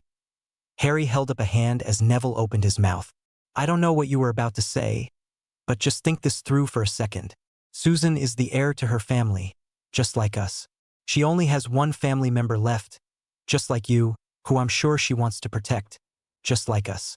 I promise that I won't do this for everyone because I understand that you are more personally impacted by the Death Eaters, like Susan and I were. If she doesn't understand that it will be training for more than just a dueling tournament, then it will be just us, but I think we will both benefit more if she is there." "I understand, Harry. We can talk to her about it on Tuesday afternoon because you will probably be exhausted from training tomorrow," Neville said. "Yeah, but we should probably run because it's curfew in 10 minutes. I'll see you at breakfast tomorrow. I think it's the Slytherin table, but I'm sure we'll see some of the girls tomorrow," Harry said. "See you, Harry, and thanks for the help," Neville said before they went their separate ways to their common rooms. As soon as Harry answered the riddle, he went over to the couch where he saw Padma and Hermione sitting. Once he got there, he sat down and leaned back before Hermione quickly started asking, "Oh, Harry, where did you go? What did Neville want to talk about?" Why were you so close to breaking curfew? You know how bad it is to break curfew. You should have come back sooner. As soon as Hermione took a deep breath to continue asking, she looked at Harry, who was staring at her with an amused expression on his face. She seemed to deflate before saying, "Sorry, I was doing it again, wasn't I?" "Yes, Hermione, it's okay though. You're doing better," Harry said. "This was something that Neville wanted to ask me, and if you need to know, which you don't, then it is Neville's decision whether he tells you or not. But I think I'm going to bed now, girls. I need to be well rested for training tomorrow." As he stood up, he gave Hermione and Padma an exhausted hug before walking up the stairs to his dormitory. Line break. The next day, Harry walked into Flitwick's office for his training and immediately dodged a stinging hex by tilting his head to the side. "Whoa, what was that for?" Harry said indignantly. I'm sorry, Harry. "I had a theory that I wanted to test," Flitwick said. "I've started to notice that in our duels you seem to be able to dodge spells that you shouldn't be able to see from the angle you are at. It was my belief that you have achieved a level of magical sensitivity from our duels, which allows you to sense spells coming and react to them subconsciously and dodge. In our next sessions, I would like to focus on your ability to do this consciously and to sense magic on a higher level.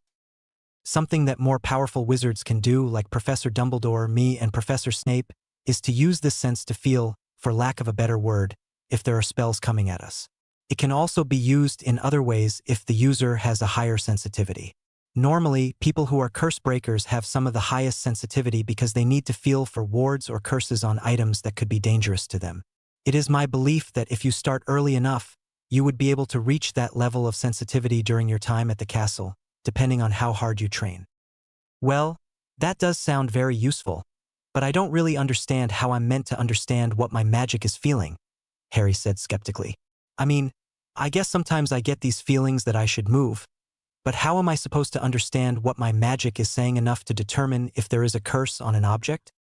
"Well, first off, I will start sending stinging hexes at you much more often, either during our lessons or in the corridors. I won't do it too often, but every now and then I will send them. Your job will be to dodge them, and I will only send them when there is no one behind you, so dodging is your best bet. Once you start being able to sense it randomly throughout the day, I will do it more during training, where you will be blindfolded. I will send basic hexes at you, and you will start to feel the buildup of magic from where the spells come from. By the end of that part of training, you should be able to find anyone in any room, as long as their magic isn't hidden somehow. The hard part will be for you to understand the wards better. This is because, in a castle such as Hogwarts, the wards are quite overpowering, and you won't be able to discern their individual effects. It might be necessary for you to figure out a way to do this during the holidays in a less warded area. For cursed objects, I will have to talk to the headmaster before we can proceed, as this is a school, and we need to be careful with students around." "Well, I guess I should be on the lookout," Harry said. "But I actually have some news that I wanted to share before we get into our usual training." "Oh, this sounds promising," Flitwick said. "Well, I talked to my friends about the team dueling tournament, and they said they would be willing to join," Harry said. "The members would be me, Neville, Susan, Daphne, Padma, and Parvati." "Oh, this is very exciting. It will be the first team that Hogwarts has submitted in the under-13 bracket for many years. I would, of course, be happy to sponsor your team, but we would need to have our own separate training for your individual performance. What if on Sunday afternoons we had our team training so that you all learn how to duel individually and as a group? If you wish, you can then train them in your room later on to help everyone perform better," Flitwick said excitedly. He clapped twice before continuing. "Now that you are part of a team, it is even more important that you are the best you can be, so that you can defeat everyone else in your age group, even if they gang up on you 1v2 or even 1v3. Team duels sometimes end up like that if your teammates are defeated early on, and you, as the likely team captain, will be the one who ends up going against them at the same time or consecutively. This means you need to work on your stamina so that you can defeat people consecutively or when outnumbered." "Well, that sounds like a lot of work. Let's get to it," Harry said before jumping up to dodge a stinging hex. "Cheeky, but it already feels easier. Anyway, how do you plan on making me better at beating multiple people in our solo sessions? Or will we just work on physical and magical stamina in our solo sessions, along with some knowledge?" Well, first off, I think you should invite your friends who will be dueling to join your regular morning workout and run. This should help them a bit when we start training. But for now, let's focus on your own training. I think that for this session, we will just work with the dummies firing at you so that you can practice dodging and blocking from multiple directions. As the two walked into the dueling room, Flitwick waved his wand, and 3 dummies were set up, evenly spaced from a center point. I will set these to send about 1 spell per second. As you know, people will generally cast spells faster if they are trained in dueling. However, some magical titans like Dumbledore, Grindelwald, Voldemort, and hopefully you in the future are able to enhance their bodies with their magic. This is very advanced and requires immense magical power to sustain for any duration, but it is generally accepted that those who are strong enough can enhance their bodies and cast 10 spells in under 2 seconds, possibly more if they are in their prime. This is just to give you a goal to aim for. In my prime, I was able to cast 10 spells in 2.5 seconds. You should definitely be able to do more. These dummies are set to a maximum of 3 spells per second, so I want you to be able to last for 15 minutes with the 3 dummies on their highest speed setting. Then I will add another dummy. Eventually, I will allow you to fight back, but for now, I want you to just defend. Harry stepped onto the platform and into the middle. He closed his eyes, took a deep breath and said, "All right, I'm ready." Immediately, Harry stepped to the right to dodge 2 spells before shielding another coming from his right. "These better be stinging hexes," Harry said as he dodged one more. "Just don't get hit, and it won't matter," Flitwick said with a smile. Harry whispered under his breath, "Cheeky bugger." It took another 3 minutes, filled with Harry dodging, ducking, dipping, diving, and shielding, before he was hit. He lay on the ground panting when he heard Flitwick clapping. "Well done.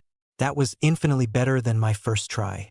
I am also more certain than ever that your magical senses are already above average for any graduates, just from some of the spells you dodged.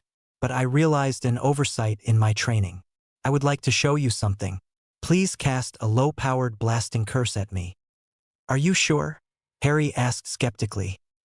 "Contrary to popular belief, I do know what I'm doing," Flitwick said with an eye roll. Harry then cast a bombarda at Flitwick's body. As soon as the spell came within arm's reach, Flitwick batted it away with the tip of his wand. Harry looked at the dummy, which the spell had reached as it blew up and then repaired itself. "Whoa," Harry said in disbelief. "How did you do that?" "Well, it is a technique called batting where you bat away the spell," Flitwick explained.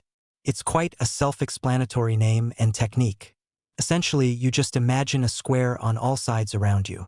Whenever a spell gets within that box, you flick your wand and connect the tip of your wand to the spell, pushing a bit of magic into it. The end result should look as it did, where the spell goes flying in the direction you hit it. This can be useful when fighting multiple opponents, where you can redirect one person's spells into another person. I noticed that sometimes you were struggling to dodge or shield some of the spells that you could have batted away. There are some limits to what spells can be batted away. For example, the unforgivable curses and most elemental spells will require different techniques. But for most dark spells, you already know my thoughts on them. You will need to put in more magic than, say, a stunner." Harry had, of course, discussed dark magic with both Flitwick and his friends multiple times, and he realized that Flitwick was correct. Flashback. The first training session after the troll incident, Flitwick had told Harry to sit down at his desk, saying that he had something important to tell him. "So then, Master Flitwick, what was it that you needed to tell me?" Harry asked curiously. "Well, I wanted to talk to you a little bit more about your reasons for learning to duel. I know you want to be able to protect your friends and future family, but do you want to be an auror or hit wizard? Do you expect to be attacked by a serious threat? Or is it just for fun and to protect people you care about?" Flitwick asked. "Well, I guess it is a few of those reasons. I definitely want to be able to protect my friends and future family. But I also enjoy dueling and the thrill that comes with it. Then there is also this ridiculous boy who lived thing. I know that the world isn't perfect and that not all of Voldemort's followers are in prison. They may want to get revenge for their master. But," Harry paused and took a deep breath, "I feel like the most important thing to me about learning to duel is just the fact that I want to be the best wizard I can be so that my parents will be proud of me when I see them again. I understand that there are different ways to be a great wizard, but I feel like most of the greatest and most knowledgeable people are able to fight anyway, so learning to duel and then about any other subjects that interest me is the path I will take. Flitwick looked at Harry before saying, "Those are some good reasons. Now that I know you are capable and responsible, I want to talk to you a bit more about the magics you will need to know if you wish to be able to fight someone properly. And when I say fight, I mean fight to kill someone who is on the level of you-know-who." "Why do you call him that, Master?" Harry asked. "You are a powerful wizard. What makes you refer to him in that way?" "The terror he caused at that time. He was on another level compared to me, even though I never fought him directly," Flitwick said. "But he's gone now. There is no reason for you to be afraid of him anymore." "You're right, Harry. Voldemort is gone now," Flitwick said with only a small shudder. "I have nothing to fear from him. But anyway, what I need to know is whether you are willing to use magic that is commonly considered dark.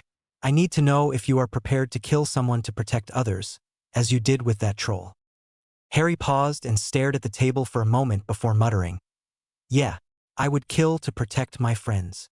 He took another deep breath before continuing, "That troll taught me one thing. I guess it's just hard for me to think about something like that at this age.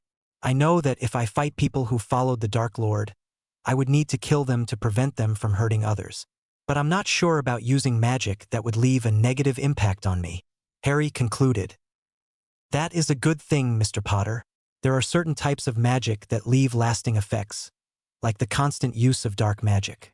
But for someone like you, who uses neutral magic as well, and only occasionally employs the Ministry's definition of darker spells, there will be no issues. I don't think I'm making much sense right now, Harry, but if you give me some time to lecture before we start our regular session, I hope to enlighten you more about magic and its potential impacts." By now, Harry looked very interested and said, "Please continue. If there is something important to know about magic, then I want to know it." "Showing your inner Ravenclaw, Harry," Flitwick said with a grin. "Anyway, I would like to explain some common misconceptions about dark magic that the Ministry of Magic holds. According to the Ministry, many types of magic are considered dark, such as combat spells, the unforgivables, and other obscure magical arts like rituals and blood magic. Do you understand so far?" Flitwick asked, and Harry nodded. "The thing is, most of the things I just listed aren't truly dark," Flitwick continued. "The only thing that makes something truly dark is either putting a negative emotion into casting the spell, like with the unforgivables, or the sacrifice of other living beings or their humanity in rituals. I understand that, initially, the unforgivables were used medically and had positive applications. However, the way they are used by dark wizards involves true hatred or a desire for someone to be killed, tortured, or controlled. When used constantly, this leaves a stain on the user's magic, which influences their personality and behavior. So essentially, the only truly dark magic is the type that requires a sacrifice of other people or parts of their humanity, or that has a lasting negative impact from repeated use. Now, there are a few differences between some spells, such as the Bonebreaker and the Killing Curse. For one, the Bonebreaker harms someone while the Killing Curse kills them. However, the Bonebreaker will not leave lasting effects on the user's magic, as it is technically a neutral or gray spell due to the lack of an emotional component required for its successful casting.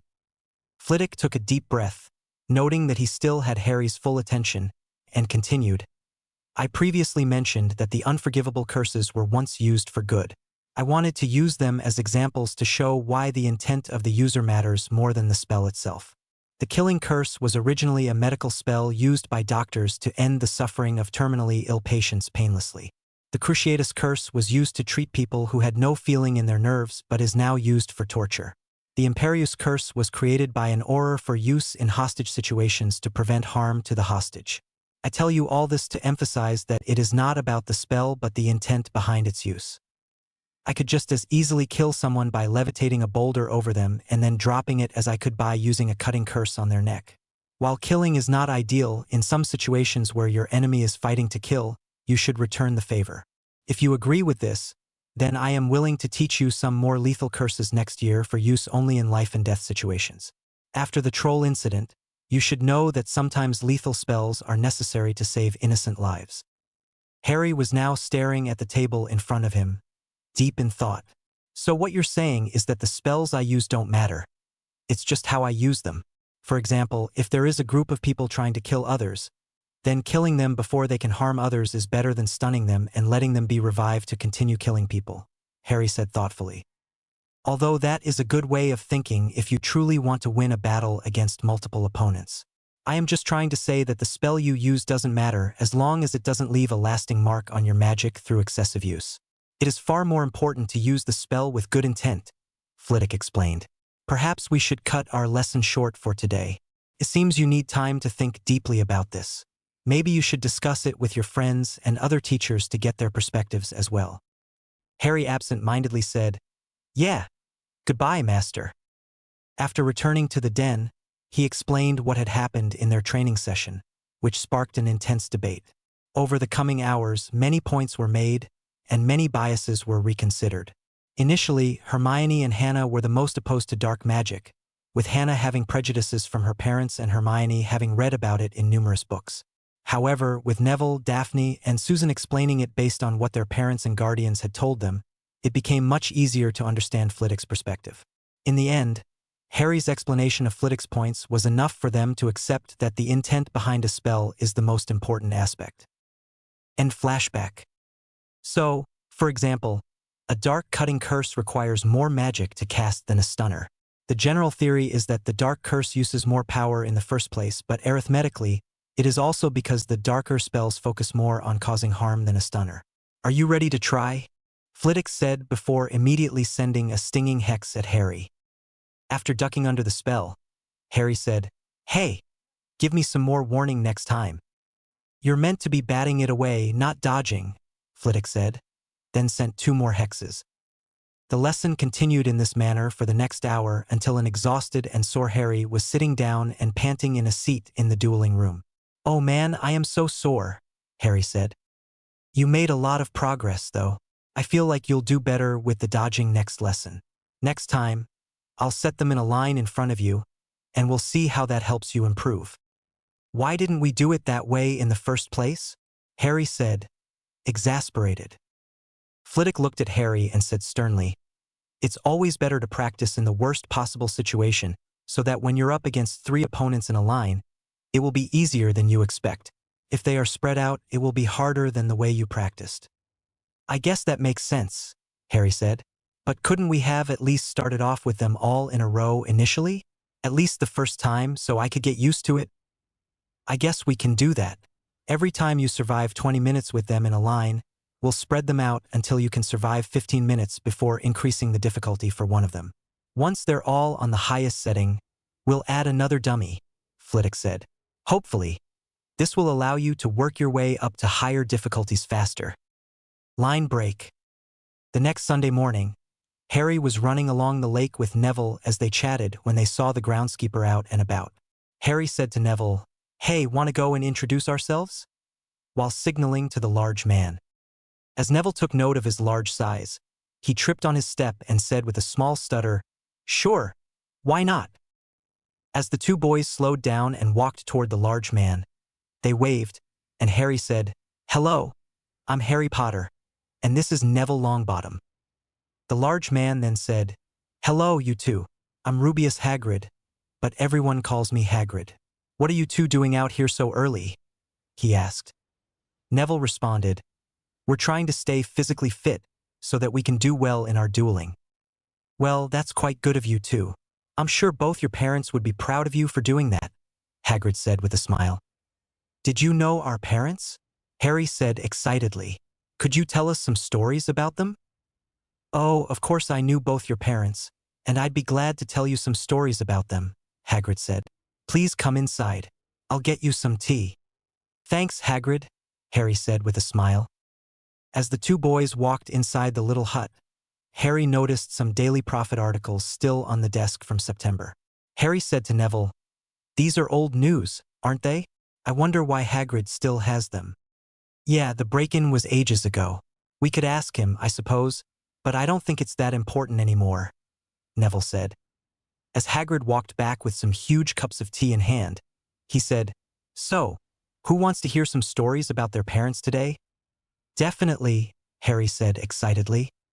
"Yeah, me too," Neville said. Over the course of the next half hour, Harry and Neville listened to Hagrid talk about Harry's parents and how Alice and Frank were good students who helped him out occasionally. Finally, Hagrid said, "Blimey, you lot should probably head to the castle for breakfast before you miss it completely. Feel free to come back at the same time next week." After sharing a brief look, Harry said, "We'll be back, maybe even bringing more people if that's all right." "Of course, the more, the merrier. See you then," Hagrid said as the boys walked off. Harry said to Neville, "Let's go to the den after breakfast. Maybe we can do some practice before training with Flitwick this afternoon. I think we will be mostly learning how to duel in our lessons, so I'll try to teach you some spells that we can use in the Denver." "That sounds good. But when will we start our own private lessons?" Neville asked curiously. "I think we should talk to Susan about this before lunch, once everyone else is gone," Harry said thoughtfully. "If she agrees, then we'll have to schedule it when no one else is using the den, so we can train properly with the dueling platform. But that might be a bit difficult considering I have Quidditch practice on Monday mornings and Tuesday and Thursday afternoons.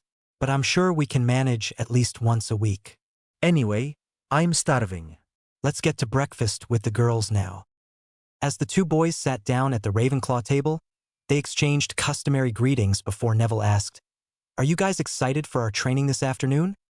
Susan said, "Yeah, I can't wait to learn how to duel. Maybe after this year, I can convince Aunt Amelia to teach me more over the holidays." "I'm also really excited. Maybe it will bring Harry's ego down a notch," Daphne said with a smirk. "Hey," Harry said, "what did I do?" During breakfast, the group had lots of laughter and jokes as they discussed various topics until they finished and decided to head to the Denver. "So what do you guys want to study today?" Hermione asked. "Well, Harry and I were thinking of learning some combat spells, so we can impress Flitwick in our lesson this afternoon," Neville said. "That's a great idea," Susan said. "But what about the people who aren't going to Flitwick's lesson? What will they do?" "Well, they could try learning some healing magic for when we get injured practicing our dueling," Harry suggested. "They could do this whenever we practice dueling because if we want to do well, we'll need to practice a lot." "That's a great idea, Harry," Hermione squealed. "I'll have to talk to Madame Pomfrey about getting some books here permanently. Maybe she would even teach us if we go to the hospital wing. Let me make a schedule." "Whoa, Hermione. Slow down," Harry said with a laugh. "But you need to remember that others will be learning as well, and they might want a say in what they're doing." "Sorry, I just get so excited. Anyway, Hannah, Tracy, do you two want to come to the hospital wing with me to ask Madame Pomfrey to teach us?" "Yeah, sounds good," Tracy said. "Yeah, let's go," Hannah said. "We'll see you guys at lunch." "So, what are you going to teach us, Harry?" Susan asked excitedly. "Well, it depends a bit on what we're learning with Flitwick.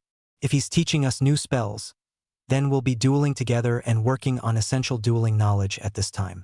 But if we're focusing on how to duel, dodge, aim, and all of that during his lessons, then I'll teach you some new spells.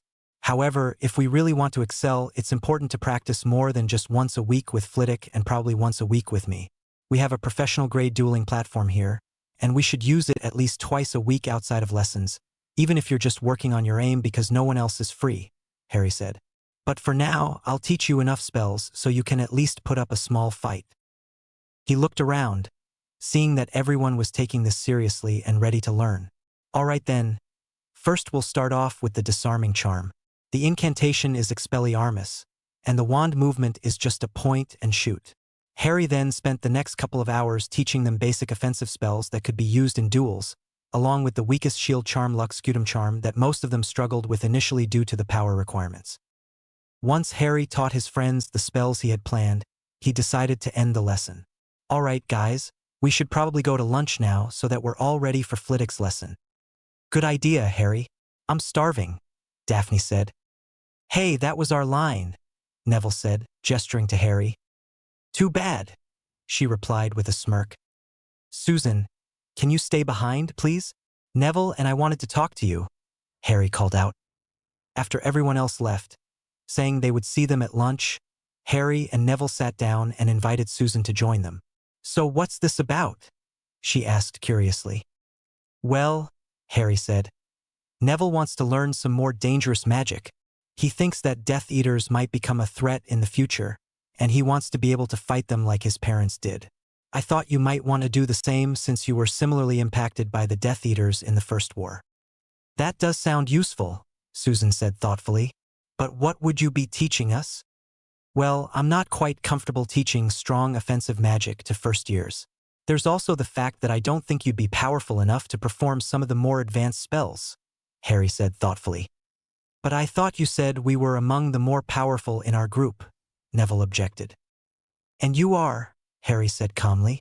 But the fact is that our entire group is first years, so being more powerful than them doesn't make you strong enough to learn these spells. I'm not trying to flex or anything, but I am much more powerful than both of you. I don't mean you won't both be powerful in the future or even that you aren't now. Look at you, Neville. You're doing so much better than at the start of the year. But I could probably break both of your shields with just 1 or 2 blasting curses, whereas it would take both of you at least 5 minutes to break mine. Will you teach us at least one more powerful spell if we can break your shield in less than 5 minutes? Susan asked. If we can break it down in 5 minutes using the Bombarda Hex, then we're clearly more powerful than you think and deserve to learn a spell. If we can't, then it's no harm done. At worst, it will be some good practice with one of the new spells you just taught us. Susan rationalized. Harry thought about it for a moment and found that Susan's explanation was sound. All right, he said.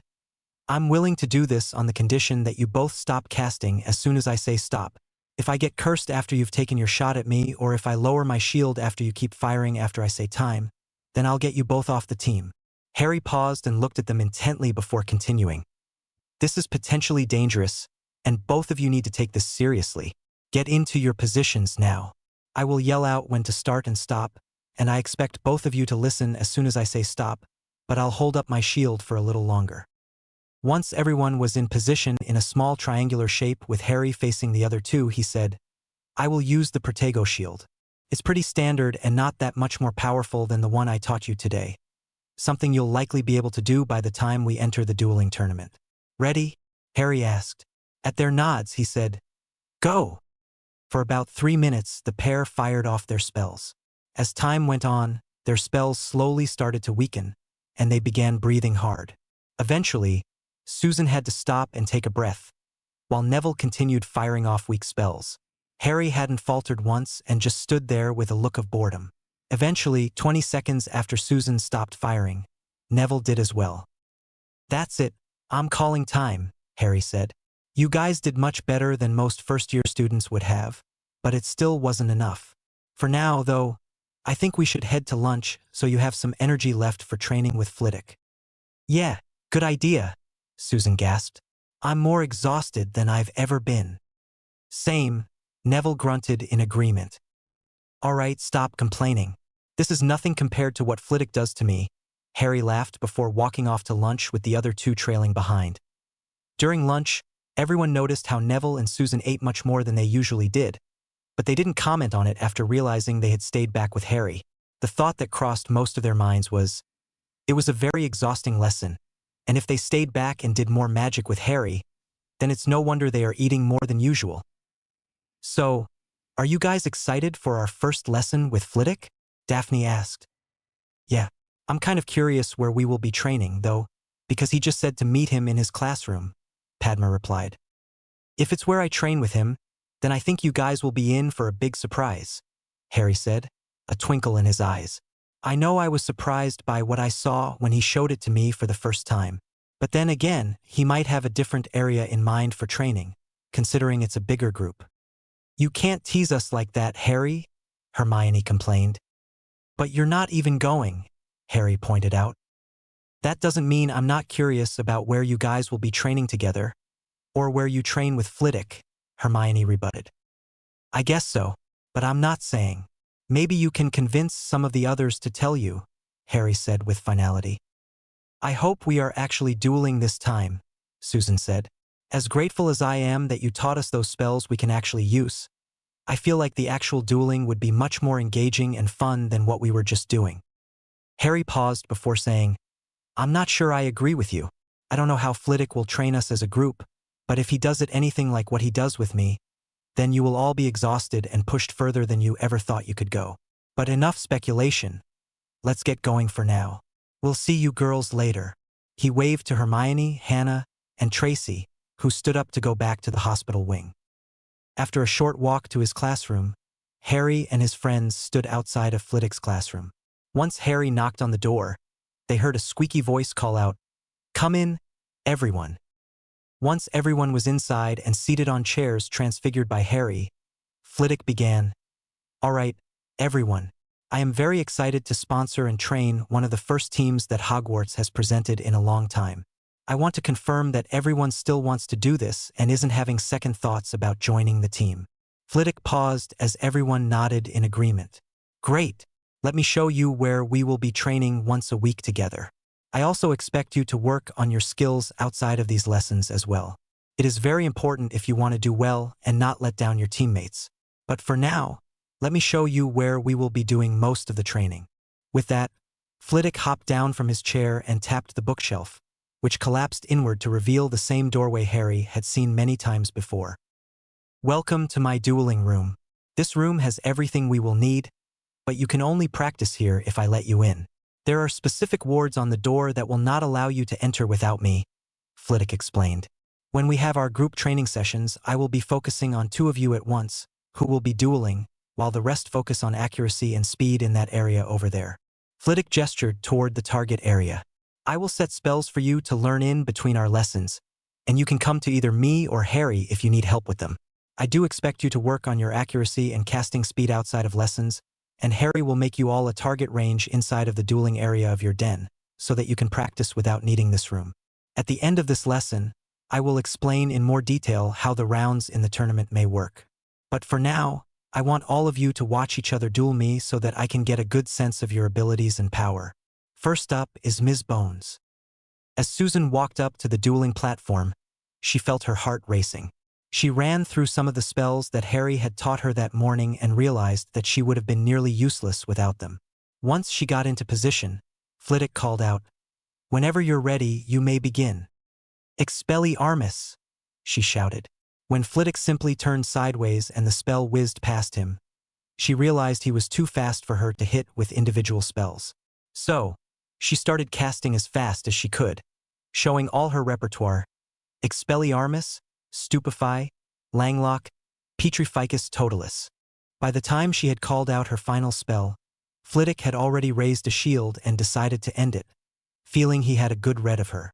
With a flick of his wand, a silent stunner sped toward Susan twice as fast as the spells she had sent at him. Susan tried to dodge the spell but was ultimately hit in the shoulder and fell to the cushioned ground. After she was enervated, Flitwick noted, "I can see that Harry has done a good job teaching you spells, and I think it would be beneficial if he continued teaching all of you the spells he thinks will be necessary. It was a good showing. I wouldn't expect it to go any differently, but there is definitely potential in you that I expect to see in all of you." He finished while looking toward the group of spectators. "Anyway, Mr. Longbottom, you're up next." Neville had watched the previous duel and knew he had no chance of winning, but he was now doing this just to prove he was a good wizard and show Flitwick that he was a worthy student. As soon as the duel started, Neville went on the offensive and cast Expelliarmus, Confringo, Stupefy, Petrificus Totalis, Expelliarmus, Langlock. Flitwick was a little surprised by the barrage and noted that the spells were more powerful than he would have expected from someone in their first year. In the end, he decided to finish it with a trio of disarming charms that Neville would be unable to dodge. Neville dived to the left but still got clipped in the leg, just enough for him to lose his wand to Flitwick's summoning spell. "Well done, Neville. This is the best way for me to gauge your abilities, as I doubt you have many defensive skills, so your offense is what I will be judging you on, and you just gave a very good showing." Next up is Ms. Greengrass. As Flitwick signaled to begin, Daphne immediately started casting, but with a slightly different goal than the others. She knew she wasn't quite as powerful as Susan and Neville, but she was creative and had found an affinity for ice-based magic when experimenting. She pointed her wand at the ground around Flitwick and said, "Glacius expulso." Flitwick responded with some highly controlled flames that melted the ice beneath his feet and then neatly sidestepped the banishing charm aimed at his chest. "Well done," he called out. "Nice and creative," which is necessary when going up against more powerful and experienced opponents. In the end, Daphne's duel lasted about as long as the others. It only took 2 more spells from Flitwick before she was on the ground and unable to move. "Next up is Ms. Padma Patil," Flitwick called out. As soon as the duel began, it was clear that Padma was struggling with offensive spells, as they were quite slow and easy for Flitwick to dodge. In the end, he fired off a disarming charm, and surprisingly, Padma cast a Protego charm. Everyone paused for a moment. While it was clear the shield was weak, Harry knew it was probably the strongest one that most of his friends could manage. It seemed she was more defensively aligned than the others. It only took 1 more spell before she collapsed and found herself wandless. Flitwick said, "Marvelous work. We might make you the defensive specialist in any group duels." "Thanks, Professor. It took a lot of work," Padma said shyly. "Now, Ms. Parvati Patil." While most of the group thought she would be more defensively aligned like her twin, Harry wasn't so sure. He had seen her spells fly faster than the others, and her accuracy while casting at speed was impressive for someone who didn't train specifically for it. Once both duelists were in place, Parvati cast quickly and accurately, "Stupefy Expelliarmus, Petrificus Totalis." Flitwick was surprised by her speed and accuracy and had to cast a Protego charm to stay in the duel. It was clear that her defense was her weak point when she fell after she couldn't dodge a stunner. "And last but not least, my apprentice," Flitwick said. Most of the group was a little surprised that he would be dueling Harry. They knew he was more powerful than them by several orders of magnitude, and some had seen him practicing his speed and accuracy, which was much better than theirs. They wondered why he would be dueling Flitwick when it was likely he already knew Harry's skill level. For those of you who might be wondering, this duel is to help you understand what you should aim for. It might not be possible for some of you to cast powerful spells, but it is clear that you have the potential to be great duelers by being creative, fast, and accurate. "I will ask you to stand behind the wards over there for your protection," Flitwick said, gesturing to a small viewing area that they assumed was warded. Once both duelists were in place on the platform, Flitwick smirked and said, "Ready to be defeated in front of all your friends?" The students in the viewing area gasped when Harry replied, "Ready to be beaten by your apprentice in front of your students." At once, both of them fired off spells that collided in the middle. This didn't stop either duelist, though. Both kept casting. The student spectators were amazed at the speed of the spells each was firing off. With the opening volley of spells done, Harry stopped casting regular curses and charms and started using some transfiguration. He noticed that the platform had been chipped away in some places and saw that there was enough rubble for his plan. With an elaborate wave of his wand, he created 3 spears and banished them at his mentor while also summoning 2 small ravens to dive-bomb Flitwick from above. Flitwick conjured a small wall to block the spears and sent it toward the birds. One of them managed to dodge the wall, forcing Flitwick to use a reversing spell on the bird, which changed it back into a small rock. As both took a breather, Harry held his holly wand behind his back, and with a small wave, he created a small snake and cast the disillusionment charm to make it invisible. After a brief pause, Flitwick broke it and began casting charms on Harry, using enough speed that Harry had to use both his wands to conjure shields and bat the spells away. By this stage, the two had almost completely forgotten about their audience, who were watching in awe. "I had no idea it was possible to use 2 wands at once," Padma said. "It's incredibly rare and something that we should not spread around, so Harry can decide when he wishes to reveal it in a duel. It just might save his life," Daphne said wisely. "I imagine it could be the deciding factor in a duel," Neville commented. After this quiet conversation, they all saw that Harry was now casting spells from both his wands at the same time, and if the colors were any indication, they were very different spells. The students could see that although Flitwick looked far from done, he was feeling the strain of blocking and dodging twice as many spells as one usually would when facing a single opponent. Eventually, the spectators heard Flitwick gasp in surprise as he felt his legs getting wrapped up by something he couldn't see.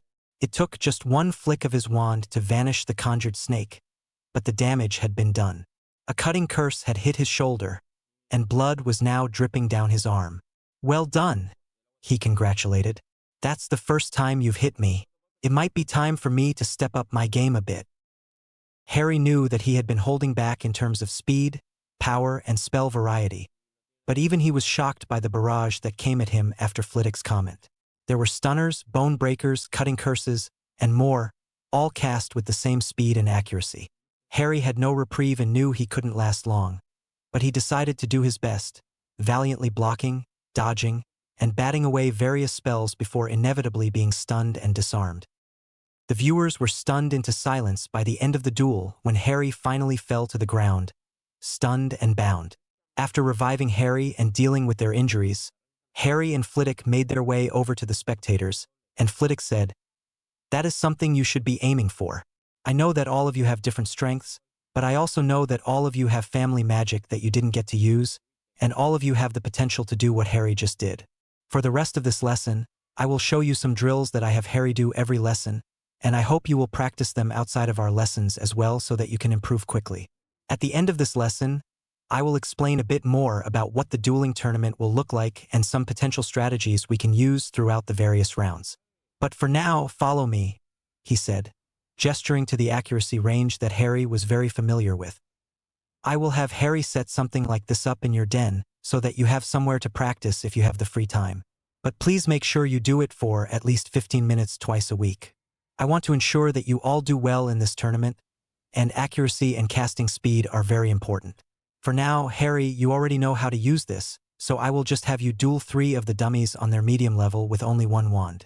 That should be challenging for you, and I doubt you will be able to defeat them before I show these guys what they should be working on," Flitwick stated. Over the next half hour, the group learned about common drills they should perform as often as possible throughout the week so that when Flitwick was with them, they would be prepared. Occasionally, the group would hear a few explosions and muttered curses coming from where Harry was dueling. As Flitwick finished, he told the group, "Come on, let's see how Harry is faring. He has come a long way since he first started and should be able to defeat these dummies, but it is difficult since they don't tire like he does. Anyway, it seems he is about to finish up." The group walked over and saw an exhausted Harry fighting a dummy that had a couple of cuts on its arms and legs, firing off spells at a rate faster than most of them could manage. Eventually, after a few spells were traded, Harry batted back a cutting curse and followed up with a blasting curse that destroyed the dummy. He collapsed as he saw the dummy repair itself and then returned to the storage area. "How does the dummy repair itself?" Padma asked.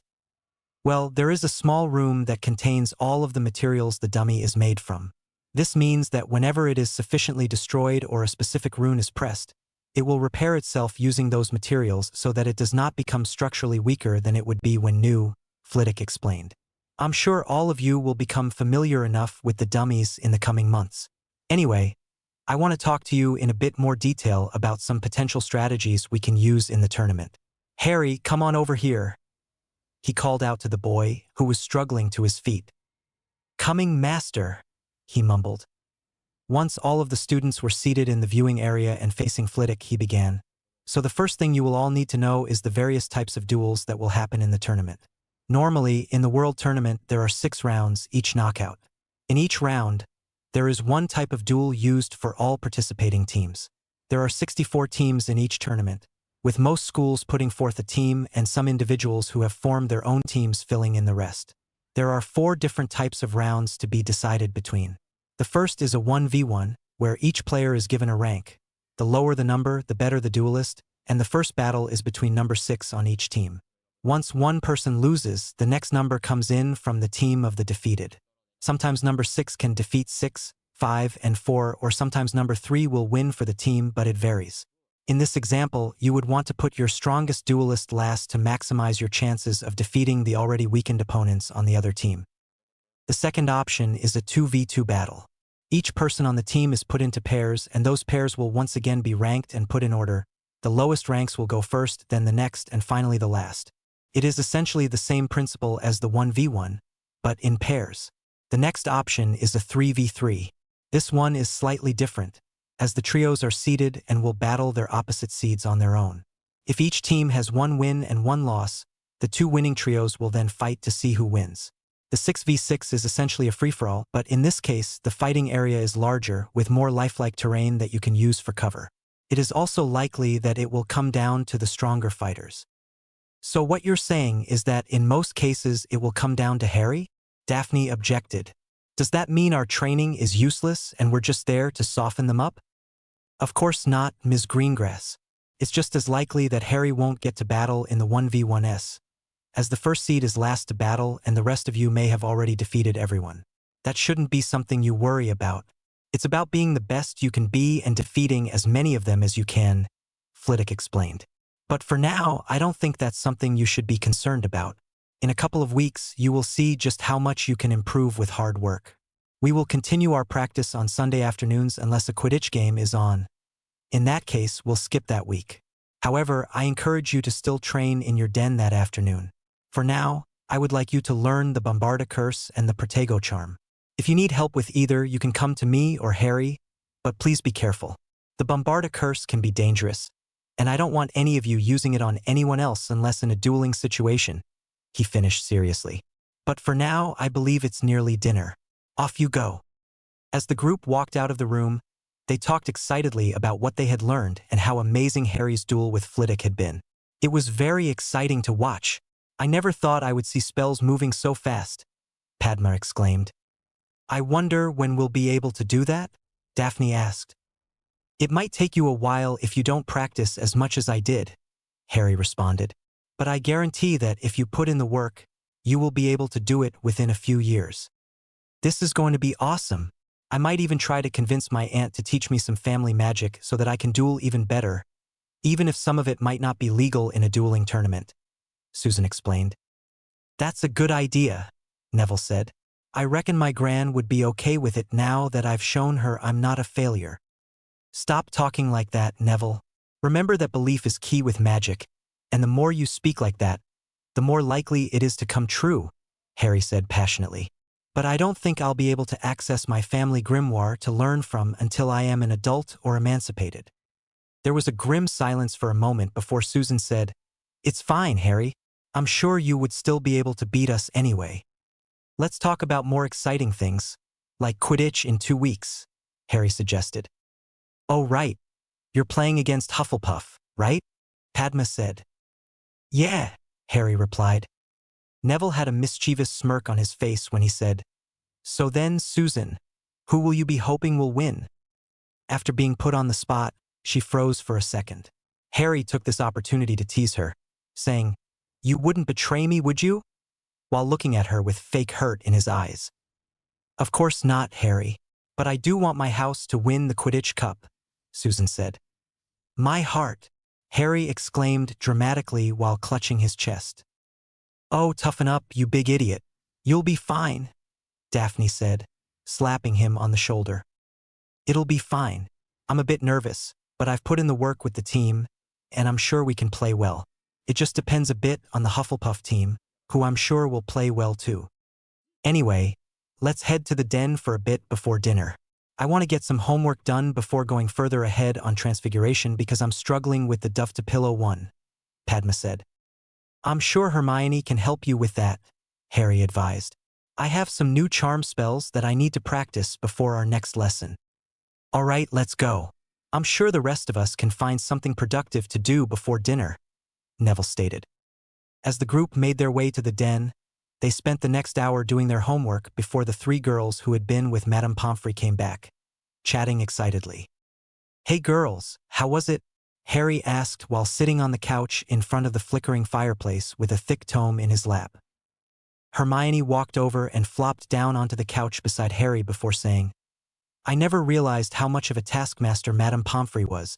As soon as we expressed interest in learning how to be healers, she was so excited and rambled on about how rare it was for students to want to be healers, let alone first years. Then when we said that we were serious about it and wanted to do this for our entire time here, she started muttering about what she should teach us. It took her about a minute of writing things down before she began explaining what we would be learning. So what did you end up learning in the couple of hours you had? Harry asked.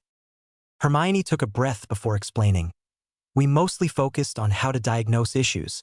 By that, I mean we learned some basic diagnostic charms that should help us figure out what charm we need to use. The reasoning that Madame Pomfrey gave was that certain charms work better for certain injuries.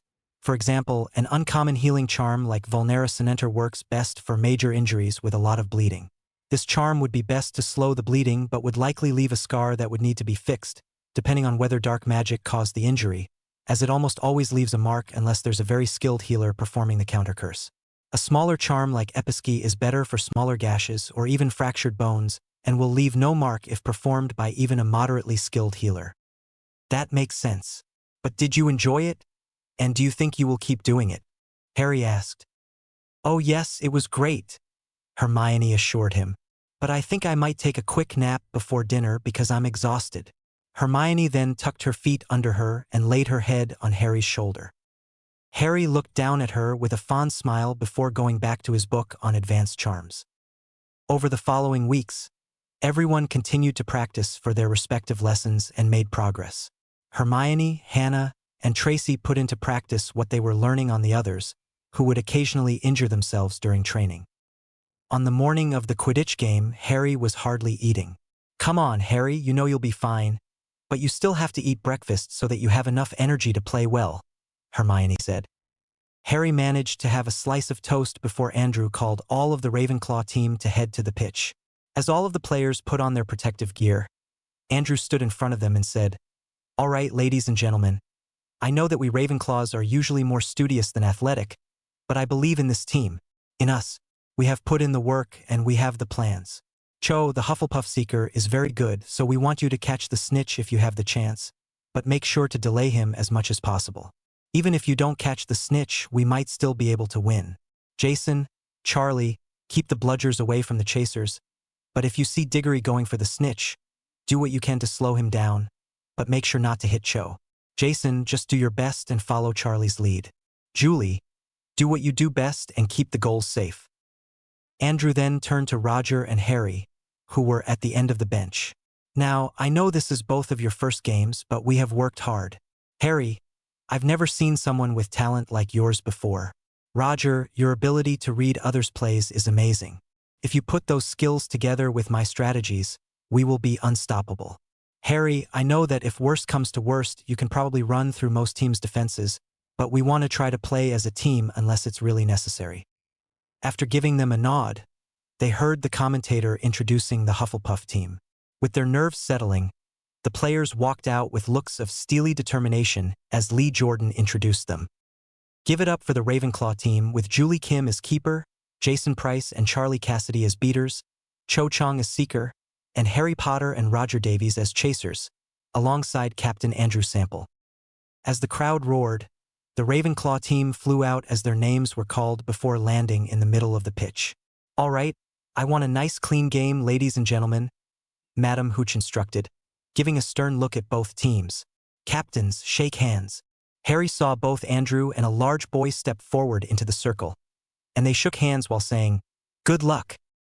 Once the boys were back in their positions, Hooch said, "Everyone into your positions." With a blow of her whistle, she released the snitch, bludgers, and threw the quaffle into the air. Immediately, Harry flew to grab the ball. Once he had it, he did a barrel roll to avoid one of the opposing chasers. He threw the ball forward to Andrew, who had immediately flown toward the Hufflepuff posts once the whistle blew. With just the keeper to beat, Andrew faked towards the right post before shooting through the left. "That is 10-0 to Ravenclaw," Lee Jordan yelled over the crowd's cheers. As the Hufflepuff chasers passed the ball up the field, dodging the bludgers that Jason and Charlie were hitting at them, Roger flew below one of the chasers he thought would get the ball next and flew up as soon as the pass was released. He managed to hit the ball up to Harry just before it reached the chaser. As soon as Harry caught the ball, he was flying down the pitch, and with all the Hufflepuff chasers flying the other way, it was just him and the keeper left. Harry saw that a bludger was flying towards Charlie and made a signal with his hand. As Harry flew towards the goals, the keeper came out to reach him. As soon as Harry got closer to the keeper, he lobbed the ball up and immediately ducked. While the keeper's eyes followed the quaffle, he missed the bludger that passed through the space Harry's head occupied mere seconds ago. Once the keeper was hit in the stomach with the bludger, Harry caught the quaffle and shot it into the middle hoop. 20-0 Ravenclaw, Jordan yelled as the Ravenclaw section went wild.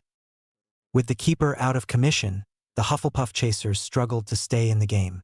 Harry led the charge by making plays that either allowed him to score or left Andrew and Roger with open goals. As the game went on, Harry managed to coordinate with the beaters in such a way that left his team with open goals and even took out one more of the chasers on the other team.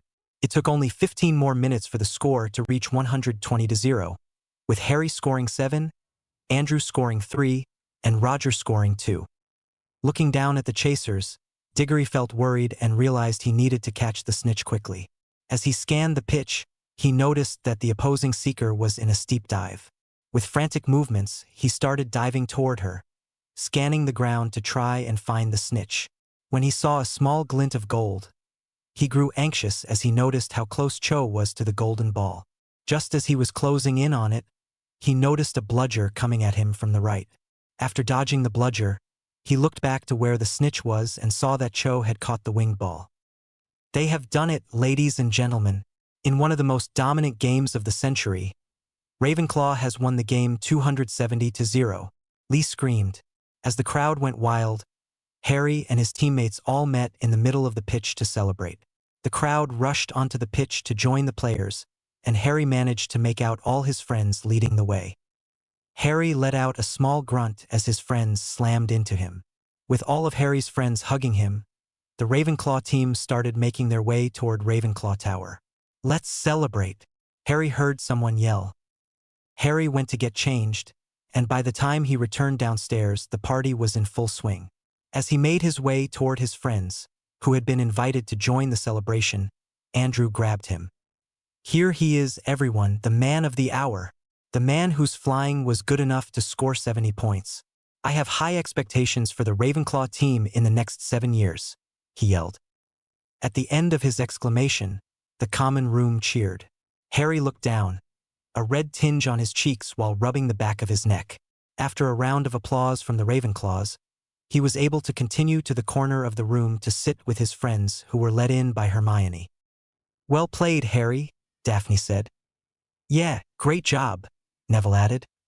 Before Harry could respond, Hermione and Hannah hugged him tightly and said, "I wish you wouldn't fly so recklessly. I nearly had 3 heart attacks while watching you." As he wrapped his arms around her back gently, Harry looked at her and said, "I'm sorry, Hermione, but that's how the game is played." Before Harry could reassure her any further, Susan interjected. "I think you need to remember just how skilled Harry really is. Just think back to the first lesson we had when he caught me after I fell. That flying alone is something that most professionals would need years of training to do. The fact that someone could do that on their first try is incredible. Add to that the fact that Harry has been training 3 times a week for a few months now, and his skills will only have improved. Also, being a chaser is arguably one of the most important positions. If he scores enough, then the snitch is useless. But the thing is, he won't be as threatened by the bludgers because his beaters will be protecting him." "I know that here," Hermione stated, pointing to her head. "But it's hard to accept here," she said, pointing to her heart. "It's just so nerve-wracking seeing Harry fly like that." "Maybe you just need to know how it feels to enjoy flying," Harry said thoughtfully. No. "I won't do it," Hermione denied. "I have an idea, but I'll try and do it later," Harry said. "Let's forget about that for now," Neville said. "Tell me how you thought of that move to take out the keeper. That has to be the coolest move I've ever seen," he gushed. It took them another hour before the group agreed to disagree on the best move Harry pulled during the match before they all headed for dinner. Harry batted away a stunner and shot a Petrificus Totalis from his Elder Wand while simultaneously using his Holly Wand to shield from a blasting curse. With only a small flick of his wand, one of his opponents was sinking into quicksand while another got hit with their own stunner.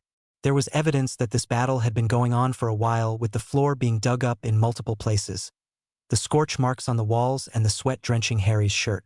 The final opponent had the ground in front of it blown up and was quickly bound by the rubble being animated to act like a snake. "Well done, Harry," Flitwick said. "These 5 dummies at max speed are now a bit too easy for you. It might be time for you to start dueling with 6. I think that it is time for you to practice your magical senses with the dummies." "All right, I'll set them up," Harry mumbled.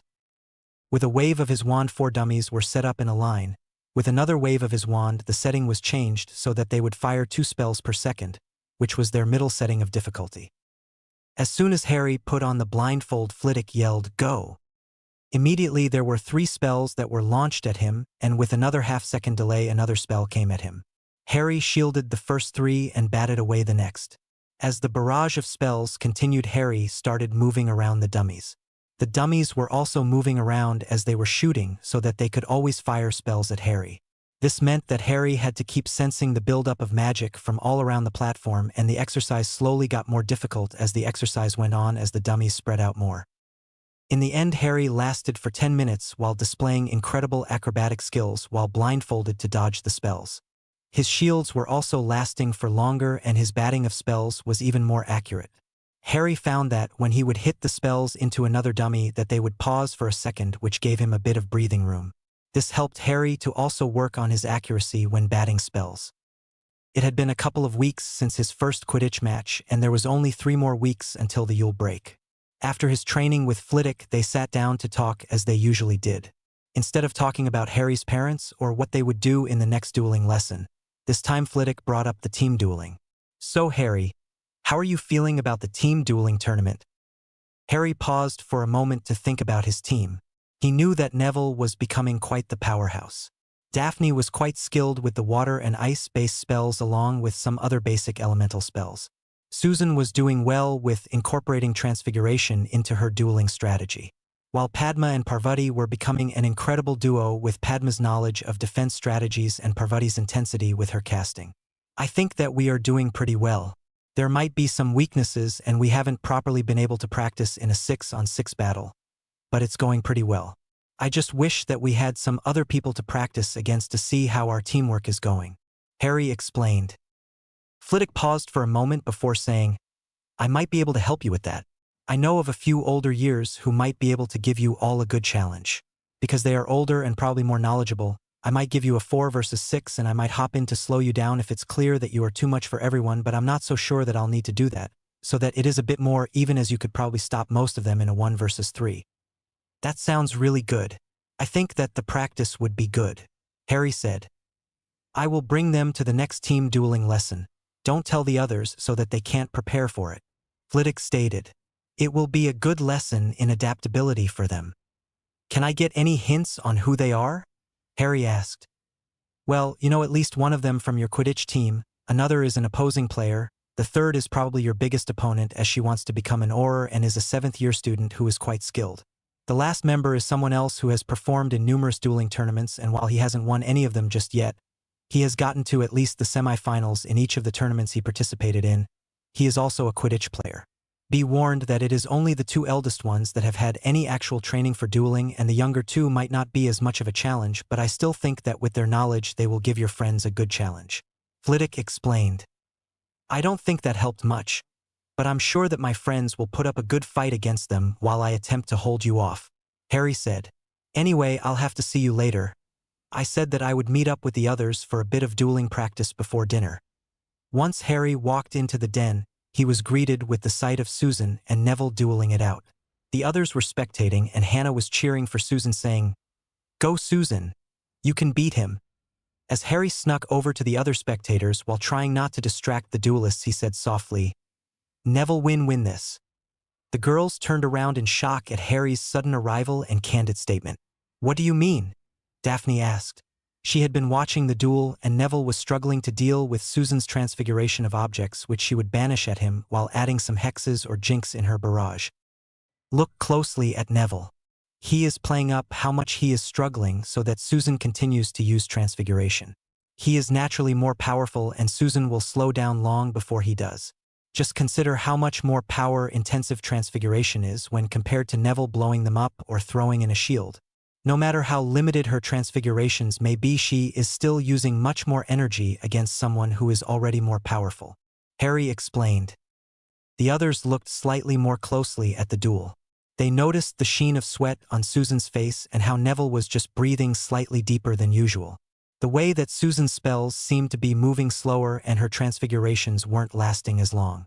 "You're right," Daphne said. "Susan is being baited and Neville will probably strike soon." As the spectators looked on, Neville began a barrage with Stupefy, Petrificus Totalis, Expelliarmus. The chain might have taken him much longer than Harry would have to cast it, but the power behind the spells was enough to break Susan's weak shield and left her frozen in place and disarmed. "Well done," Harry called out. "But now, Susan, explain why you lost." This had become a habit Harry had ingrained in them to help understand their weaknesses, to improve individually and understand what weaknesses they would have to cover when dueling as a team. Once Susan was able to speak again, she took a deep breath before explaining, "I shouldn't be using transfiguration against someone who is more powerful than me, as he could just outlast me easily. I should have changed up my strategy once I realized that Neville was not as exhausted as he was acting. Maybe added in some elemental-based spells, which would mean that Neville would have to defend in a different way." "That's correct," Harry agreed. "Now what about you, Neville? What could you have done better?" "I should have put her down earlier. She was already exhausted for a little while once I fought back properly. I could have made a mistake or gotten unlucky in that time, so I should have put her down before I had the chance to make a mistake like that," he explained. "Good. Now I think that it's time for you guys to work on your team dueling.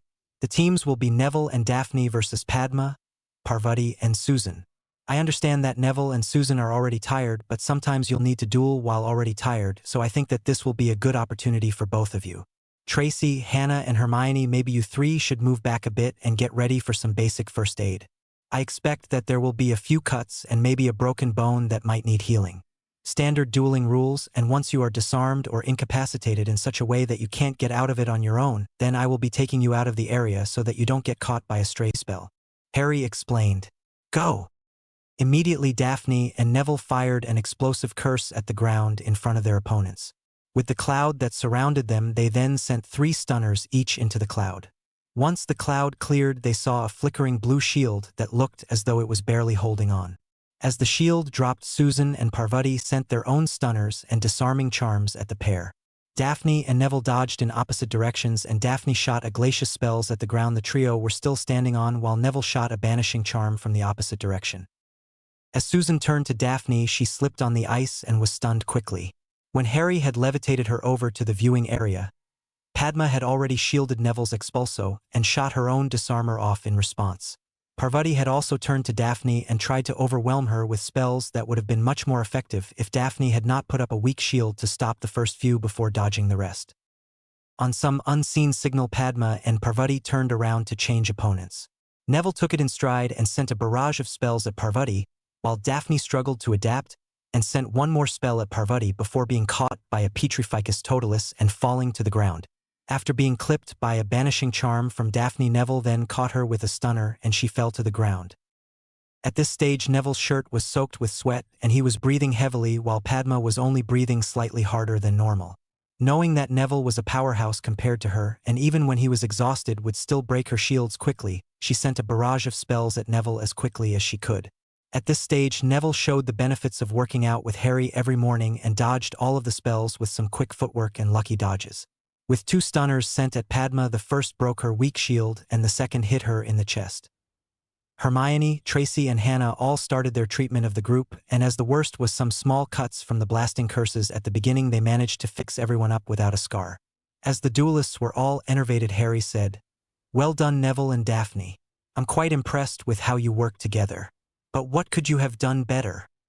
Daphne and I should have continued to fire spells into the smoke, as it would have either forced someone else to use more energy on a shield, or it could have even taken someone out. We also should have split up faster, as we couldn't allow them to surround us with their superior numbers. They could have had one person at our back at all times," Neville explained. "We had some good coordination with the ice and banishing charm combo, but it wasn't timed perfectly, as it might have taken one of them out of the fight or let us single them out if it was," Daphne added. "Correct, you also made a good choice to go on the offensive when you were outnumbered to even the numbers," Harry added. "Susan, Padma, Parvati, what could you have done better?" "We should have split up sooner," Susan answered. "We were all grouped up and it made us an easy target and harder to utilize our greater numbers. We also relied too much on Padma's defensive abilities. Susan and I should have made our own shields to save some of Padma's energy. We also should have melted the ice so that we could dodge the spells and weren't struggling to move around or forced to rely on shields," Parvati added. "It also would have been better if we started more offensively to take advantage of our superior numbers. Using the smoke to split up could have worked as well," Padma finished. Correct. Using the smoke to split up is a very good idea as it gives you some cover, and your opponents would have no idea where you are until the cloud has settled a bit. Harry said. You guys are improving greatly, and I also think that your teamwork is going really well. I also want to thank our healers for treating everyone so well. Harry finished with a grin. We aren't healers yet, Harry, Hermione said with a slap on his arm. But I think that it's time for some dinner because I swear I can hear Neville's stomach rumbling from here. Hey! Neville exclaimed over the laughter. You know what? Let's just head down to dinner now. Neville, Susan, can you guys stay back for a minute? Harry asked. Sure. Are we scheduling another lesson? Susan asked. Yep. I think that tomorrow morning we can do it as most of us sleep in on Saturday mornings, and it will give you plenty of time to recover for Flitwick's training. Harry answered. But for now I think that we should head down to dinner. Sounds good. Neville answered before leading the way down to dinner. What will we be learning this time? I think that it is time for you to learn how to bat spells away. It requires a bit of power but is a solid defense that is slightly easier power-wise than a shield. Harry explained. You should have seen me do this in some of our duels, and I think that you are able to do it by now. That's going to be so cool. Imagine Daphne's face when we do it for the first time. Neville exclaimed excitedly. She would probably demand to join our sessions. Susan laughed. Maybe that is something that we should consider, Harry said thoughtfully. I mean, it's not like she won't want to be able to protect herself and her family as the heiress. But if we let her join, then wouldn't everyone else want to join? Susan said. I mean, it's not like I have anything against the others, but to be honest, I kind of like our time together. It just feels like you guys understand more what it's like to be impacted by Voldemort better than the others would. I agree, Neville said. I really like how you guys understand me better. Don't worry, guys. I'm sure that Daphne and the others will understand, Harry said. As the others made their way into the Great Hall, they made their way over to the Gryffindor table and sat down next to the others. So what are we talking about? Harry asked as he served himself up some food. We were just talking about how you knew that Neville would win after just watching the match for a moment. Hermione answered. It was very impressive, Daphne said. I just want to know how you could do it so accurately. Well, it took a lot of practice with Flitwick. We would duel, and then after each duel we would talk about what we've gone through in that battle and how I could have done it better. He also has this other device called a pensieve that he borrowed from the headmaster from time to time. We would then watch his memories of fighting in tournaments and him spectating other impressive duels. The commentary that he gave me, and with the occasional pause to get a closer view of the tells that he and his opponent were showing, would then help me to analyze battles quickly, and even during a duel I can analyze the opponent's strategy, but it is still harder against experienced duelists. Harry explained. That pensieve sounds interesting, Hermione stated. Do you think that we could get one? I doubt it, Hermione. They are very rare and hard to make. They are usually only found in very old families or powerful individuals. For example, the Potters, Longbottoms, Bones, Greengrasses, and likely the Patils would all have one. But this is generally just for the use of the head of house. Daphne explained. I know that my family has one, but I can't access it until I can go to Potter Manor. Harry added. That's a shame, Hermione said. I would love to try and use one, but I guess that might be something for later. Well, now that Hermione has satisfied her curiosity, Susan started with a grin. What is everyone else doing in the holidays aside from the dueling tournament? We will be going back to India, but we will meet you both in France for the dueling tournament, Padma said. We'll probably just be hanging out with our family though, Parvati finished. I will probably just be going to the ministry ball at Christmas and hosting our family ball on New Year, Daphne said. I'll be going to both, said Neville. Same, added Susan. I'll just be hanging out with my family. I wish I could go with some of you guys, Hermione said a bit dejectedly. Don't worry, Hermione, the balls are really boring anyway, as there is so much focus on politics. You would probably not enjoy it very much, as most of the stuck-up purebloods would ignore you or treat you like you are worse than them, Daphne consoled. What about you, Harry? I'll be staying with my family and the balls. I forgot to mention it because I assumed most of you would have gotten one as well, but I got the standard invite for members of the old families for the ministry Christmas ball. But my family will also be doing some sightseeing in France after the tournament. Harry said, since I'm participating in the team and individual duels, I will need to be there a bit earlier than you guys. But I hope that you will be able to see me if I make it to the finals. There's no doubt about you making it to the finals, Harry, Neville said. We've all seen you against Flitwick, who was a former world champion. There is almost no way that you get knocked out before the finals, and even in the finals you should be able to destroy them. But the thing is that some of the other schools are much more focused on dueling, and the second years will have had an extra year of training compared to me. Harry explained. They might also have some techniques that I've never seen before because of their other education compared to me. But I doubt that any of them will have your power. Daphne objected. Let's be real here. Even if all of us combined, we would probably still be weaker than you for another year. Even if we are all above average power. Your magical power is probably greater than most adults even now, so what can the other first years do against you? I guess that you're right. I'm just a bit nervous, Harry said. Susan bumped his shoulder and said, It's going to be fine. I'm sure you'll do great. Thanks, guys, Harry said gratefully. Line break. All right, let me explain to you two how to bat away spells. Harry started. The way that Flitwick explained to me was that you want to imagine a square in front of your body, and if a spell comes inside of it, then you hit it with the end of your wand. You will need to put in a small amount of magic and intend for the spell to be hit away. This will channel a small amount of magic through the wand to make it durable enough to hit it away. Some spells may need a bit more magic to bat away than others, but it will become instinctual after enough practice. Harry lectured. As the other two nodded, Harry smiled and said, Time for some practice. Immediately Harry sent a barrage of stinging hexes at the pair with his Elder Wand. It took them a few minutes of constant stinging hexes before they started to get the hang of it. After 10 minutes with a single wand, the pair had welts all over their body. It was then that Harry summoned his holly wand from its holster and doubled the speed of casting. He only continued with this for 1 minute, but by the end of it both Susan and Neville were lying on the ground panting. With sweat dripping down their brows, Susan and Neville struggled to push themselves up. The pair helped each other up and limped over to the chairs that had been set up to view the dueling area. You are a cruel man, Harry Potter, Susan gasped. It was effective though, Harry said.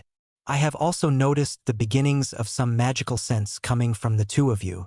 Based on your dodges, it shouldn't be too long before you can start to sense the magic coming consciously and then react to it properly. I don't know how much you guys already know about magical sensing, but I have had numerous discussions with Flitwick about this. There are a few stages of magical sensitivity. The first is that you can feel when you cross particularly powerful wards at places like Hogwarts or your family manors. The next lowest stage will be where, in the heat of battle, you will feel something like a warning from your magic, and it will be pretty much instinctual that will allow you to dodge the spell. The next level is where your magic will be able to sense all other magical objects in the surrounding area that could be cursed or enchanted. This also includes people and will help you sense the buildup of a spell being cast. This is the stage that I'm at, and I can navigate a magic-rich environment with my eyes closed just by, essentially feeling, but that isn't quite the right word. It's hard for me to explain to someone who can't feel it. The next level will allow for me to feel the intent behind a spell. For example, if I can't dodge the spells coming at me, I can then know for sure that I can get hit by the spell that will have the lowest effect on me. While I know that some of the spells are determinable by color, some of them look similar, so it's better to be sure. The next one will allow for feeling the intent behind a cursed object, which is important for many curse breakers. The final level is one which allows for you to sense wards in very high detail.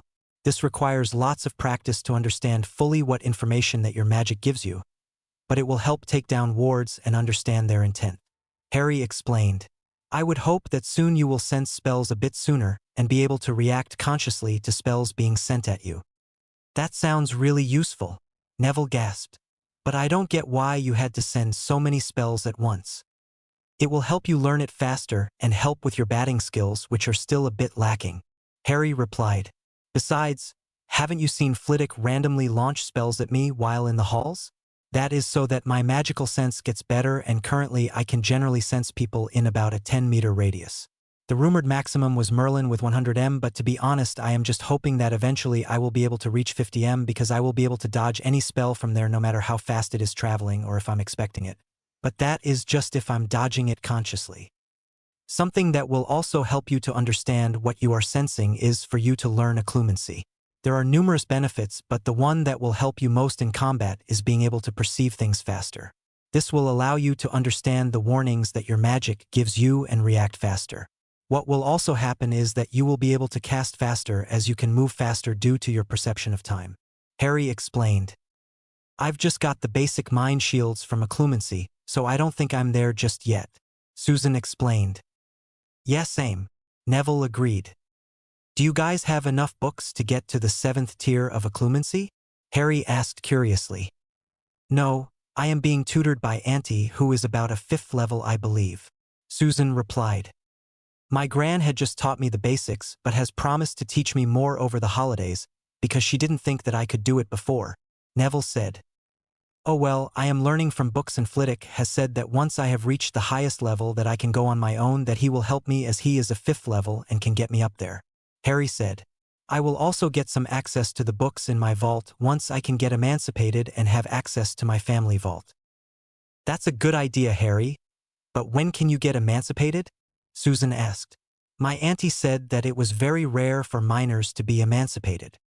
Well, it is just because of the fact that I am the last of my line, and while there are more families that I am the head of, I don't want to expose them just yet, but because I am the last of the most ancient and most noble house of Potter, I am able to be emancipated when I turn 13 because of a last of line clause. Harry explained. Oh, that makes sense, Susan said. But it's also kind of sad that it's necessary. Does that mean that Neville could do the same?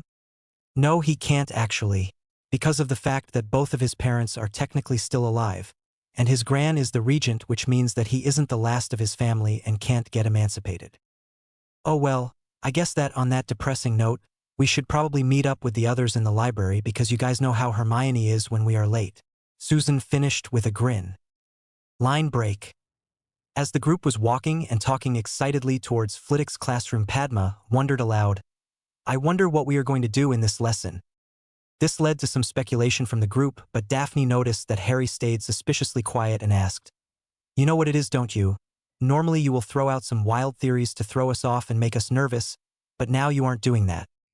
Eventually Harry caved under the pressure of everyone else staring at him before confessing, Okay, fine, I do know what we will be doing this lesson, and it is out of the ordinary, but I promised Master Flitwick that I wouldn't say anything and I will not be forced to break my word. After lots of pouting from the girls and Neville bugging him, the group made it to Flitwick's office. As Harry knocked on the door, they heard Flitwick call out, Come in! As the group walked into the room, they noticed that there were other students here. What are they doing here, Professor? Susan asked. Please follow me inside of our dueling room and I will explain, Flitwick said before standing up and opening the doorway into the dueling room.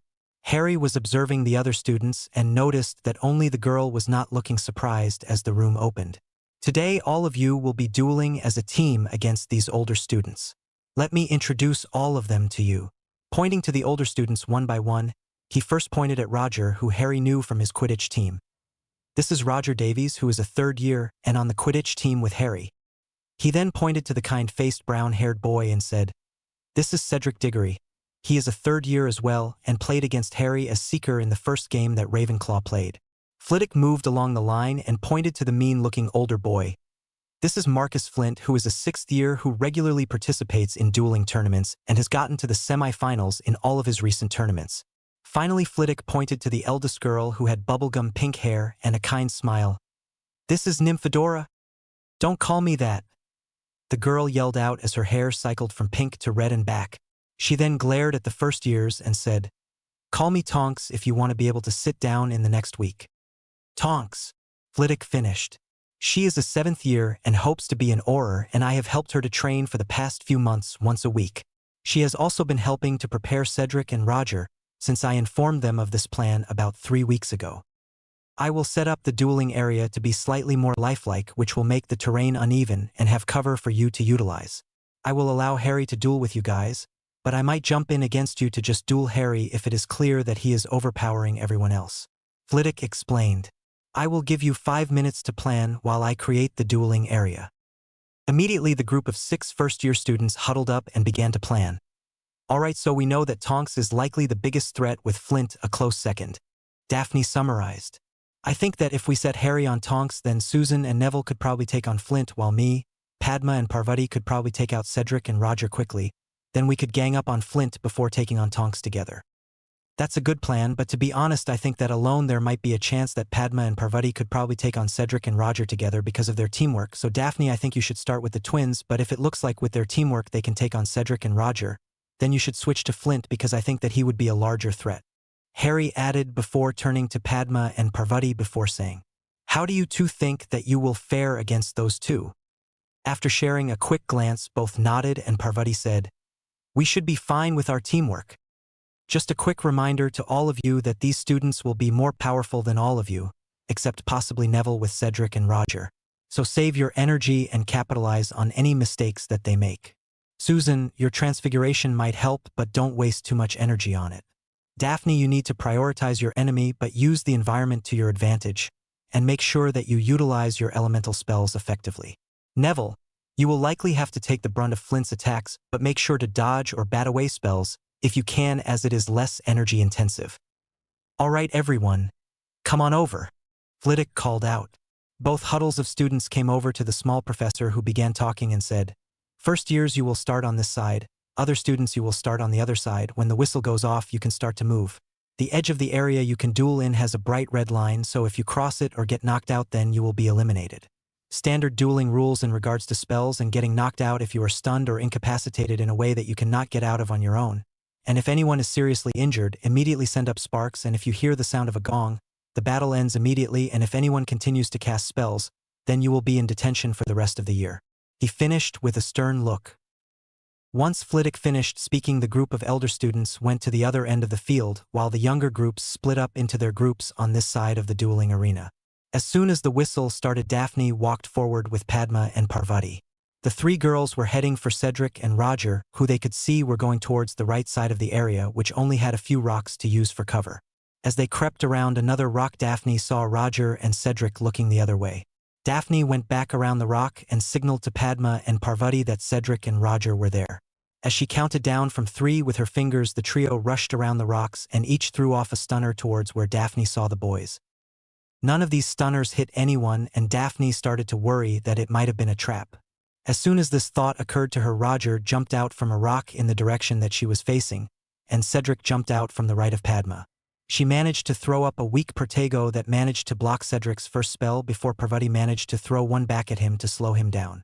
Daphne, on the other hand, wasn't so lucky and had to throw herself out of the way. Roger didn't let up, and she was struggling to keep up with his speed and power. Eventually, Daphne got caught with a shield breaker and stunner combination, which left Padma and Parvati to defeat Roger and Cedric.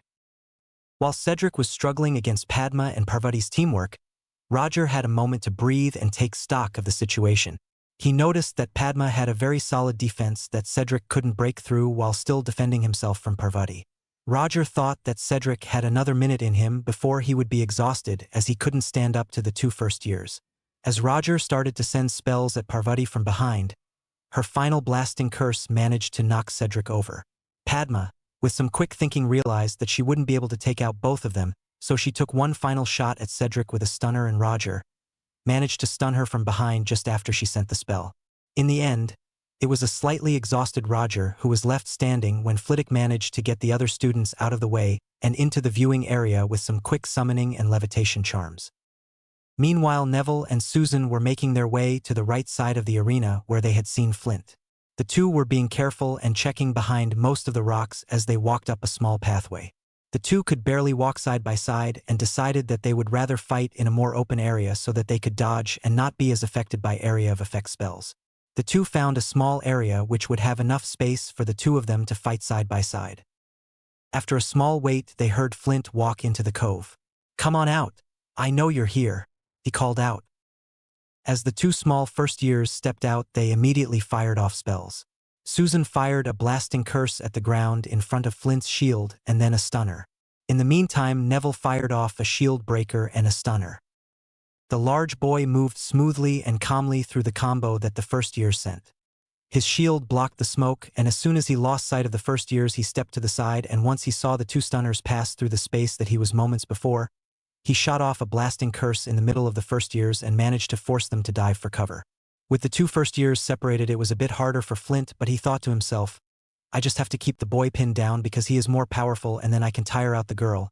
Once she is tired, a bit of transfiguration would be very hard for them to stop. Susan tried to use some small bits of transfiguration to banish ropes and other objects at him, while Neville continued to barrage Flint with blasting curses and stunners.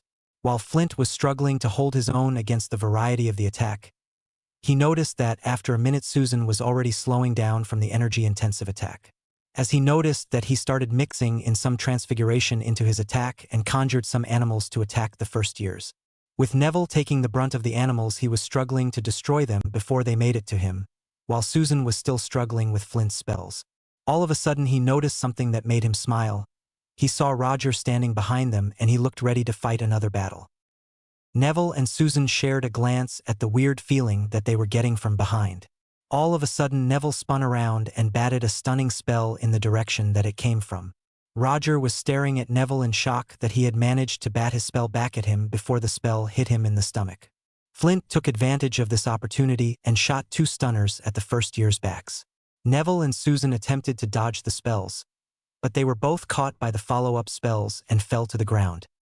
At the same time, Harry slowly walked off towards the center of the battlefield, knowing that it was common for the strongest fighters to meet in the middle. He was walking along calmly, but with his magical senses straining for any sign that Tonks was waiting for him. Eventually Harry and Tonks met in a large clearing with trees scattering around them in a rough circle. Without waiting, Tonks shot a stunner in Harry's direction. Harry didn't even draw his wands and just twisted his body to the left. Tonks started to send a barrage of spells at Harry at around 3 spells per second. While spells were moving faster than the spells that the dummies would fire at him, and would be much more damaging if they hit, Harry was still able to dodge them with relative ease. Come on, Tonks. How are you going to arrest the bad guys if you can't even hit them? Harry teased. Tonks practically growled before throwing more dangerous spells at Harry that would significantly damage him. The area behind Harry was destroyed with only one tree still standing, but it looked like it was on its last legs. Harry then drew his Elder Wand and started to bat some of the spells back at Tonks. This significantly slowed Tonks' casting speed as she was having to dodge and block her own spells. Fight back, will you? Tonks exclaimed angrily. Stop treating me like a joke. Harry then summoned a branch from behind her, which swiped her legs out from under her and caused her to fall down. Damn it, I know that you could have stunned me after that. You're still treating me like I am not worth anything, Tonks yelled. Her hair began to cycle through colors as her anger spiked. After another minute of sending spells at Harry, she started to use some transfiguration. In response to this, Harry started to destroy her creations with her own spells. Seeing this was not effective against Harry, Tonks started to use elemental spells. She started off with an Aguamenti and followed up with a Glacius. Harry used a controlled incendio on the ground around him so that he was still able to move without slipping. Tonks then followed up with a Ventus, which stirred up the dust from the explosions around Harry. With a wave of his wand, Harry pulled up a curved wall of earth that allowed the wind to blow the dust around him. When the wind settled, both fighters looked around the destroyed battlefield and noticed that Flint was looking at them from the edge of the grove. That was more impressive than I expected from a first-time Potter, he grunted. You might be worth my time after all. As soon as he got near Tonks, the two shared a glance and started to barrage spells at Harry. While the spells were flying at Harry, all of the knocked-out contestants looked on in shock. While Cedric and Roger couldn't comprehend just how good Harry was, his friends had all seen him dodge more spells from both the dummies and Flitwick. They were listening to Flitwick commentate on the duel about what they were doing well and what they should be doing instead. See how Harry has just been dodging Tonks spells for a while and countered her elemental or transfiguration spells. He is conserving energy because he knew that although he could take on Tonks quickly on his own, he would likely need to face others after her. This way Harry can take down Tonks using less energy, as she will already be weakened, and hopefully his opponent would already be weaker due to fighting his teammates. Flitwick lectured. Tonks, on the other hand, should have tried to conserve energy as she was struggling to breach his defense, and he is already more powerful than her. Roger exclaimed, Wait, is Harry more powerful than Tonks already? I knew he was powerful, but Tonks is pretty powerful for a 7th year and Harry is still in his 1st. He is in fact far more powerful than her, I would have put him closer to my level of power at the start of first year based on the intensity of his lumos. But I would say that after all of the training he has done so far, he is definitely my equal, possibly starting to get more powerful. Tonks is also quite powerful, especially considering she is 17 and has almost certainly gone through her final magical maturity, but I would be surprised if she reached my level of power within 5 years. It would not surprise me though if she reached it within 20 or so years, but I would not expect for her to surpass me by any significant margin. There are very few people who would have been able to stand up to Tonks and Flint casting together who weren't professional aurors or duelists. Luckily for Harry, he was one of them. The pair were casting very quickly for students, but their teamwork was lacking and it was clear that the two had different strategies that didn't quite merge properly. Flint was casting lots of curses, hexes and jinxes as quickly with as much power as he could. But Tonks was trying to use her elemental spells to make it harder for him to dodge. While the pair's strategies wouldn't oppose each other, without proper communication and teamwork, they would not be able to stop Harry. Harry, for his part, was having a great time. He had found a love of dueling through his lessons with Flitwick, and this was one of the best duels he had in a while that wasn't against his teacher. He was dodging in such a way that to the spectators it seemed as if he was gliding along the ground. When Tonks' spells would come along, Harry would fire off a counter-elemental spell that would neutralize her spell. This combined with his magical sense to tell where spells would come made his defense impeccable. The speed of spells coming at him was noticeably faster than the dummies, but their rate of fire was about the same, and from all of his practice with them, he was not struggling. He eventually started to find a rhythm to Flint's casting: stunner, shield breaker, cutting curse, blasting curse. This pattern meant that after each blasting curse there was a small break in his casting.